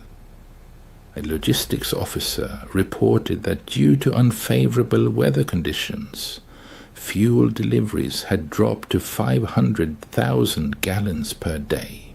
Concern arose, but soon someone noted that this amount exceeded the total volume of fuel allocated by Germany for the entire offensive. German prisoners of war captured in the Ardennes were not so much amazed by American firepower as by its extravagance. The sight of American soldiers discarding uneaten rations or using gasoline for heating had a demoralizing effect that surpassed the impact of artillery bombardments. Unterscharführer Reichel admitted during interrogation, "We knew your production figures in theory, but when we saw your soldiers throwing away more than we ever had, it became a reality. Every German who witnessed your indifferent abundance understood that the war was lost." This information spread through letters, despite censorship. Feldwebel Ernst Müller wrote, "The Americans wash their clothes in gasoline. They feed dogs chocolate. They have artillery salutes for Christmas. We cannot fight such endlessness." The psychological impact of this abundance undermined German notions of racial superiority. How was it that the Americans, whom Nazi propaganda branded as decadents, possessed untold riches, while representatives of the master race barely scraped by? This question ran like a red thread through the entire Nuremberg trials, where German commanders repeatedly pointed to logistics, or rather the catastrophic lack of fuel, as a key factor in their defeat. Field Marshal Keitel, testifying at the tribunal, admitted, "In 1940-41 we had operational superiority, but by 1944 we were unable to move troops due to an acute shortage of fuel, while the Americans moved entire armies like chess pieces on a board." Piper, convicted of atrocities at Malmedy, frankly stated, "Every decision we made after December 17th was made under the pressure of the fuel crisis. We could neither maneuver nor pursue the enemy, nor retreat in an organized manner. The Americans, on the contrary, enjoyed complete freedom of movement, while we counted every liter." General Guderian bitterly stated, When Piper captured 50,000 gallons of fuel, it was of immense significance to him, but for the Americans it meant absolutely nothing. At that moment the war was lost. This story, like an epitaph, marks the twilight of the era of industrial warfare. Victory was forged not so much by the courage of soldiers on the battlefield as by the statistics of industrial production. The romantic aura of war dissipated in the Ardennes, buried under piles of empty fuel tanks. According to Dr. Richard Overy's calculations, by 1944, the ratio of industrial production between the Allies and the Axis powers in key categories exceeded 5,1. For petroleum products, this gap reached a staggering 50,1. Neither superior training nor brilliant tactics could overcome such a colossal advantage. America produced 324,150 aircraft during the war, while Germany produced only 119,977. American factories produced 88,410 tanks, German factories 46,857. But the most eloquent figure is the volume of oil processed. In 1944 alone, America processed 1.8 billion barrels, while Germany, with great difficulty, could extract only 33 million. December 24th, 1944, marked a turning point. As the remnants of Piper's group, abandoning 39 tanks, 70 half-tracks and 177 other vehicles, fought their way on foot through American defensive lines, the true scale of the disaster became evident.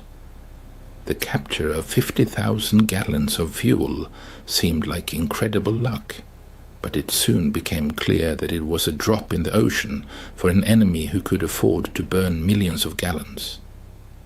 Unterführer, analyzing the event of those days in 1975, recalled, "On the morning in Hansfeld, upon discovering the American fuel reserves, we rejoiced as if we had won the lottery. However, by evening, learning of the burning Stavelot, the realization of inevitable defeat set in. The Americans possessed such abundance that they could destroy what we were willing to die for. Our 50,000 gallons were insignificant, less than what one American armored division consumed in 2 days. It wasn't even 3 hours of work for the legendary Red Ball Express, just a margin of error in Allied daily consumption." Major General J. Lawton Collins later noted, "The Germans' desperate attempts to seize fuel exposed their fatal miscalculation. They naively believed that we valued fuel as highly as they did, considering it an indispensable resource.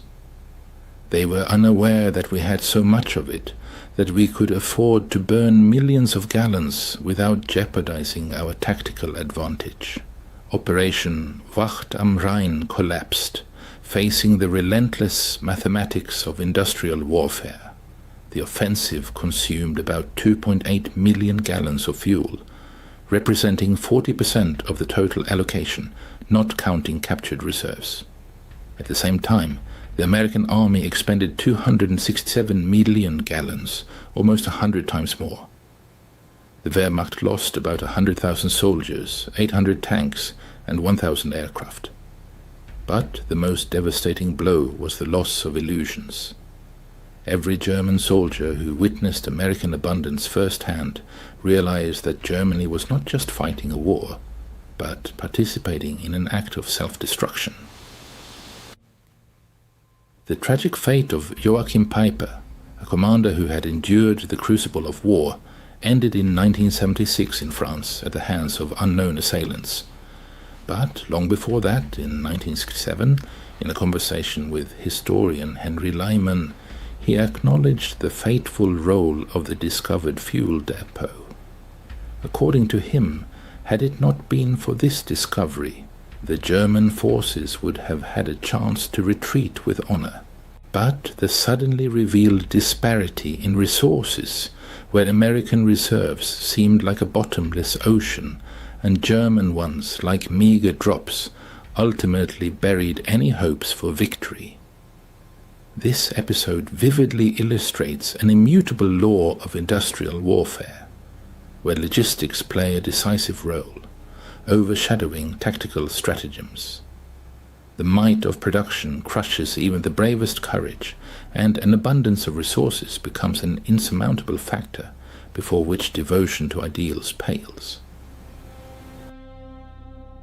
Despite the fact that a German soldier in 1944 might have surpassed his opponent in training and experience, this was not decisive. The American war machine, fueled by colossal industrial power, surpassed Germany in its ability to produce and replace losses. This truth was reflected in every fuel can found in Hansfeld, in every gallon burned in Stavelot, in every kilometer of pipeline stretching across France. In the era of industrial warfare, victory is forged not so much by the genius of commanders as by the power of factories and oil refineries. In December 1944, at the height of World War II, Colonel Trevor Dupuy conducted astonishing calculations, demonstrating the colossal difference in supplies between the Allied armies and the Wehrmacht. It turned out that each American soldier received about 67 pounds of various supplies daily, while a German soldier made do with only 3 pounds. American soldiers accustomed to abundance sometimes complained about excessive waste, while for German soldiers, American abundance seemed simply unimaginable. 40 years after those memorable events in 1984, veterans from both sides met in the Belgian village of La Glace, where Piper's Tiger tank is still exhibited in the local museum, frozen at the very spot where it ran out of fuel. On December 23, 1944, former German tank crewman Karl Fortmann stood next to the tank with former Staff Sergeant Roy Anderson of the U.S. 30th Infantry Division. "We always wondered why you stopped," Anderson admitted. "We thought it was some kind of tactical maneuver." In response, Fortmann gave a bitter chuckle. "We stopped because our tanks were empty. You burned millions of gallons of fuel to keep them out of our hands. How could we fight you under such conditions?" Anderson paused for a moment, then said, "We never knew you had so little. We had so much, we didn't even think about it." In this short dialogue lies the whole truth of December 1944. One side measured its reserves in gallons, the other in millions. One fought for every can of oil, while the other burned entire oceans. The outcome of the battle was predetermined. German military archives provide irrefutable evidence of this. The War Diary of Army Group B for December 1944 contains the following entries. December 16th, offensive begins. Fuel reserves are only 70% of the minimum required level. December 17th, Piper's units capture 50,000 gallons of fuel. December 18th, several fuel depots destroyed by enemy attacks, over 5 million gallons lost. December 19th, units critically dependent on fuel supplies lose mobility. December 24th, Piper is forced to abandon his equipment due to complete exhaustion of fuel reserves. At the same time, the American First Army reported December 16th, reserve supplies total 3.7 million gallons. December 17th, 2.2 million gallons destroyed. December 18th, 1. 8 million gallons received. December 24th, reserve supplies total 4.1 million gallons. The Americans treated millions of gallons of fuel with astonishing indifference, while the Germans guarded every single canister. In addition to its significant volume, American fuel demonstrated undeniable technological superiority. U.S. refineries made breakthroughs in catalytic cracking, allowing them to produce high-octane fuel more efficiently than German hydrogenation technology. In particular, American 100-octane aviation fuel provided aircraft with a tangible performance advantage compared to German machines, which used 87-octane synthetic fuel. American engineers also developed unique additives that Germany could not replicate, such as tetraethyl lead, ethylene dibromide, and detergent additives. German engines, designed to run on lower quality fuel, often malfunctioned when using captured American gasoline. The fuel shortage profoundly affected every soldier's experience. Corporal Hans Müller noted on December 20th, marched 30 kilometers. No fuel for trucks which drive past abandoned American vehicles with engines running for heat. They leave the engines on. We walked in the snow. Medical services were paralyzed. Ambulances could not evacuate the wounded, and hospitals lacked fuel for generators. People died, waiting for transport that never arrived. Senior medic Dr. Wilhelm Kirsting testified, "We had excellent surgeons and supplies captured from the Americans, but no fuel for ambulances. People died who could have been saved if they had been transported just 10 kilometers.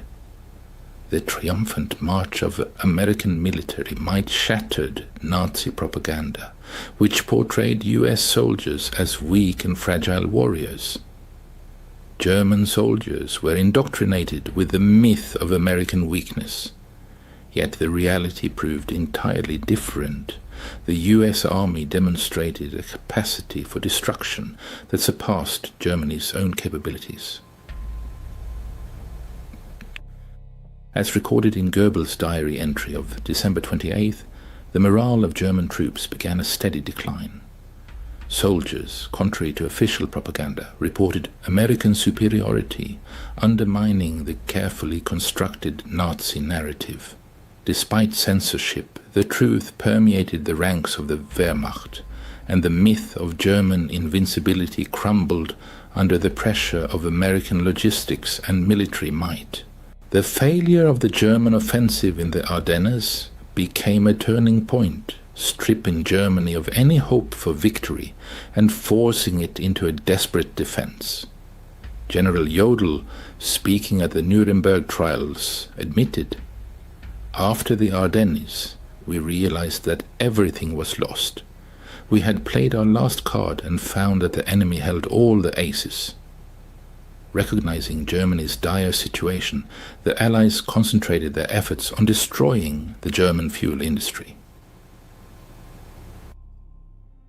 By February 1945, Germany's fuel production had virtually ceased, leading to the paralysis of the Luftwaffe and a drastic reduction in the Wehrmacht's combat effectiveness. Deprived of the ability to maneuver, the German army transformed into a static force, doomed to gradual annihilation by the mobile Allied units. The spring of 1945 was marked by surreal scenes. German units surrendered not because of battlefield defeats, but due to a simple lack of fuel. Entire panzer divisions, unable to move, stood helplessly while Allied forces drove past them. Major General Fritz Bohlein recalled, "We had 42 combat-ready tanks, manned by experienced crews and supplied with ammunition. However, we only had about 80 gallons of fuel, which wouldn't have been enough to even reach the next town. Ultimately, we destroyed our tanks and went into captivity on foot." Meanwhile, the triumphant advance of American troops across Europe was hindered only by colossal traffic jams caused by the countless number of vehicles. The Third Army alone boasted a fleet of 15,000 machines. The fuel crisis that crippled Piper's battle group vividly illustrated how industrial power predetermined the outcome of World War II. Standing among captured jerrycans on that frosty December morning, Piper grasped a bitter truth. They were fighting an enemy whose losses were more than offset by inexhaustible resources. The stark figures spoke volumes. The Germans allocated 5 million gallons of fuel for their offensive, while the Americans destroyed 8 million gallons. The daily fuel consumption of the American Army reached 7.5 million gallons. Piper's capture of 50,000 gallons in Honsfeld represented a meager 0.6% of daily American supplies. The Battle of the Ardennes claimed the lives of 19,000 American soldiers and perhaps around 100,000 German soldiers. It exhausted the Wehrmacht's last reserves, but its long-term significance lay in the German soldiers' realization of the unfathomable abundance possessed by America. Piper's discovery was not just about fuel, but about the very essence of industrial warfare. Victory was destined for whoever produced more oil, steel, and aluminum. Germany never stood a chance from the outset. The irony was that American soldiers, inventorying abandoned German equipment in Laglis, discovered 39 brand new operational tanks left behind due to a mere lack of fuel. Major Robert Harrison's salvage report noted, fuel required 8,000 gallons, classification minimal, source local reserves, time 4 hours. What was an insurmountable task for the Germans, finding 8,000 gallons to save their best tanks, was of no concern whatsoever to the Americans. A minor request, fulfilled from local reserves, exceeded the peak supply of Piper's battle group. This was Piper's epiphany in Honsfeld. It wasn't simply that America had more fuel, but that American abundance had reached such a scale that Germany's shortage became utterly irrelevant. The war was lost by Germany the moment American industrial potential gained momentum. Honsfeld merely confirmed what had become evident as early as 1942. Germany was fighting a hopeless battle, measuring defeat in gallons, while America measured victory in oceans. The Tiger tank standing in the Laglis Museum with an empty fuel tank serves as a silent monument to how tactical superiority was defeated by logistical reality. Visitors often ask why such formidable machines were abandoned. The answer is simple: there was no fuel. March 17, 1943. Under the top-secret classification, in room 76 to 78 of the Berlin headquarters, an event unfolded that shook the very walls of the Abwehr. A folder of intelligence reports crashed onto the polished mahogany desk, and hot coffee from Admiral Wilhelm Canaris. Delicate porcelain cups spilled onto secret documents, whose discovery by the Gestapo would have inevitably led to severe retribution. This cannot be. The Americans are trying to feed us disinformation through their agents of influence, the Admiral exclaimed, disbelieving his own eyes. From the vast windows of the Abwehr headquarters, a view opened onto the Landwehr Canal, where Rosa Luxemburg's life had ended a quarter-century earlier. Now, in the hands of Germany's head of military intelligence, was a report that called into question not only Nazi propaganda slogans, but also the fundamental tenets of German military strategy. According to intercepted radio messages and agent reports from Mexico City, the Ford Motor Company's Willow Run plant was producing one B-24 Liberator bomber every hour at an incredible speed. The B-24 Liberator was an intricate design, comprising 1.5 million parts fastened by 450,000 rivets, including 30,000 individual components and assemblies. This 18-ton aerial giant rolled off the assembly line faster than German industry could produce the unpretentious Kübelwagen military vehicle. Major Friedrich Wilhelm Heinz, standing perfectly still before the Admiral's desk, had personally triple-checked the intelligence. Yet the numbers remained undeniable. At that moment, none of them realized they were witnessing the beginning of the most devastating failure in the history of modern warfare intelligence operations. This refers to the systematic inability of German intelligence services to comprehend, believe, and convey to the highest Nazi leadership the true scale of the United States industrial might. This fatal error predetermined the collapse of the Third Reich in the face of an unyielding mathematical reality. The failure of German intelligence to assess American industrial potential had begun 2 years earlier. In 1941, Luftwaffe General Karl Kohler presented Hermann Göring with reports received from military attaché General Friedrich von Boeticher in Washington. These documents claimed that the American aviation industry was reaching a production level of approximately 2,000 aircraft per month. Göring, meeting this information with outright laughter, declared that Americans were only capable of producing refrigerators and razor blades, but certainly not combat aircraft. "The Americans are bluffing," Göring told Hitler at the Wolf's Lair in December 1941, just 4 days after the tragedy at Pearl Harbor. "Their democratic system makes them vulnerable. Their multinational population reduces their effectiveness. Jewish influence corrupts them. They are utterly incapable of producing what they claim." By spring 1943, the German intelligence network spread across America began reporting information that contradicted the established notions of Nazi racial doctrine and economic views.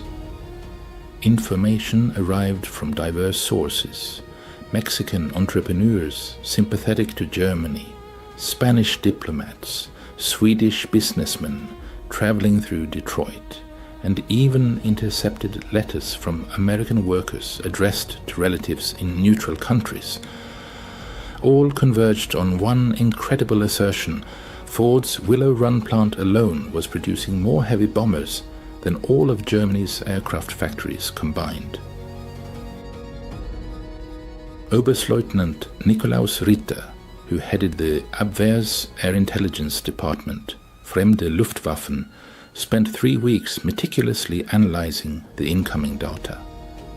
As a former Lufthansa pilot who had spent 10 years in America before the war, Ritter understood the United States industrial potential better than many German officers.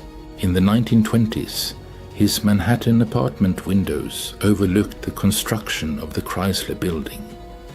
He had witnessed Americans erect the world's tallest building in less than 2 years. Within the highest echelons of the German Navy, an ominous forecast was brewing. Admiral Ritter reported to Canaris, "If the presented data is accurate, and I have no reason to doubt its authenticity, then Germany's fate in this war is sealed. All that remains is to await the inevitable, for it is a matter of time and relentless mathematics." The information reaching the Admiral forged its path through complex and risky routes. Georg Nikolaus, the experienced head of a key Abwehr network based in Mexico City, skillfully established contacts with American entrepreneurs who regularly traveled between Detroit and Mexico's rich oil fields. These businessmen, unaware of the hidden danger, casually shared their impressions and observations, not realizing that their informal table conversations were being meticulously recorded by German agents. On February 3, 1943, a reception was held in Mexico City within the German-Mexican Trade Association, attended by American oil magnate Harold Morrison. Under the influence of a considerable amount of tequila, Morrison enthusiastically recounted his recent tour of the Willow Run plant.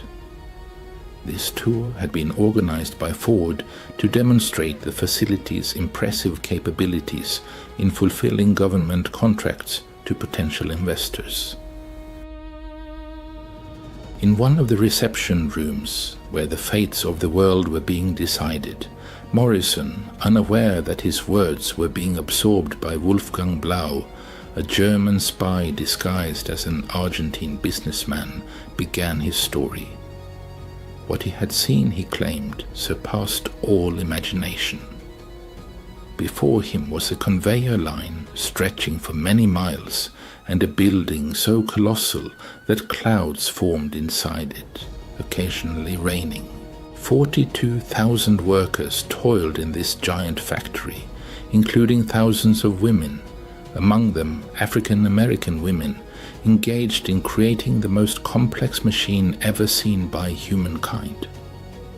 Morrison, engrossed in his narrative, grabbed a pencil and began sketching a diagram on a simple napkin. The bomber, he explained, had 2 bomb bays, each capable of holding up to 4,000 pounds of explosives. 4 powerful engines, each delivering a 200 horsepower, provided it with incredible speed and payload capacity. Production was organized on the principle of assembling individual sections, which Ford called sub-assemblies, much like rivers merging into a single mighty current. Wing sections arrive from one direction, fuselages from another, and tail sections from a third. All converged at strictly defined points along the conveyor line, forming a complete unit. Blau, striving to maintain a casual demeanor, inquired whether such complex processes led to frequent breakdowns and production delays. Morrison merely laughed in response. He reminded Blau that Consolidated Aircraft had initially been skeptical of Ford's idea, claiming that planes could not be built like cars. However, Ford had managed to break down the bomber assembly process into 60,000 individual operations. Each worker performed the same task repeatedly, honing their skill to perfection. A woman who had been preparing breakfast for her children yesterday was today deftly installing hydraulic lines in the aircraft's tail. Training took only a few days, not months, as was previously the norm. Perhaps the most comprehensive intelligence seeped through Spain, led by Francisco Franco.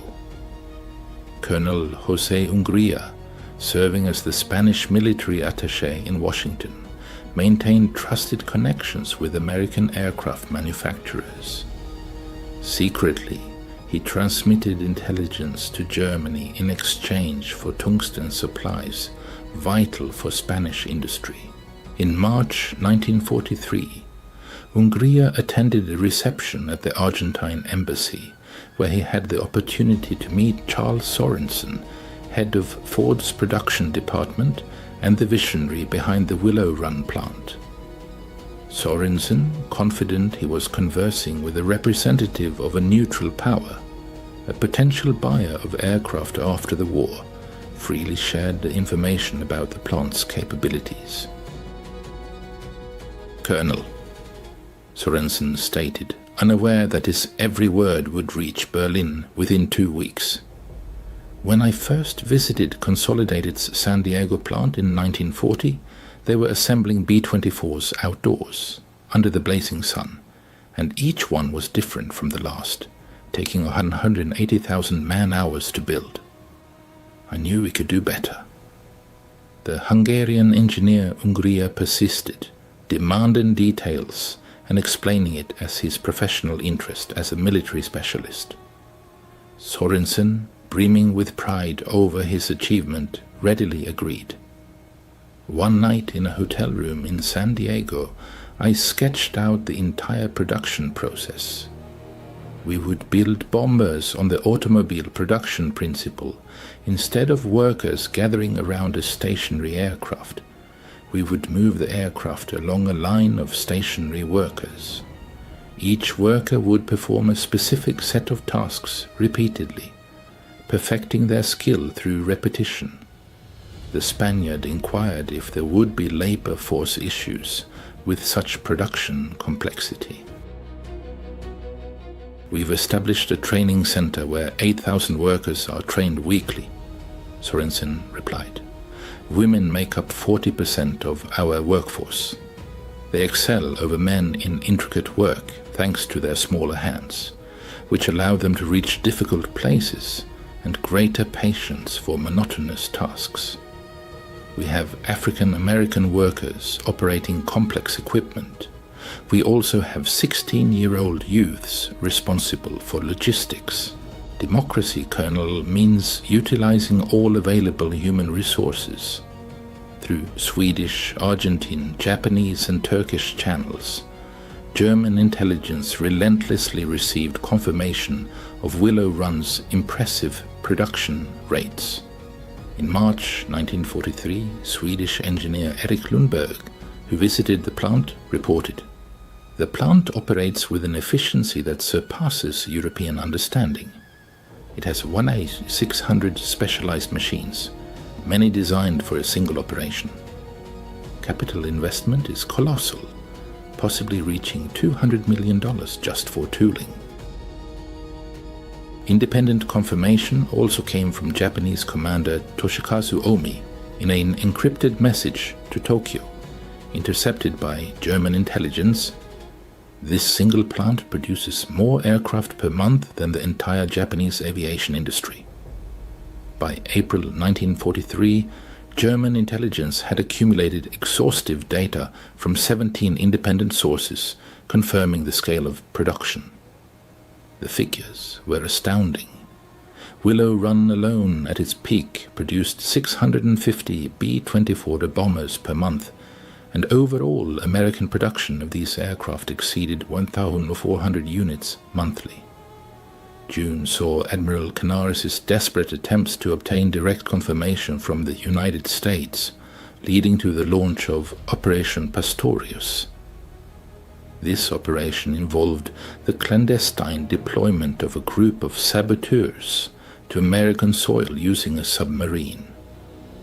One of the two four-man teams was led by George John Dash, a man who had spent 2 decades in America before returning to Germany just before 1939. His secret instructions, received personally from Canaris, mandated gathering intelligence on the scale of American aircraft production before undertaking any acts of sabotage. Early in the morning of June 13, 1942, Dash's group landed on the coast of Amagansett, Long Island. They secretly infiltrated the shore from the U-202 submarine shortly after midnight. However, just a few days later, tormented by the moral dilemmas of his mission and the realization of America's enormous industrial potential, Dash decided to surrender to the Federal Bureau of Investigation, FBI.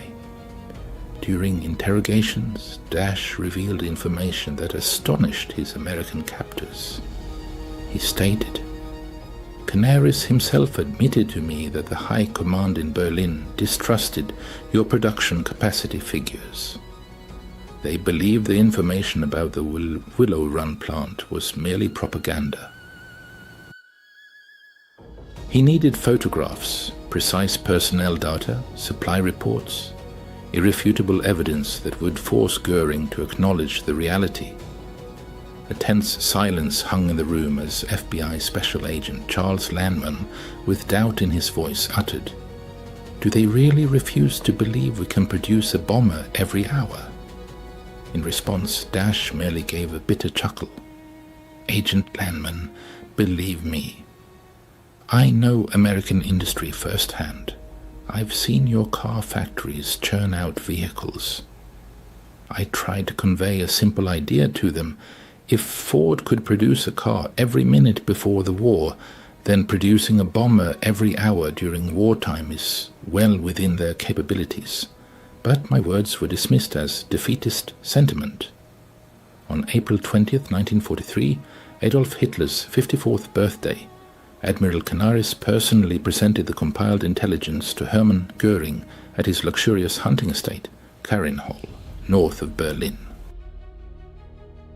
This meeting subsequently became legendary among German intelligence officers, who were astonished by Göring's complete rejection of obvious facts.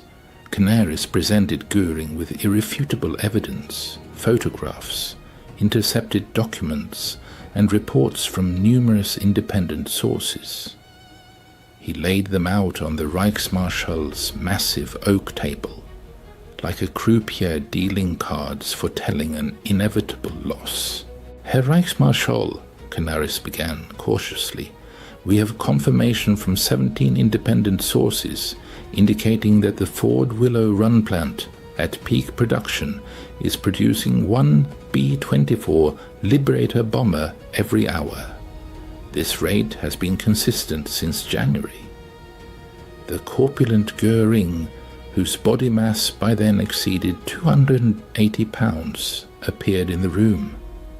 He casually picked up one of the photographs, depicting a conveyor line stretching into the distance, and mockingly addressed Canaris. Do you really think I'm that stupid, Canaris? These are obviously wooden mock-ups created for propaganda. The Americans are trying to convince us of their ability to mass-produce aircraft like sausages. This Willow Run plant apparently produces no more than 50 bombers a month. Canaris, maintaining his composure, produced another document, an intercepted Pennsylvania Railroad manifest indicating enormous aluminum shipments. Herr Reichsmarschall, this plant consumes 16 million pounds of aluminum monthly. That exceeds our entire monthly production. In response, Göring burst into loud laughter. And where do you suppose they get this aluminum? Perhaps they smelt it from their African-American workers or women riveters. Canaris, you've fallen victim to American propaganda. A week later, Canaris was summoned to the Wolf's Lair for a personal report to Hitler. Generals Jodl and Keitel, as well as propaganda minister Joseph Goebbels, were present at the meeting. Hitler focused on studying maps of the Eastern Front, where the Wehrmacht was preparing for Operation Citadel, the massive Battle of Kursk. Listened to Canaris' intelligence presentation with barely concealed impatience. The head of German military intelligence, Admiral Canaris, aware of the immense risk, conveyed disheartening data to the Führer. He emphasized that the colossal scale of American aircraft production, reaching 14200 B-24 bombers monthly, combined with similar B-17 output, fighter production and British capacity, would inevitably lead to a situation where airstrikes on the Reich would overwhelm German defenses. Hitler's reaction was predictably dismissive. The Führer declared that Americans had undoubtedly succeeded in the mass production of simple goods, such as automobiles and refrigerators. But a bomber was a fundamentally different product, requiring high precision, skill, and dedication. He expressed doubt that Americans could have achieved such production figures in such a short time, while Germany had required 6 years to prepare for war. General Jodl, having analyzed the figures presented by Canaris, attempted to convey a realistic assessment of the situation to the Führer. However, Hitler categorically rejected this data, stating that the Americans had only entered the war in December 1941, and building a miracle factory and establishing such large-scale production in such a short period was simply impossible. The head of the Abwehr, Admiral Canaris, thanks to his connections with American intelligence in Switzerland, managed to obtain newsreel footage of the Willow Run plant, a fact that remained a secret from the Nazi High Command. The 5-minute film, smuggled through Spanish diplomatic channels, captured the functioning assembly line.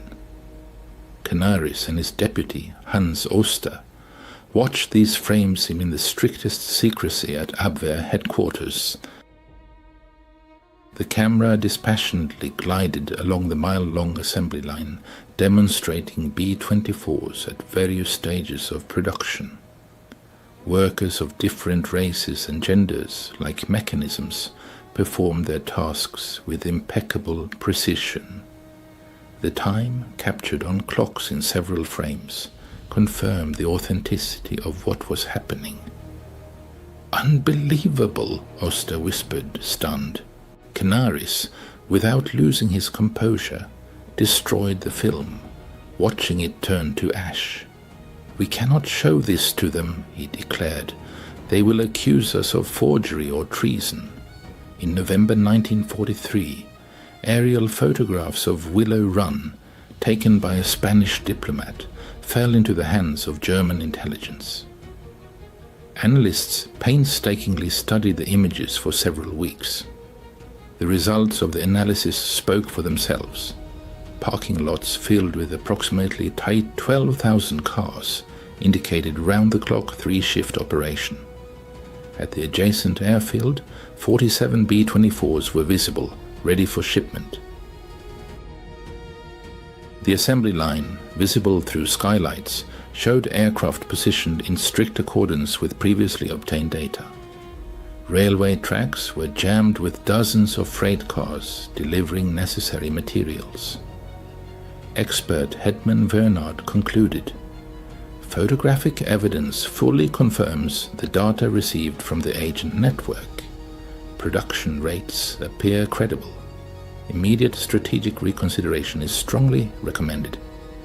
However, Göring, to whom these photographs were presented, dismissed them, calling them a clever American falsification, possibly using scale models. Albert Speer, Hitler's Minister of Armaments, and perhaps the only member of the Nazi leadership who truly understood the intricacies of industrial production, had access to secret American intelligence data. His diary entry from May 15, 1943, discovered after the war, reveals his despair. "If even half of the figures for the Willow Run plant are accurate, we face not just defeat, but total annihilation. They are producing more planes in a month than we are in a year. But I cannot speak openly about this. It would be tantamount to signing my own death warrant." Meanwhile, Dr. Otto Ohlendorf, who headed the SD in land and possessed a strong economic background, meticulously studied the economic indicators of the United States. His report, presented to Himmler in December 1943, was disheartening. In peacetime, 1941, the Ford Motor Company produced 1.1 million automobiles. These capacities are now reoriented towards bomber production, and the pace of output is constantly increasing. By June 1944, the Americans will have enough B-24s to drop a tonnage of bombs on us daily, equivalent to what was dropped on London in 1940. During the Christmas period of 1943, Admiral Canaris, head of German military intelligence, received alarming information about the American aviation industry's production plans for the upcoming year, 1944. According to this data, the United States planned to produce a colossal number of combat aircraft: 18,000 B-24 Liberator bombers, 12,000 B-17 Flying Fortress bombers, 1,000 of the new B-29 Super Fortress, and approximately 40,000 fighters of various types. The total production volume was projected to be an impressive 86,000 aircraft. When these figures were presented to Adolf Hitler, his reaction was one of skepticism and disbelief. The Führer declared that the Americans were merely boasting and that they could not possibly produce more aircraft in 1944 than all countries combined had produced in the entire history of aviation. He dismissed these claims as absurd, refusing to believe in the reality of the aerial threat looming over Germany. However, reality was becoming increasingly apparent. By February 1944, Canaris had been dismissed from his post on suspicion of defeatism and even treason. His place was taken by Walter Schellenberg, a convinced Nazi who would not dare to contradict Hitler or Goering. But even loyalty could not conceal the truth.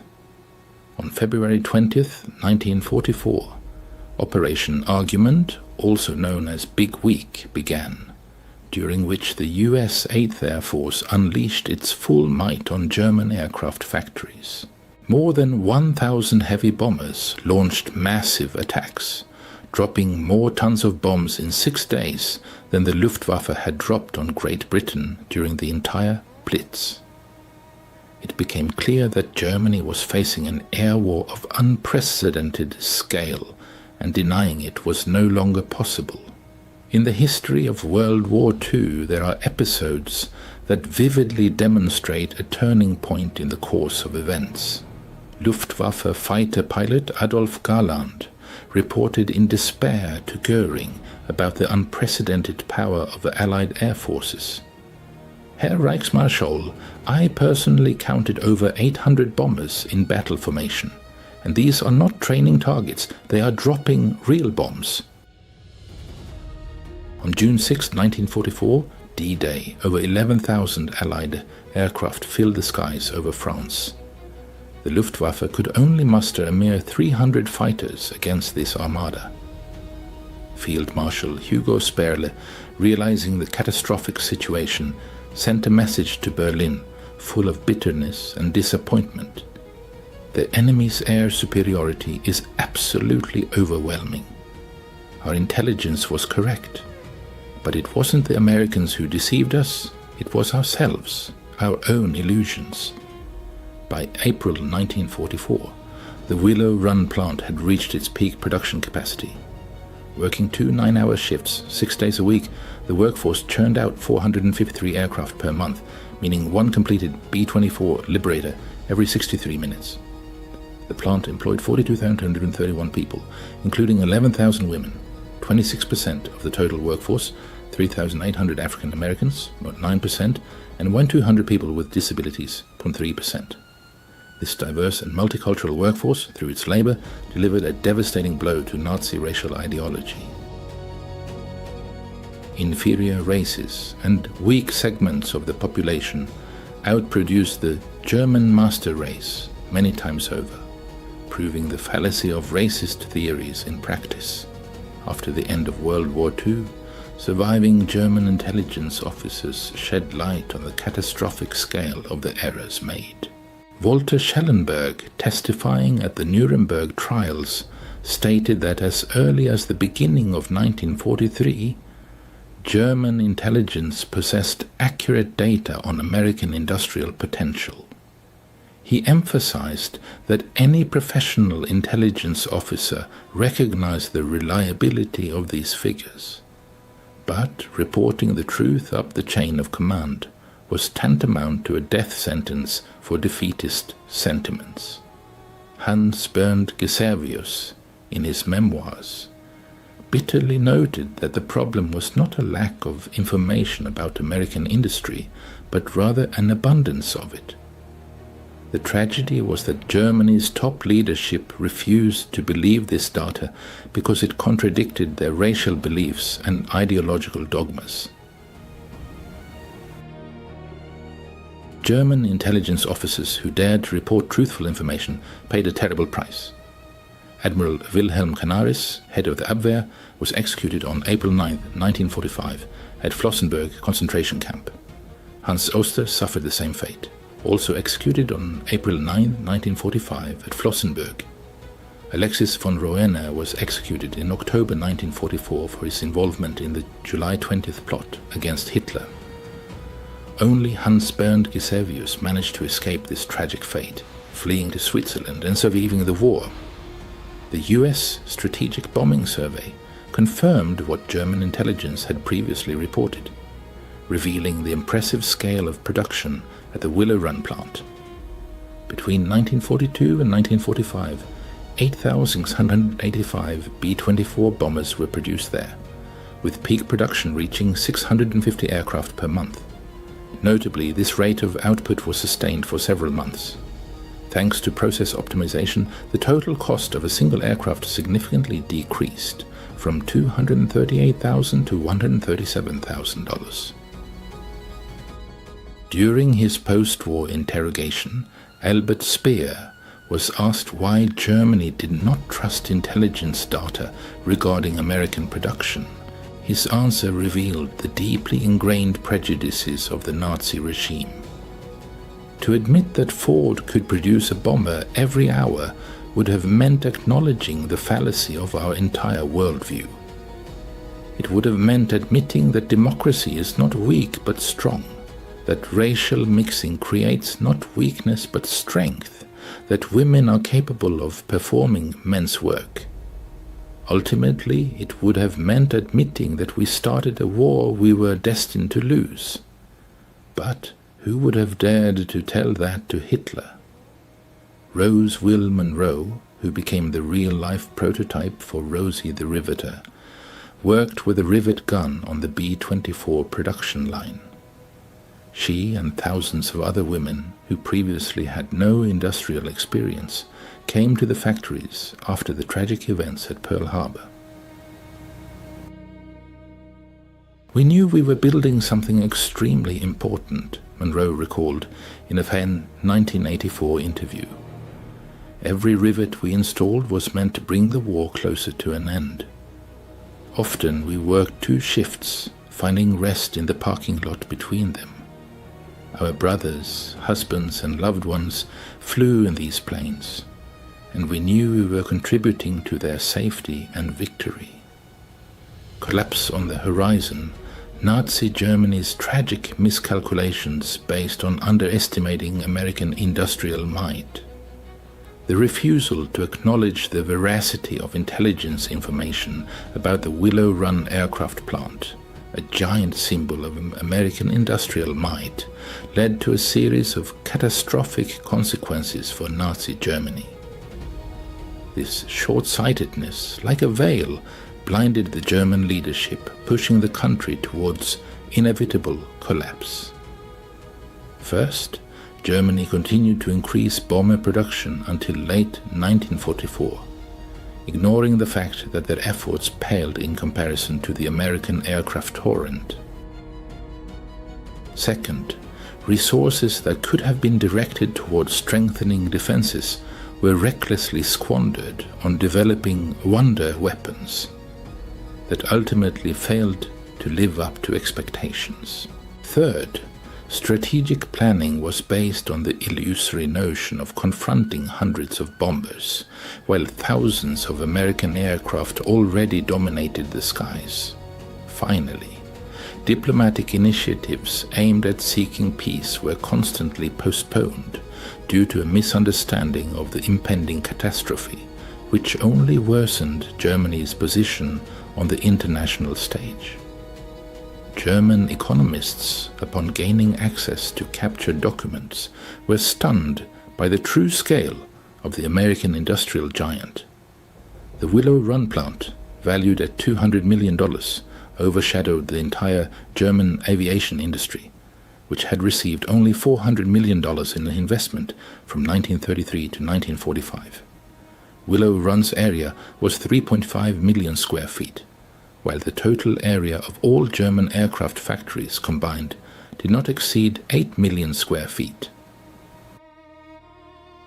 Willow Run's electricity consumption reached 2.5 million kWh per month, demonstrating its colossal production capacity.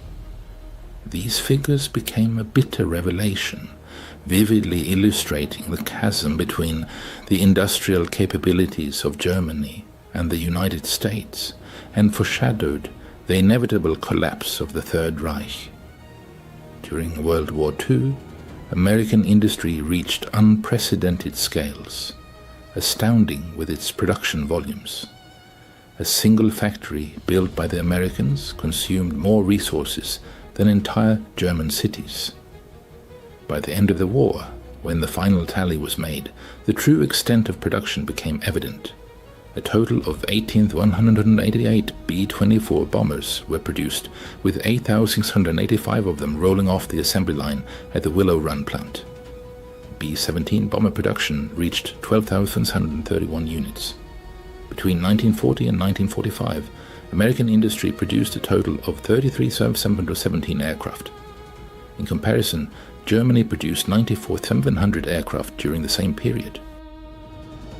Thus, the United States, fighting on two oceans, managed to produce 3.2 times more aircraft than Germany. Historians consider the failure of German intelligence to assess America's production capabilities as one of the most serious miscalculations in military history. Notably, this was not a failure in information gathering. German agents obtained accurate and detailed intelligence.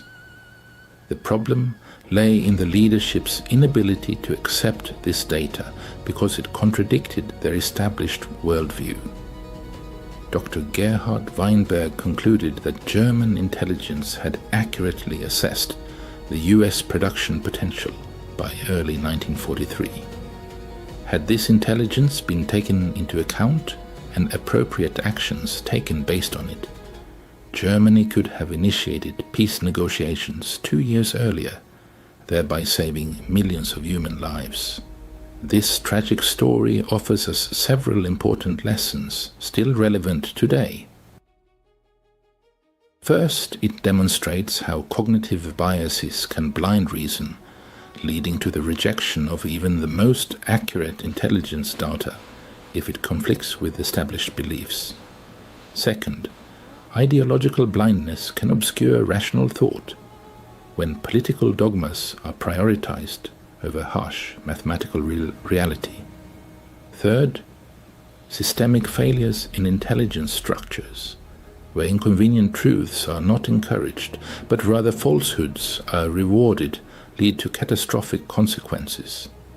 And finally, the fatal miscalculation of underestimating an adversary inevitably leads to tragedy and immense losses. In 1985, a significant encounter took place at the grand opening of the Yankee Air Museum at Willow Run. Rose Will Monroe, a former aircraft factory worker who went down in history as the symbol of American labor, Rosie the Riveter, met with Hans Rudel, once a renowned Luftwaffe pilot. Rudel, astonished by the scale of American military industry, asked Monroe, "How did you manage to build so many planes so quickly?"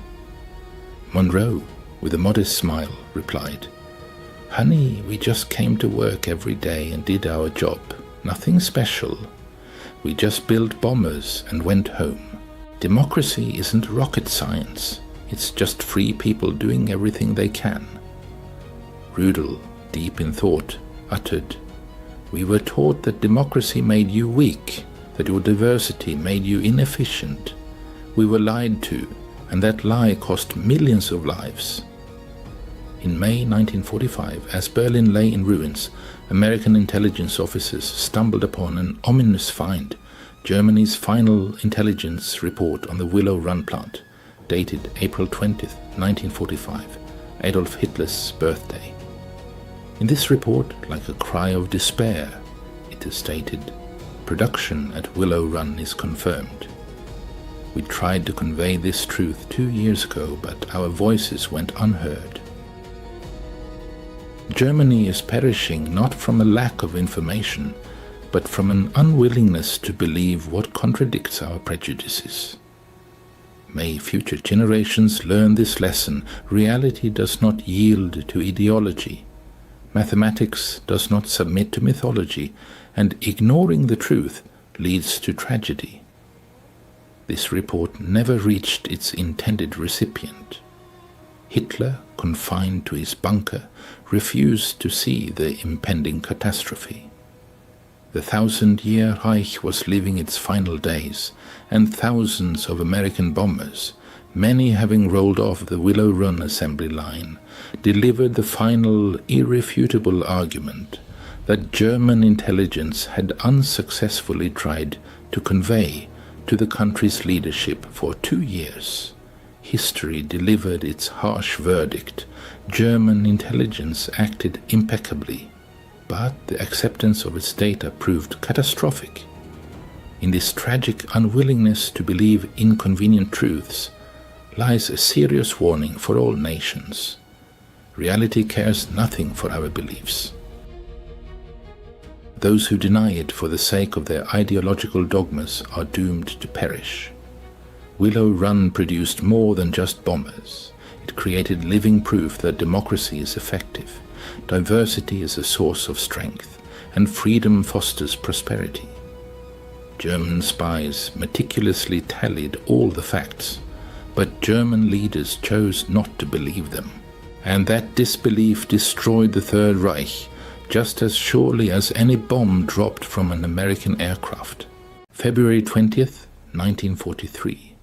Northern outskirts of Kasserine Pass, Tunisia. A military report could scarcely capture the astonishing scene that unfolded before the eyes of German tank crews that morning. American Sherman tanks executed maneuvers that seemed impossible according to Wehrmacht military doctrine without the use of visual signals. Amidst the swirling dust and smoke of the North African terrain, 5 Sherman tanks, separated by folds in the ground and lacking direct line of sight, attacked German positions with incredible cohesion. There were no flags, signal flares, or messengers moving between the vehicles. Yet they moved as a single unit, each tank covering the dead zones, inaccessible to the other's view. Every crew knew the precise location of their comrades with astonishing accuracy. Inside German Panzerdivision tanks, equipped with FUG-5 radios, commanders struggled to decipher company commanders' orders due to interference overloading their amplitude modulation systems.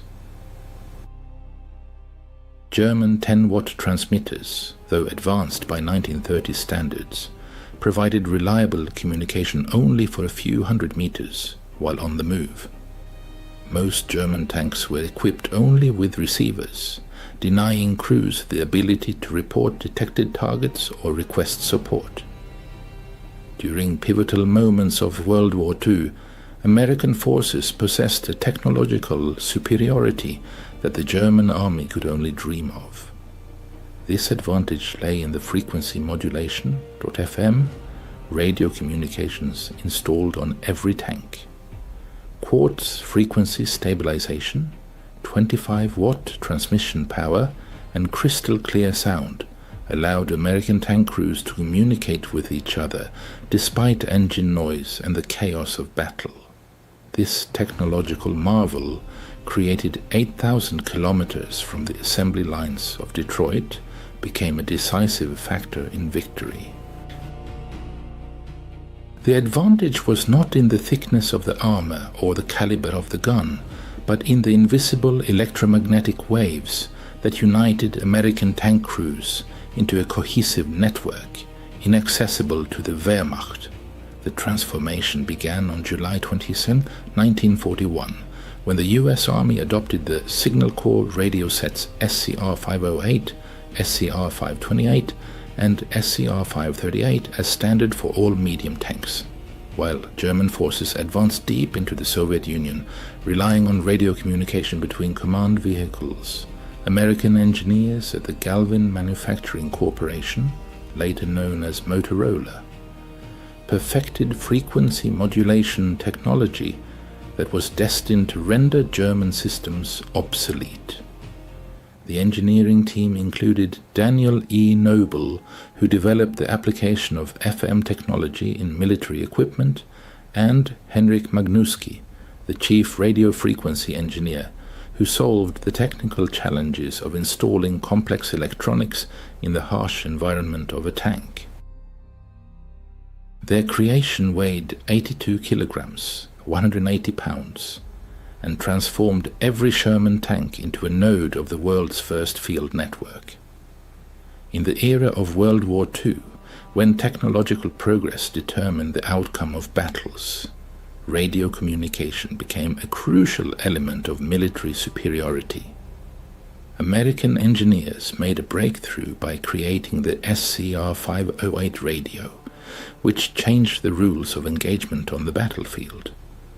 The BC-604 transmitter, the heart of the SCR-508, delivered an impressive 25 watts of power, more than double the capability of its German counterpart, the Fu-G5. Operating in the 20.0 to 27.9 MHz range, it offered 10 preset quad-stabilized channels, ensuring reliable and accurate communication. Dual BC-603 receivers allowed commanders to monitor multiple frequencies simultaneously, giving them a tactical advantage in dynamic combat situations. But the true breakthrough was the frequency modulation, FM, technology developed by Edwin Armstrong. Unlike amplitude modulation, AM systems, which were susceptible to interference, FM radios provided crystal clear communication even in the most challenging conditions. While German tank crews suffered from crackling and static, American soldiers could hear each other clearly, despite the roar of artillery fire. Operation Torch, which began on November 8, 1942, became the moment of truth for the SCR-508. American armored vehicles landing in North Africa were equipped with these radios, and it soon became evident that German communication systems could not match their capabilities. The Afrika Korps, battle-hardened and representing the elite of the Wehrmacht's armored forces, faced serious communication challenges. A typical German tank platoon, consisting of 5 vehicles, had only 1 or 2 tanks equipped with full Fu-G5 radio sets, capable of both transmitting and receiving messages.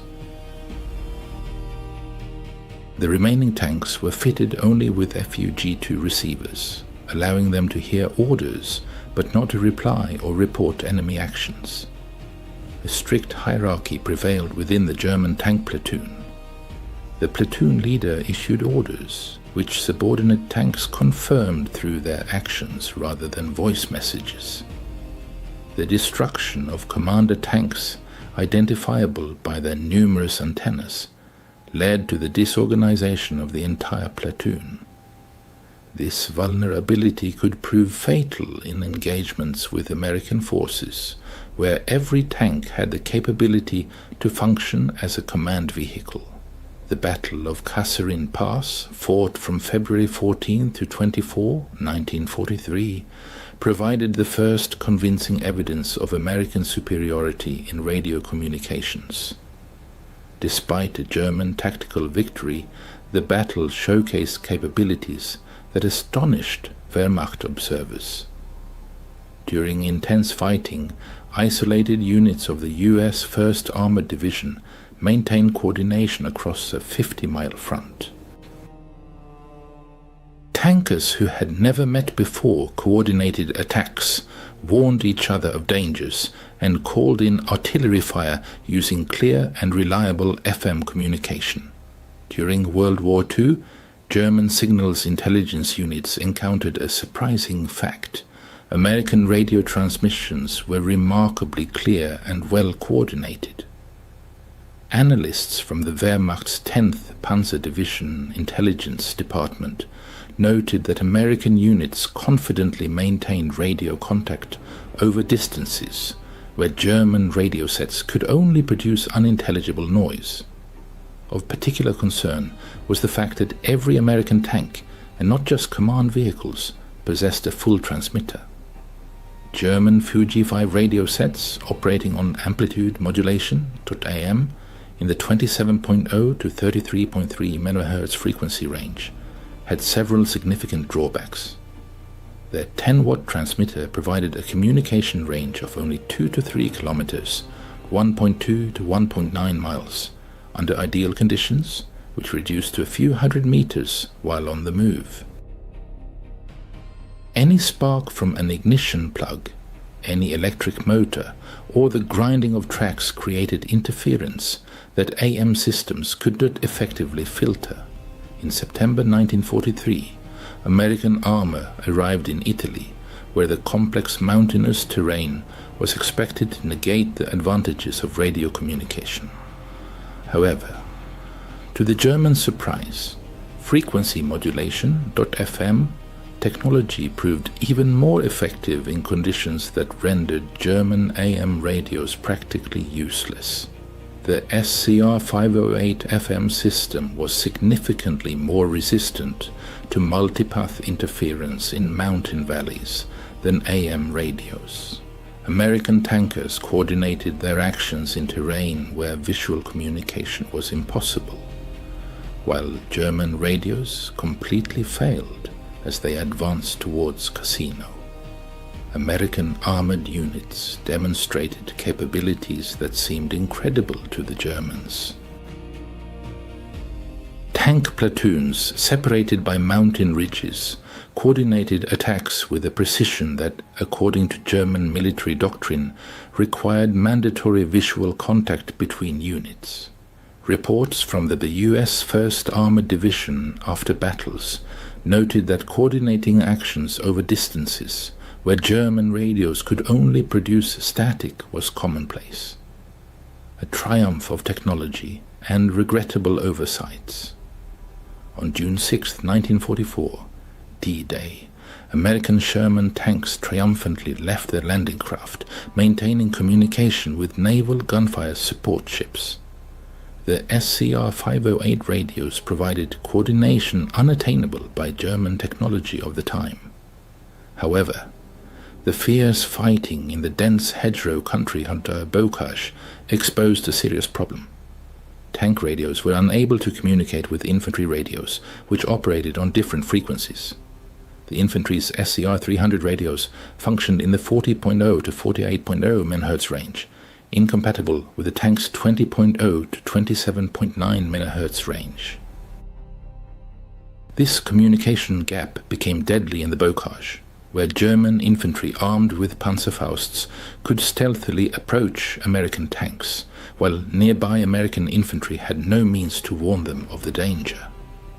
American ingenuity found a solution in just a few weeks. Tank crews began installing EE-8 field telephones in ammunition boxes welded to the outside of the tanks and connecting them directly to the internal intercom. By the start of Operation Cobra in late July, this simple but effective change dramatically improved tank infantry cooperation on the battlefield. Between July 25 and 30, 1944, during Operation Cobra, American forces demonstrated their outstanding capabilities in radio communication. The 2nd Armored Division, commanded by Major General Edward H. Brooks, used radio networks to coordinate the actions of over 200 Sherman tanks, ensuring an unprecedented level of battlefield control. German soldiers from the Panzer-Lehr Division felt the advantage of an enemy who seemed to possess extraordinary situational awareness. American tanks quickly responded to emerging threats reported by other units located at significant distances. Artillery strikes, coordinated via tank radios, were executed within minutes of target detection. The contrast with the German army's capabilities was striking. The Panzer-Lehr Division, once considered Germany's most advanced armored division, found itself in a state of communication poverty. Most tanks operated without radios, relying on visual signals in terrain where visibility rarely exceeded 100 meters, 330 feet. The few working radios suffered from interference and had limited range, hindering effective coordination.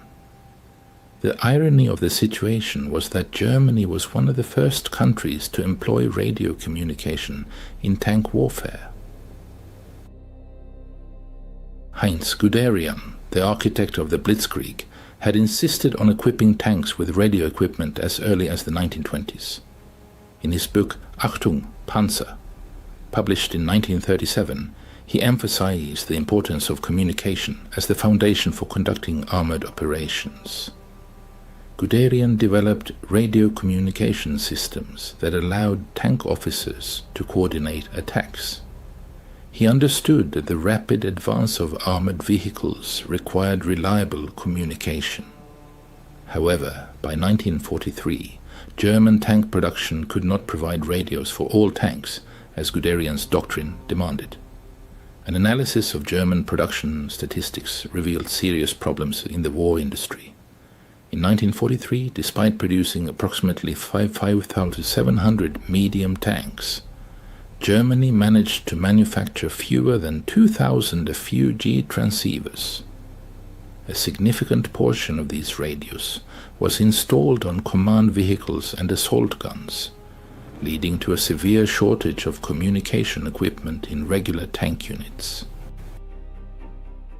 Soviet tank forces experienced an even greater deficit of communication equipment. T-34 tanks, which formed the backbone of the Allied tank fleet, often entered battle without any radio equipment. In the pre-war period, Soviet doctrine relied on flag signals and detailed pre-battle planning, which led to catastrophic consequences in 1941 during clashes with German forces. By 1943, the situation improved somewhat, thanks to Lend-Lease supplies. American radios, particularly SCR-508 kits, were installed on Soviet command tanks. However, even by the end of the war, only about 25% of Soviet tanks were equipped with radio communications. These figures clearly demonstrate the superiority of American industry. While the Soviet Union struggled immensely to provide a quarter of its tanks with radio communication, the United States achieved 100% equipping of its armored forces with advanced FM systems. Motorola's Chicago plant was a true symbol of American industrial might, which became evident during World War II. Before the global conflict, the company specialized in producing car radios.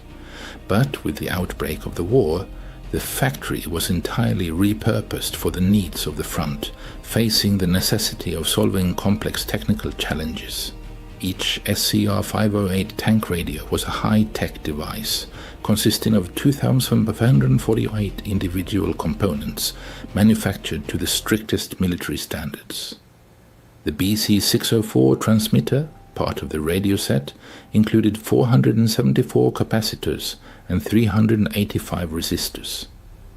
Special attention was paid to quartz oscillators, which had to ensure the stability of the transmitter's frequency, despite extreme temperature fluctuations and severe vibrations, inevitable in combat conditions. The production volumes of the SCR-508 family of radios vividly demonstrate the industrial power of the US. 3,800 units were produced in 1942, 11,400 in 1943, and an impressive 24,000 units in 1944. In total, over 50,000 tank radios were produced during the war years. This manufacturing triumph allowed all 49,324 Sherman tanks produced during the war to be equipped with modern radio equipment, an achievement unmatched by other participating nations in the conflict. The superiority of the SCR-508 was not limited solely to frequency modulation. Thanks to quartz frequency stabilization, tank crews had the ability to preset communication channels before a battle and maintain them in working order, despite the chaos and unpredictability of combat conditions. At the same time, German FUG-5 radios, which used variable capacitor tuning, were prone to constant frequency drift, creating significant problems in coordinating actions. The dual receiver configuration allowed tank commanders to simultaneously monitor both their platoon's network and the company command network. Orders spread instantly throughout the chain of command, while commanders were always aware of the current situation, receiving real-time information from their subordinates. The BC-606 internal communication system was seamlessly integrated with the radio, allowing every crew member to instantly warn the commander of detected threats. Throat microphones and noise-cancelling headphones ensured clear and intelligible communication even in the most intense moments of the battle. It is worth noting that many German tanks were not equipped with internal communication systems, forcing crews to communicate by touch or shouting, which undoubtedly reduced their effectiveness. Power management was also a significant advantage of American technology. The SCR 508 could operate on 12 or 24 volts, automatically adapting to the available voltage. The motor-generator power system provided stable and filtered power, which helped eliminate electrical interference. German radios, which received power directly from the vehicle's electrical system, perceived every spark as a source of static noise, negatively impacting communication quality. Echoes of war, the triumph of communications in American armor doctrine. The widespread implementation of radio communication became a turning point, radically altering the tactics of American armored forces. The flexible command structure and ad hoc task forces, created to address specific challenges, relied entirely on seamless communication. American commanders gained the ability to form combat groups from various units, confidently coordinating their actions thanks to compatible radios. This tactical flexibility baffled German commanders, who were accustomed to a strict hierarchy, dictated by limited communication capabilities. In September 1944, during the Battle of Arracourt, the 4th Armored Division engaged several German panzer brigades equipped with formidable Panther tanks. Despite the German superiority in armor and firepower, American radio coordination played a decisive role. Each Sherman tank could instantly transmit information about enemy positions. Tank destroyers received target coordinates from tanks that were out of visual range. Artillery spotters, positioned in Sherman command tanks, called in devastating artillery fire within minutes. The 3-week battle resulted in the destruction of 281 German armored vehicles, while the Americans lost only 41 Sherman tanks.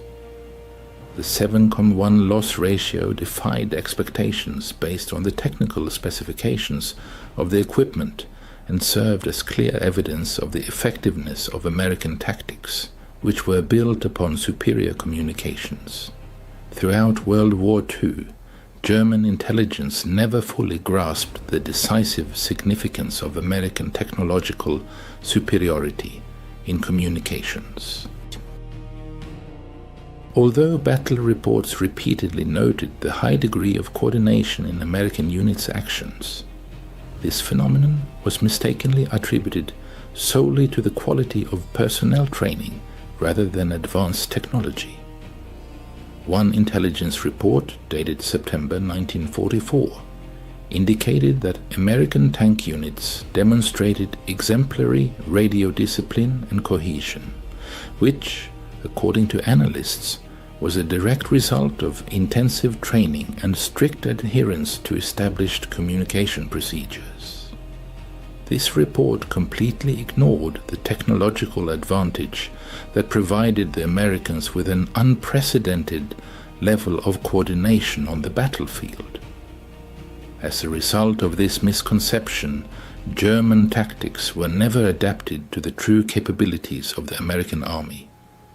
German forces continued to identify presumed command tanks by their antenna configuration, unaware that every Sherman tank was capable of coordinating actions in battle. When planning ambushes, the Germans naively believed that American tanks would lose coordination when separated, failing to consider that radio communication allowed units to maintain cohesion even without visual contact. By March 1945, as American forces approached the Rhine, American communication superiority reached its peak. The capture of the Remagen Bridge was a vivid demonstration of the speed and efficiency of the American command and control system. When the 9th Armored Division discovered the Ludendorff Bridge intact, the message reached the 1st Army headquarters within minutes. Within an hour, divisions across the front began redeploying to exploit the opportunity. German forces, whose communication critically depended on telephone lines systematically destroyed by American air power, couldn't react with comparable speed.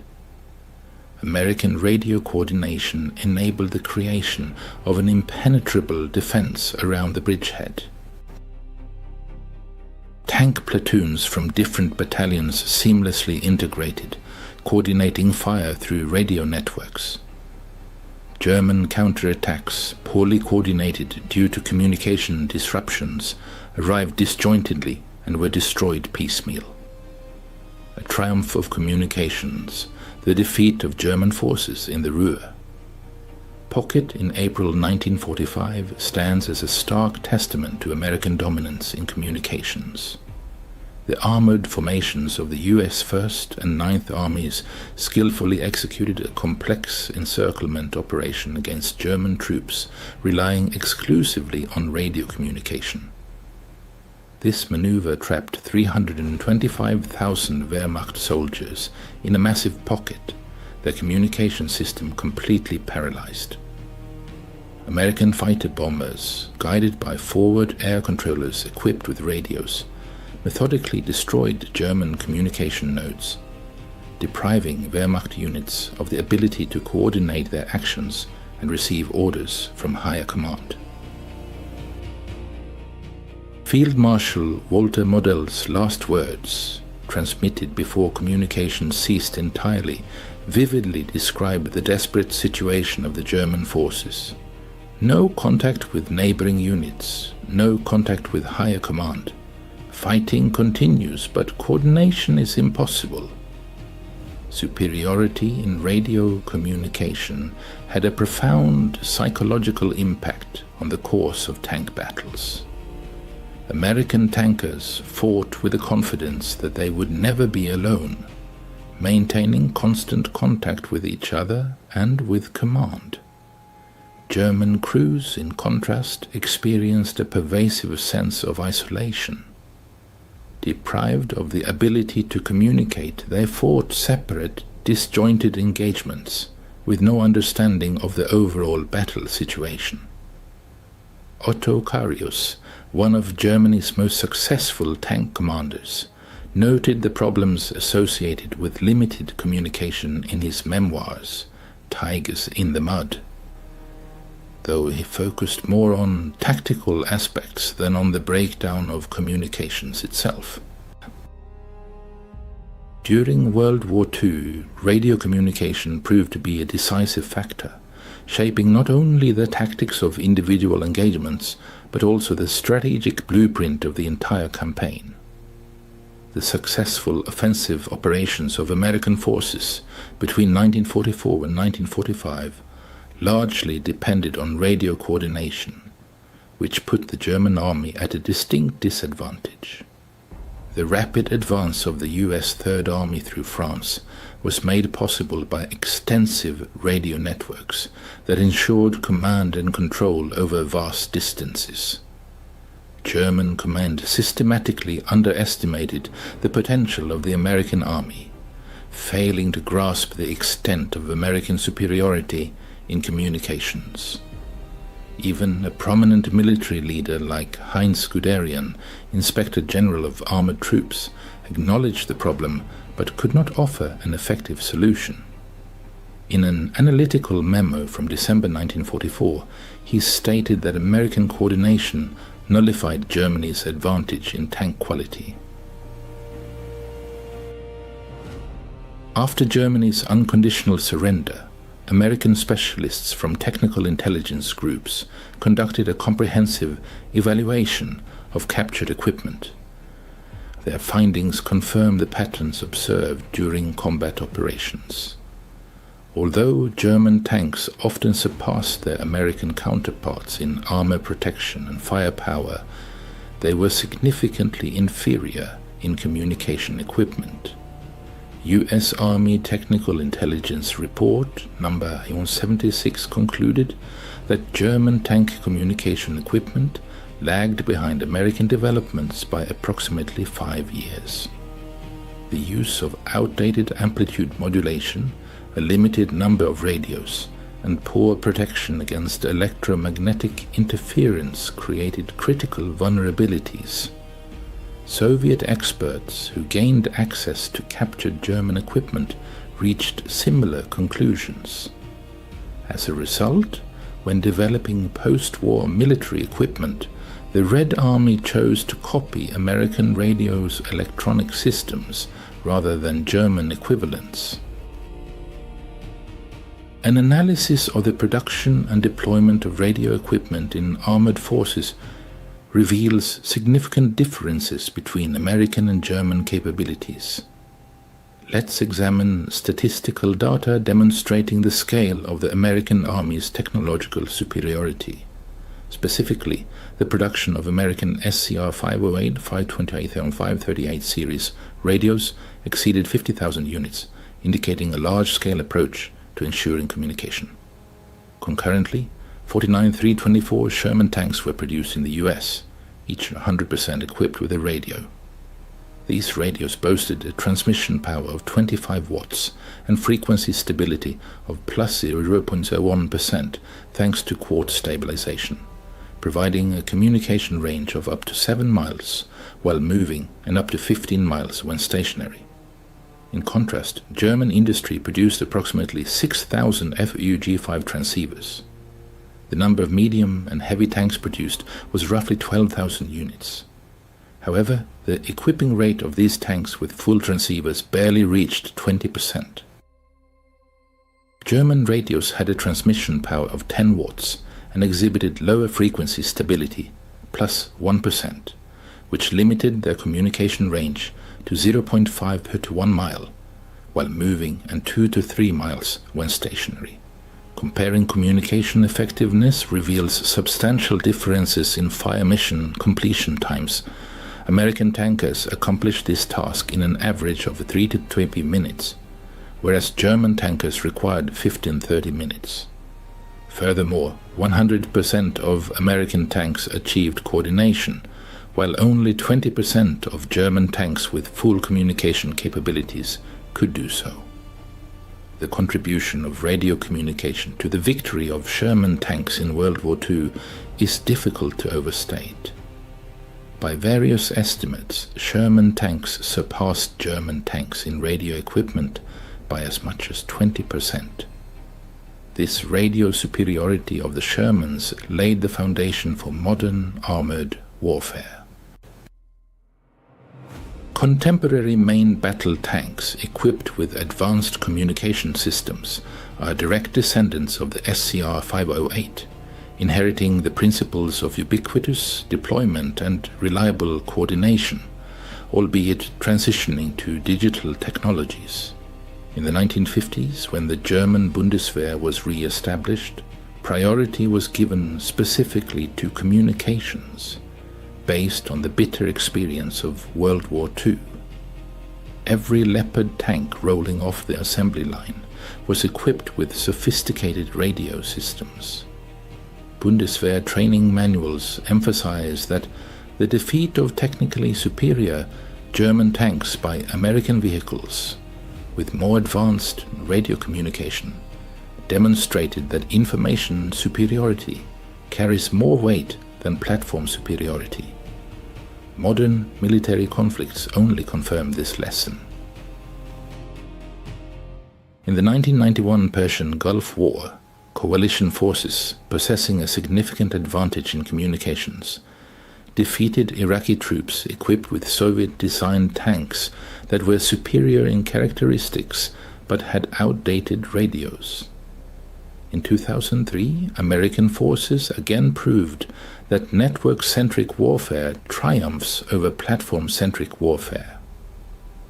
The success story of American Sherman tanks in radio communication represents a victory in the electromagnetic spectrum that proved more significant than advantages in armor or firepower. German tankers did not immediately grasp this revolution, realizing too late that every Sherman tank was not just a fighting vehicle, but a node in the first field network in history. The SCR 508 radio transformed the M4 Sherman from an ordinary medium tank into a key element of a weapon system that unified all American tanks on the battlefield. The revolutionary breakthrough in armored warfare was not the modernization of armor or an increase in firepower, but the equipping of tanks with radio communication. Each Sherman tank became a carrier of advanced technology, where 181 pounds of radio equipment played a key role, uniting crews into a single network. This created a kind of collective intelligence that no German tank, even one superior in protection or armament, could match. German forces learned this through bitter experience. In battles at Kasserine Pass in Italy, among the French hedgerows, and in the final battles within Germany, American tanks demonstrated unprecedented coordination that seemed impossible without direct visual contact, contradicting German military doctrines. The Wehrmacht never found an effective answer to this, failing to comprehend the scale of the enemy's technological superiority. A telling phrase attributed to Field Marshal Wilhelm Keitel during Germany's surrender is, "We knew how to build the best tanks, but you knew how to make them work together." Regardless of the quote's authenticity, it reflects a crucial truth. America created not just 49 324 Sherman tanks, but 49 324 elements of the world's first armored battlefield network. The revolution in military affairs, which historians associate with modern network-centric warfare, began in 1942 when the first Sherman tank with an SCR 508 radio entered combat. From that moment, the course of the war changed forever. Communication advantage became more important than armament superiority. The network prevailed over individual platforms and interaction over isolation. The technological transformation of the American army occurred almost imperceptibly to German forces, who focused on the enemy's tactical superiority without realizing the technological foundation of that advantage. Only when it was too late did German commanders realize that every Sherman tank possessed communication capabilities unavailable to most German tanks. By this point, the outcome of the war was already largely predetermined. The inability of the German military leadership to timely recognize and adapt to American superiority in communications became one of the most significant intelligence failures of World War II. Despite numerous battlefield examples demonstrating the advantages of American coordination, German command never prioritized addressing the critical weakness in their communications. Instead, they continued to develop superior tanks capable of fighting only as isolated units, while American forces relied on adequate tanks fighting as coordinated teams. Ultimately, the electromagnetic waves transmitted by SCR 508 radios proved to be a more powerful weapon than the armor-piercing shells of German 88mm guns. The ability to coordinate actions, instantly exchange information, and fight as a unified force rather than as individual machines became the invisible advantage that determined victory. The radio superiority of Sherman tanks forever changed the nature of warfare, establishing the principle that in modern combat, communication means survival, and isolation is tantamount to defeat. German forces confronted this reality on battlefields across 3 continents, realizing too late that the Americans possessed not only numerical superiority, but also technological superiority in the dimension that mattered most: the ability to fight as a cohesive whole. September 1st, 1943. At Rabaul Airfield on New Britain Island, Lieutenant Commander Saburo Sakai froze, an intelligence report clutched in his hand. His one good eye, the other lost a year prior in a skirmish with American gunners, carefully scanned the text, which elicited a loud laugh from him in the sweltering operations tent. The Americans have developed a new fighter, so heavy it resembles a bomber, and so wide it looks like a transport plane. They've named it the Hellcat.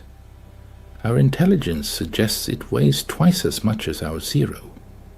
Clearly, this is another failure of American engineering.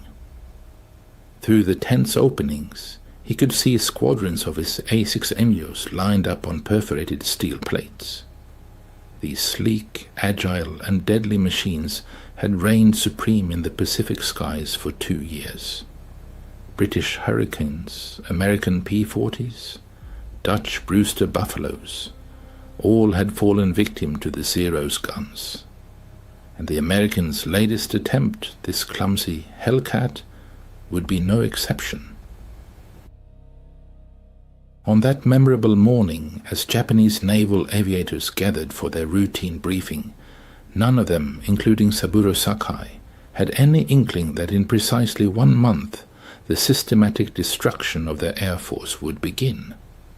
They were unaware that the arrival of the F-6F Hellcat would turn the tide of the war in the Pacific. This aircraft, destined to achieve an incredible kill ratio of 19-1, destroying 5,223 enemy planes while losing only 270 of its own in air combat, was about to break the back of Japanese air power. The Hellcat was poised to redefine carrier warfare, proving that the Zero's dominance was built on flawed assumptions. The mathematics of air superiority were about to be rewritten by a plane that seemed to defy every principle the Japanese had perfected. It looked wrong and flew heavy, yet it was destined to herald the sunset of the rising sun. Within 6 months, the very pilots who now dismissed intelligence reports with irony would begin writing farewell letters home, realizing that an encounter with a Hellcat was statistically equivalent to death.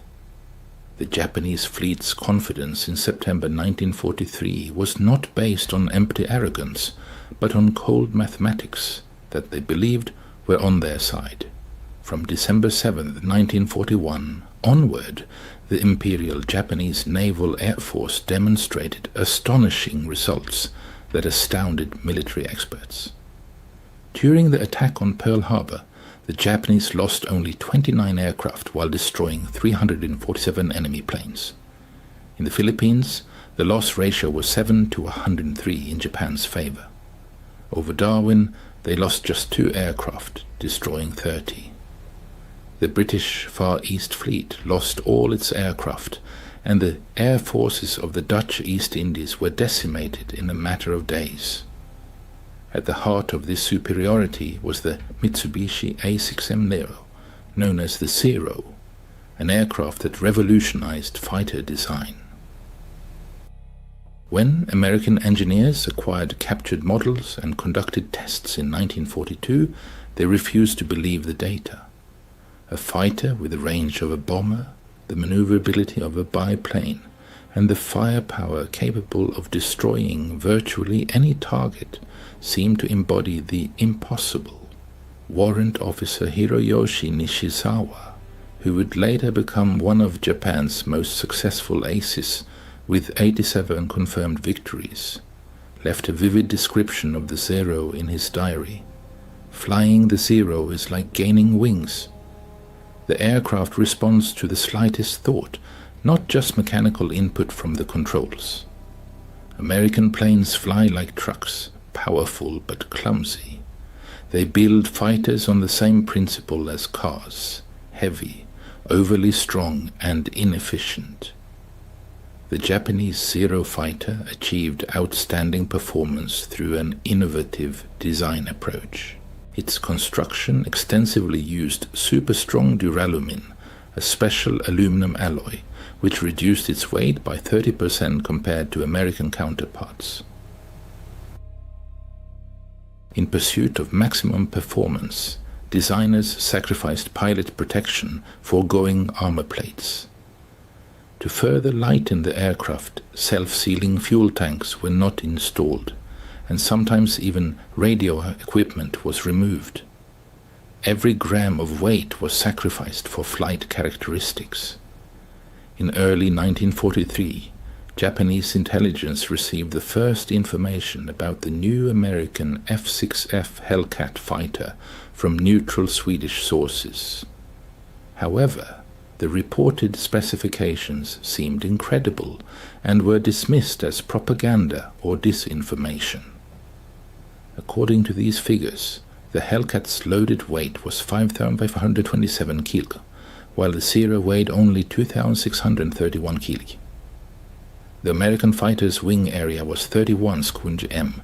It was equipped with a bulky radial engine, had armor protection, bulletproof glass, self-sealing fuel tanks with a capacity of 946 liters, and an ammunition load of 2,400 rounds.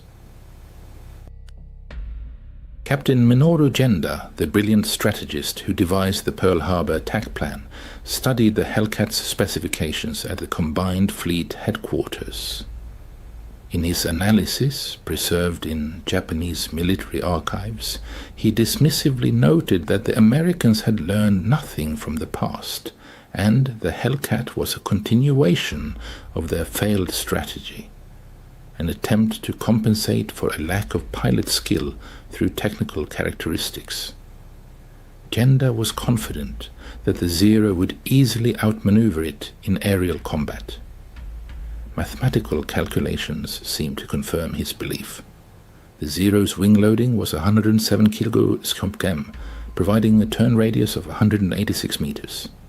Meanwhile, the Hellcat's wing loading of 178 kg/m indicated a turn radius of over 274 meters. Thus, in a dogfight, which was the cornerstone of Japanese aerial combat tactics, the Hellcat was expected to be at a disadvantage. Battle in the skies, first encounter with the Hellcat. On September 30th, 1943, near Marcus Island, an aerial battle unfolded, marking the first confrontation between Japanese pilots and the new American fighter. Senior Warrant Officer Yoshio Fukui, escorting a reconnaissance mission, suddenly spotted 6 dark blue silhouettes rapidly approaching from the southeast. A thought flashed through his mind, later recorded in his report: B-25 bombers flying an odd course. However, the formation of aircraft soon turned, and Fukui unmistakably recognized the characteristic outlines: a single engine, a massive fuselage, and wings disproportionately short for such a large machine. First engagement with an F-6F type fighter, he concisely noted in his report. His initial impression was misleading. The Americans have mounted fighter guns on a torpedo bomber. Without losing time, Fukui engaged, intending to use the standard tactics that had brought him many victories in the past. The Japanese ace's favorite maneuver involved using the Zero's superior maneuverability to get on an enemy's tail. Fukui confidently executed a diving turn, expecting the clumsy American fighter to continue flying straight, presenting an ideal position for a 6 o'clock attack. But instead of the anticipated outcome, something extraordinary happened. The Hellcat didn't evade or attempt to replicate the Zero's maneuver. Instead, it sharply climbed vertically. Its powerful Pratt & Whitney R2800 double Wasp engine, developing an impressive 2,000 horsepower, 700 more than the 130 horsepower Nakajima Sakai, propelled the Hellcat skyward with unstoppable force, climbing at 1,067 meters per minute. Fukui, desperately trying to keep up, felt his zero speed inexorably drop as the lightweight fighter struggled against gravity. At 4,072 meters, the Hellcat performed an incredible maneuver, seemingly impossible for an aircraft of its weight. A hammerhead stall turn allowed it to rapidly shed speed and position itself directly behind a stunned Fukui. Fukui, the Japanese pilot, shared his recollections of the encounter with American fighters, describing the intensity of their fire. The American opened fire from 400 meters. There were 6 machine guns firing, not 4 as we had assumed. The density of fire was simply incredible. My plane took 17 hits in just 3 seconds. I only managed to escape by going into a spin. Fukui miraculously made it back to Marcos Island in his Zero, which was riddled with bullets like a sieve. Unfortunately, his wingman, Junior Warrant Officer Masao, and the reconnaissance plane they were escorting did not return from the mission. This engagement marked the Hellcat's first combat baptism, a paradoxical outcome given its weight. The paradox of its weight became evident on October 5, 1943, when Task Force 14 struck Wake Island. Lieutenant Shiga scrambled 12 Zeros from the 252nd Air Group to intercept what seemed like another routine raid. For months, American carriers had employed hit-and-run tactics, launching raids and retreating before Japanese fighters could engage in serious combat. This time, however, things were different. We gained an altitude of 6,100 meters, Shiga wrote in his diary. Directly below us were 12 F-6F fighters, divided into 3 divisions. We had complete superiority, altitude, a favorable position, and the element of surprise. Victory seemed inevitable. Following the famous engagement, Japanese aerial tactics suffered a crushing collapse. While the nimble Zeros dove on the American Hellcats, U.S. pilots abandoned their usual evasion and turning maneuvers. Instead, they maintained a tight formation, skillfully using gentle dives to preserve high speed and energy. Japanese pilots, relying on luck, opened fire from extreme distances, but the Hellcats steadfastly withstood the barrage. The American fighters' protection was impressive. 96 kilos of armor plates shielded the pilot. 50 kilos of armor protected the oil system, and self-sealing fuel tanks absorbed numerous hits. When the Zeros exhausted their ammunition in their swift attacks, the Hellcats counter-attacked. Eschewing close-range dogfighting, American pilots capitalized on the superiority in weight and power. Rapidly gaining altitude, they brought their machines into the thinner atmosphere, where the Zero's engines began to suffer from oxygen starvation. At 7,120 meters, the Hellcat still delivered a formidable 1,750 horsepower, while the Zero's power dropped to 900. Japanese pilot Shiga bitterly recalled, "They swooped down on us like hawks on defenseless sparrows. Their weight gave them an undeniable speed advantage." They dove, opened fire with their 6 terrifying guns, and then climbed steeply, leaving us no chance to counter. The battle's outcome was staggering. 8 Zeros were shot down, while the Hellcats suffered no losses. Tanemisu, Prophecy of the Mariana Turkey Shoot, November 11th, 1943, Rabaul. The pilots of the 204th Air Group watched intently as Lieutenant Commander Toshio Tanemisu explained the intricacies of American air combat tactics. Tanemisu, a celebrated ace with 32 enemy aircraft shot down, was one of the few who had survived countless encounters with Hellcats. His words sounded like a death knell for old methods. Forget everything you were taught before. The Americans have rewritten the rules of air warfare. They no longer seek a fair fight. They act like cold-blooded executioners, not noble warriors.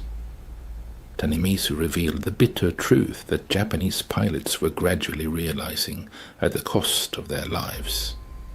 The Hellcat was not designed to outmaneuver the Zero. Its designers aimed to eliminate the need for such a capability altogether. The core of American pilot tactics was energy fighting, where speed and altitude played a crucial role. Hellcat pilots expertly converted potential energy into kinetic energy, unleashing swift, devastating attacks on the enemy, leaving Zero pilots no chance to leverage their strengths. They operate in coordinated pairs, Tanemisu emphasized. One takes altitude, the other covers from below. While you try to evade one, the other is already on your tail. The radios, which we once mocked for being cumbersome, ensure perfect coordination. We fight like solitary samurai, each for himself. They, however, fight as a single, ruthless machine. The Technological Chasm, December 1943. The serene waters of Truk Lagoon. Commander Mitsuo Fuchida, once the triumphant leader of the Pearl Harbor attack, now served as the Combined Fleet's Air Operations Officer.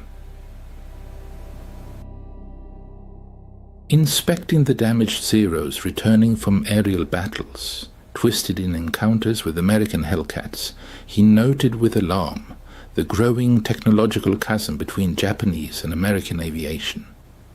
The difference in firepower was stark, reflected in dry but undeniable figures.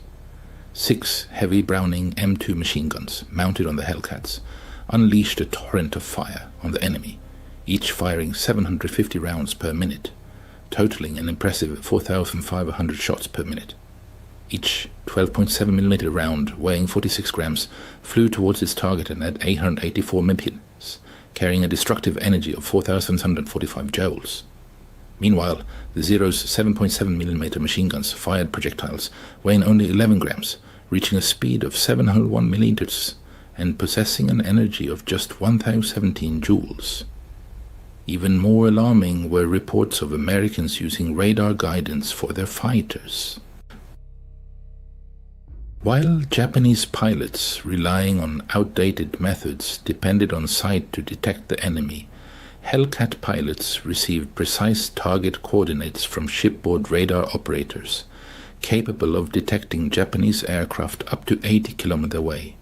Lieutenant Sadamitsu Kumachi, who survived his first radar-controlled interception, bitterly recalled, "We were climbing through thick clouds when we were suddenly attacked. No warning, no visual contact with the enemy. The Hellcats swooped down on us from nowhere, precisely on our course, perfectly positioned. They knew everything about our location, altitude, and course. We were blind kittens fighting those who could see in absolute darkness."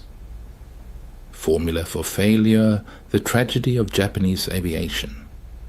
During the war, January 1944 marked a turning point, exposing a critical issue within the ranks of Japanese pilots. Even before the war, the Imperial Japanese Navy was renowned for its rigorous and lengthy pilot training program. A 3-year course, including 700 flight hours, transformed pilots into true virtuosos of aerial combat. Army pilots also kept pace, accumulating no less than 500 flight hours. They were not merely pilots, but masters of aerial acrobatics, expert marksmen, and connoisseurs of the spiritual philosophy of war in the sky. By 1944, however, the situation had sharply deteriorated. Naval pilots entered combat with only 300 flight hours under their belts, and Army pilots even fewer. 200 hours.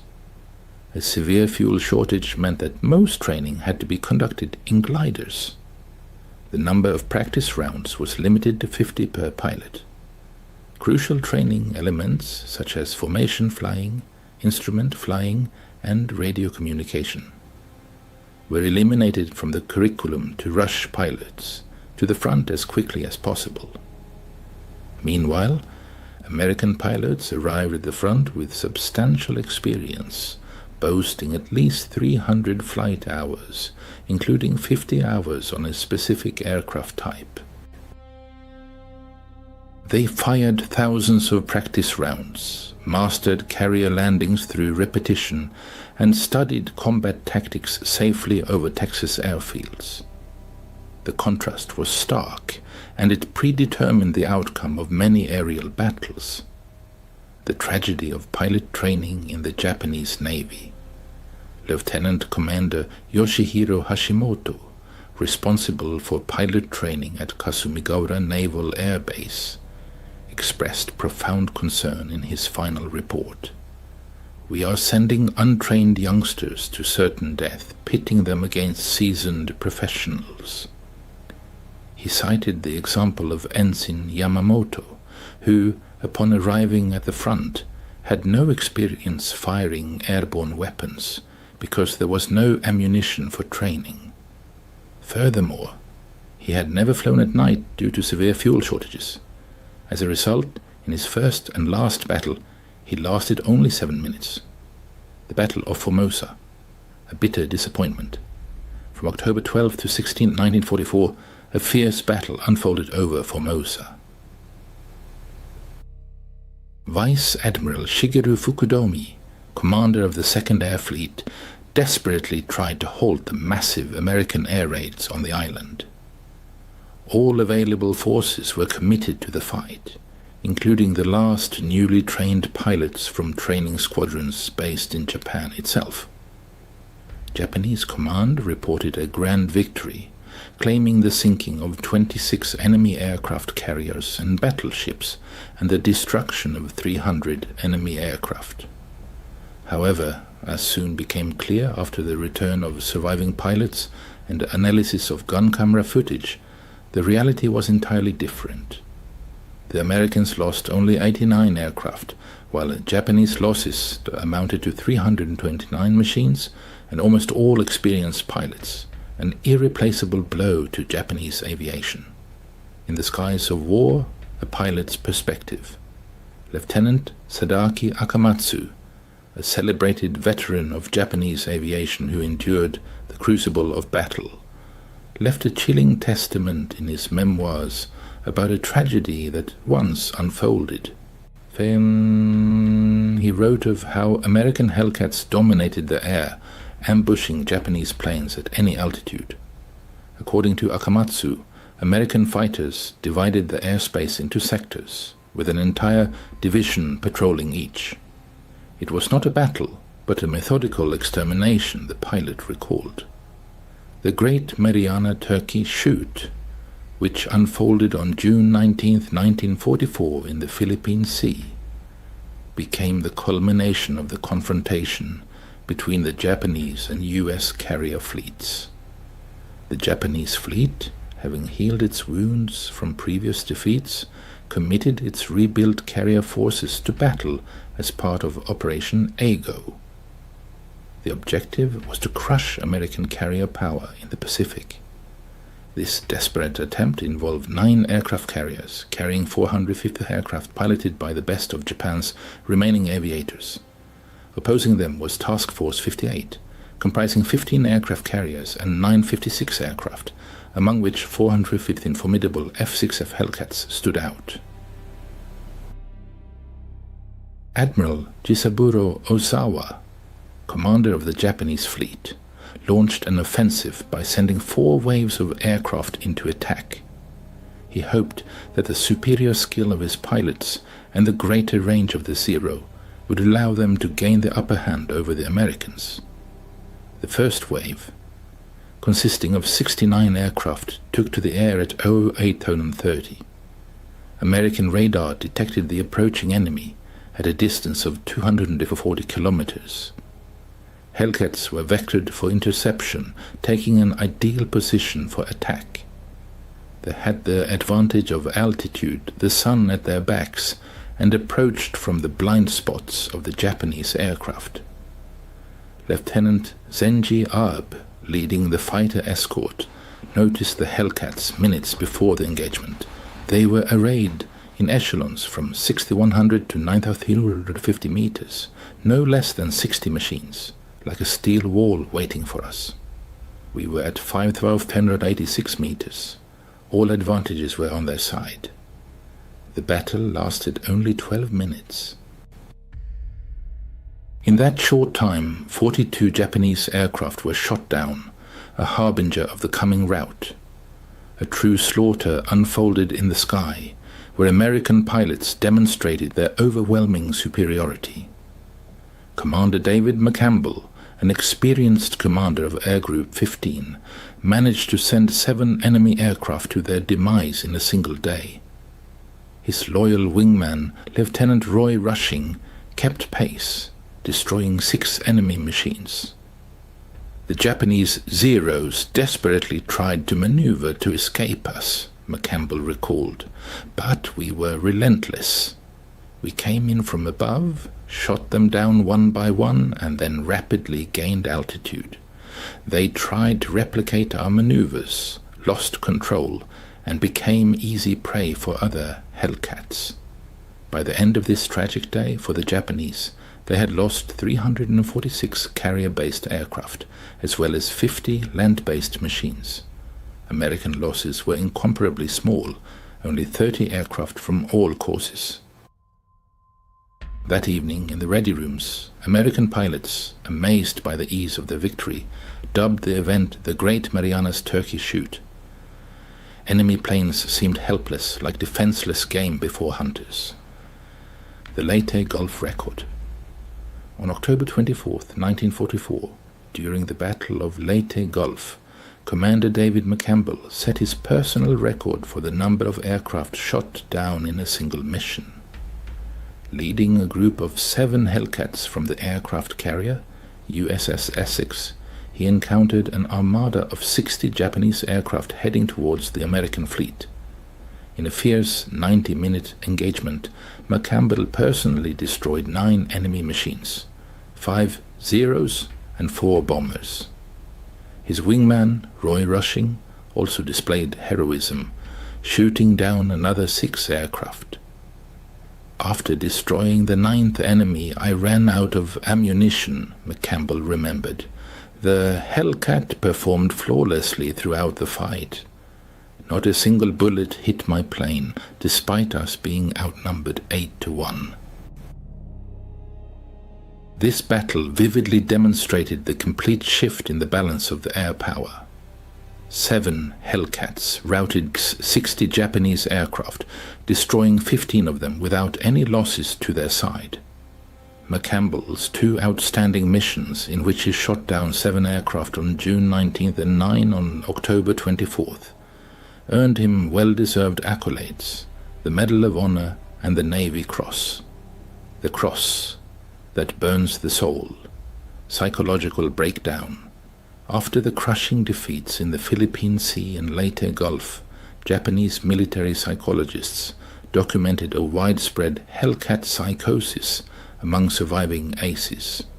Admiral Osawa, in his analysis of the events, stated, "The enemy's radar-guided fighter interception reached unimaginable heights, transforming aerial combat into something resembling an industrial conveyor belt. Each Hellcat ceased to be merely an aircraft, becoming a cog in a vast machine. Our pilots, no matter their skill, were no longer fighting individual machines, but a soulless system." The critical shortage of experienced pilots forced the Japanese command by early 1945 to reduce training programs to a laughable 40-50 hours for naval aviation and 60-70 hours for army aviation. Kamikaze pilots, in fact, embarked on their final flight with only 40 to 50 hours of flight time, equivalent to a week of training. Apocalypse over Okinawa. April to June 1945 became the arena for Operation Iceberg. Japanese aviation unleashed approximately 1,900 kamikaze-piloted aircraft against the American fleet off Okinawa. In these hellish conditions, the Hellcat transformed from a fighter into a shield, defending against desperate suicide attacks. Lieutenant Eugene Valencia, commander of a flying circus squadron of Hellcats, became a true terror in the Japanese skies, shooting down 23 enemy aircraft during the campaign. His innovative tactics based on using 4 plane sections in coordinated attacks negated traditional Japanese suicidal attack tactics. We developed what we called the mower, Valencia recalled. 4 Hellcats, flying in combat formation with 90-meter intervals, would sweep through formations of Japanese aircraft at enormous speed. Each pilot was responsible for his firing sector. We made one pass, gained altitude, and repeated the maneuver. The ruthless arithmetic of the Okinawa campaign spoke for itself. Hellcats flew 38,038 sorties, claiming 2,351 victories for 249 losses, an impressive ratio of 9.5:1. Most importantly, they thwarted the plans of approximately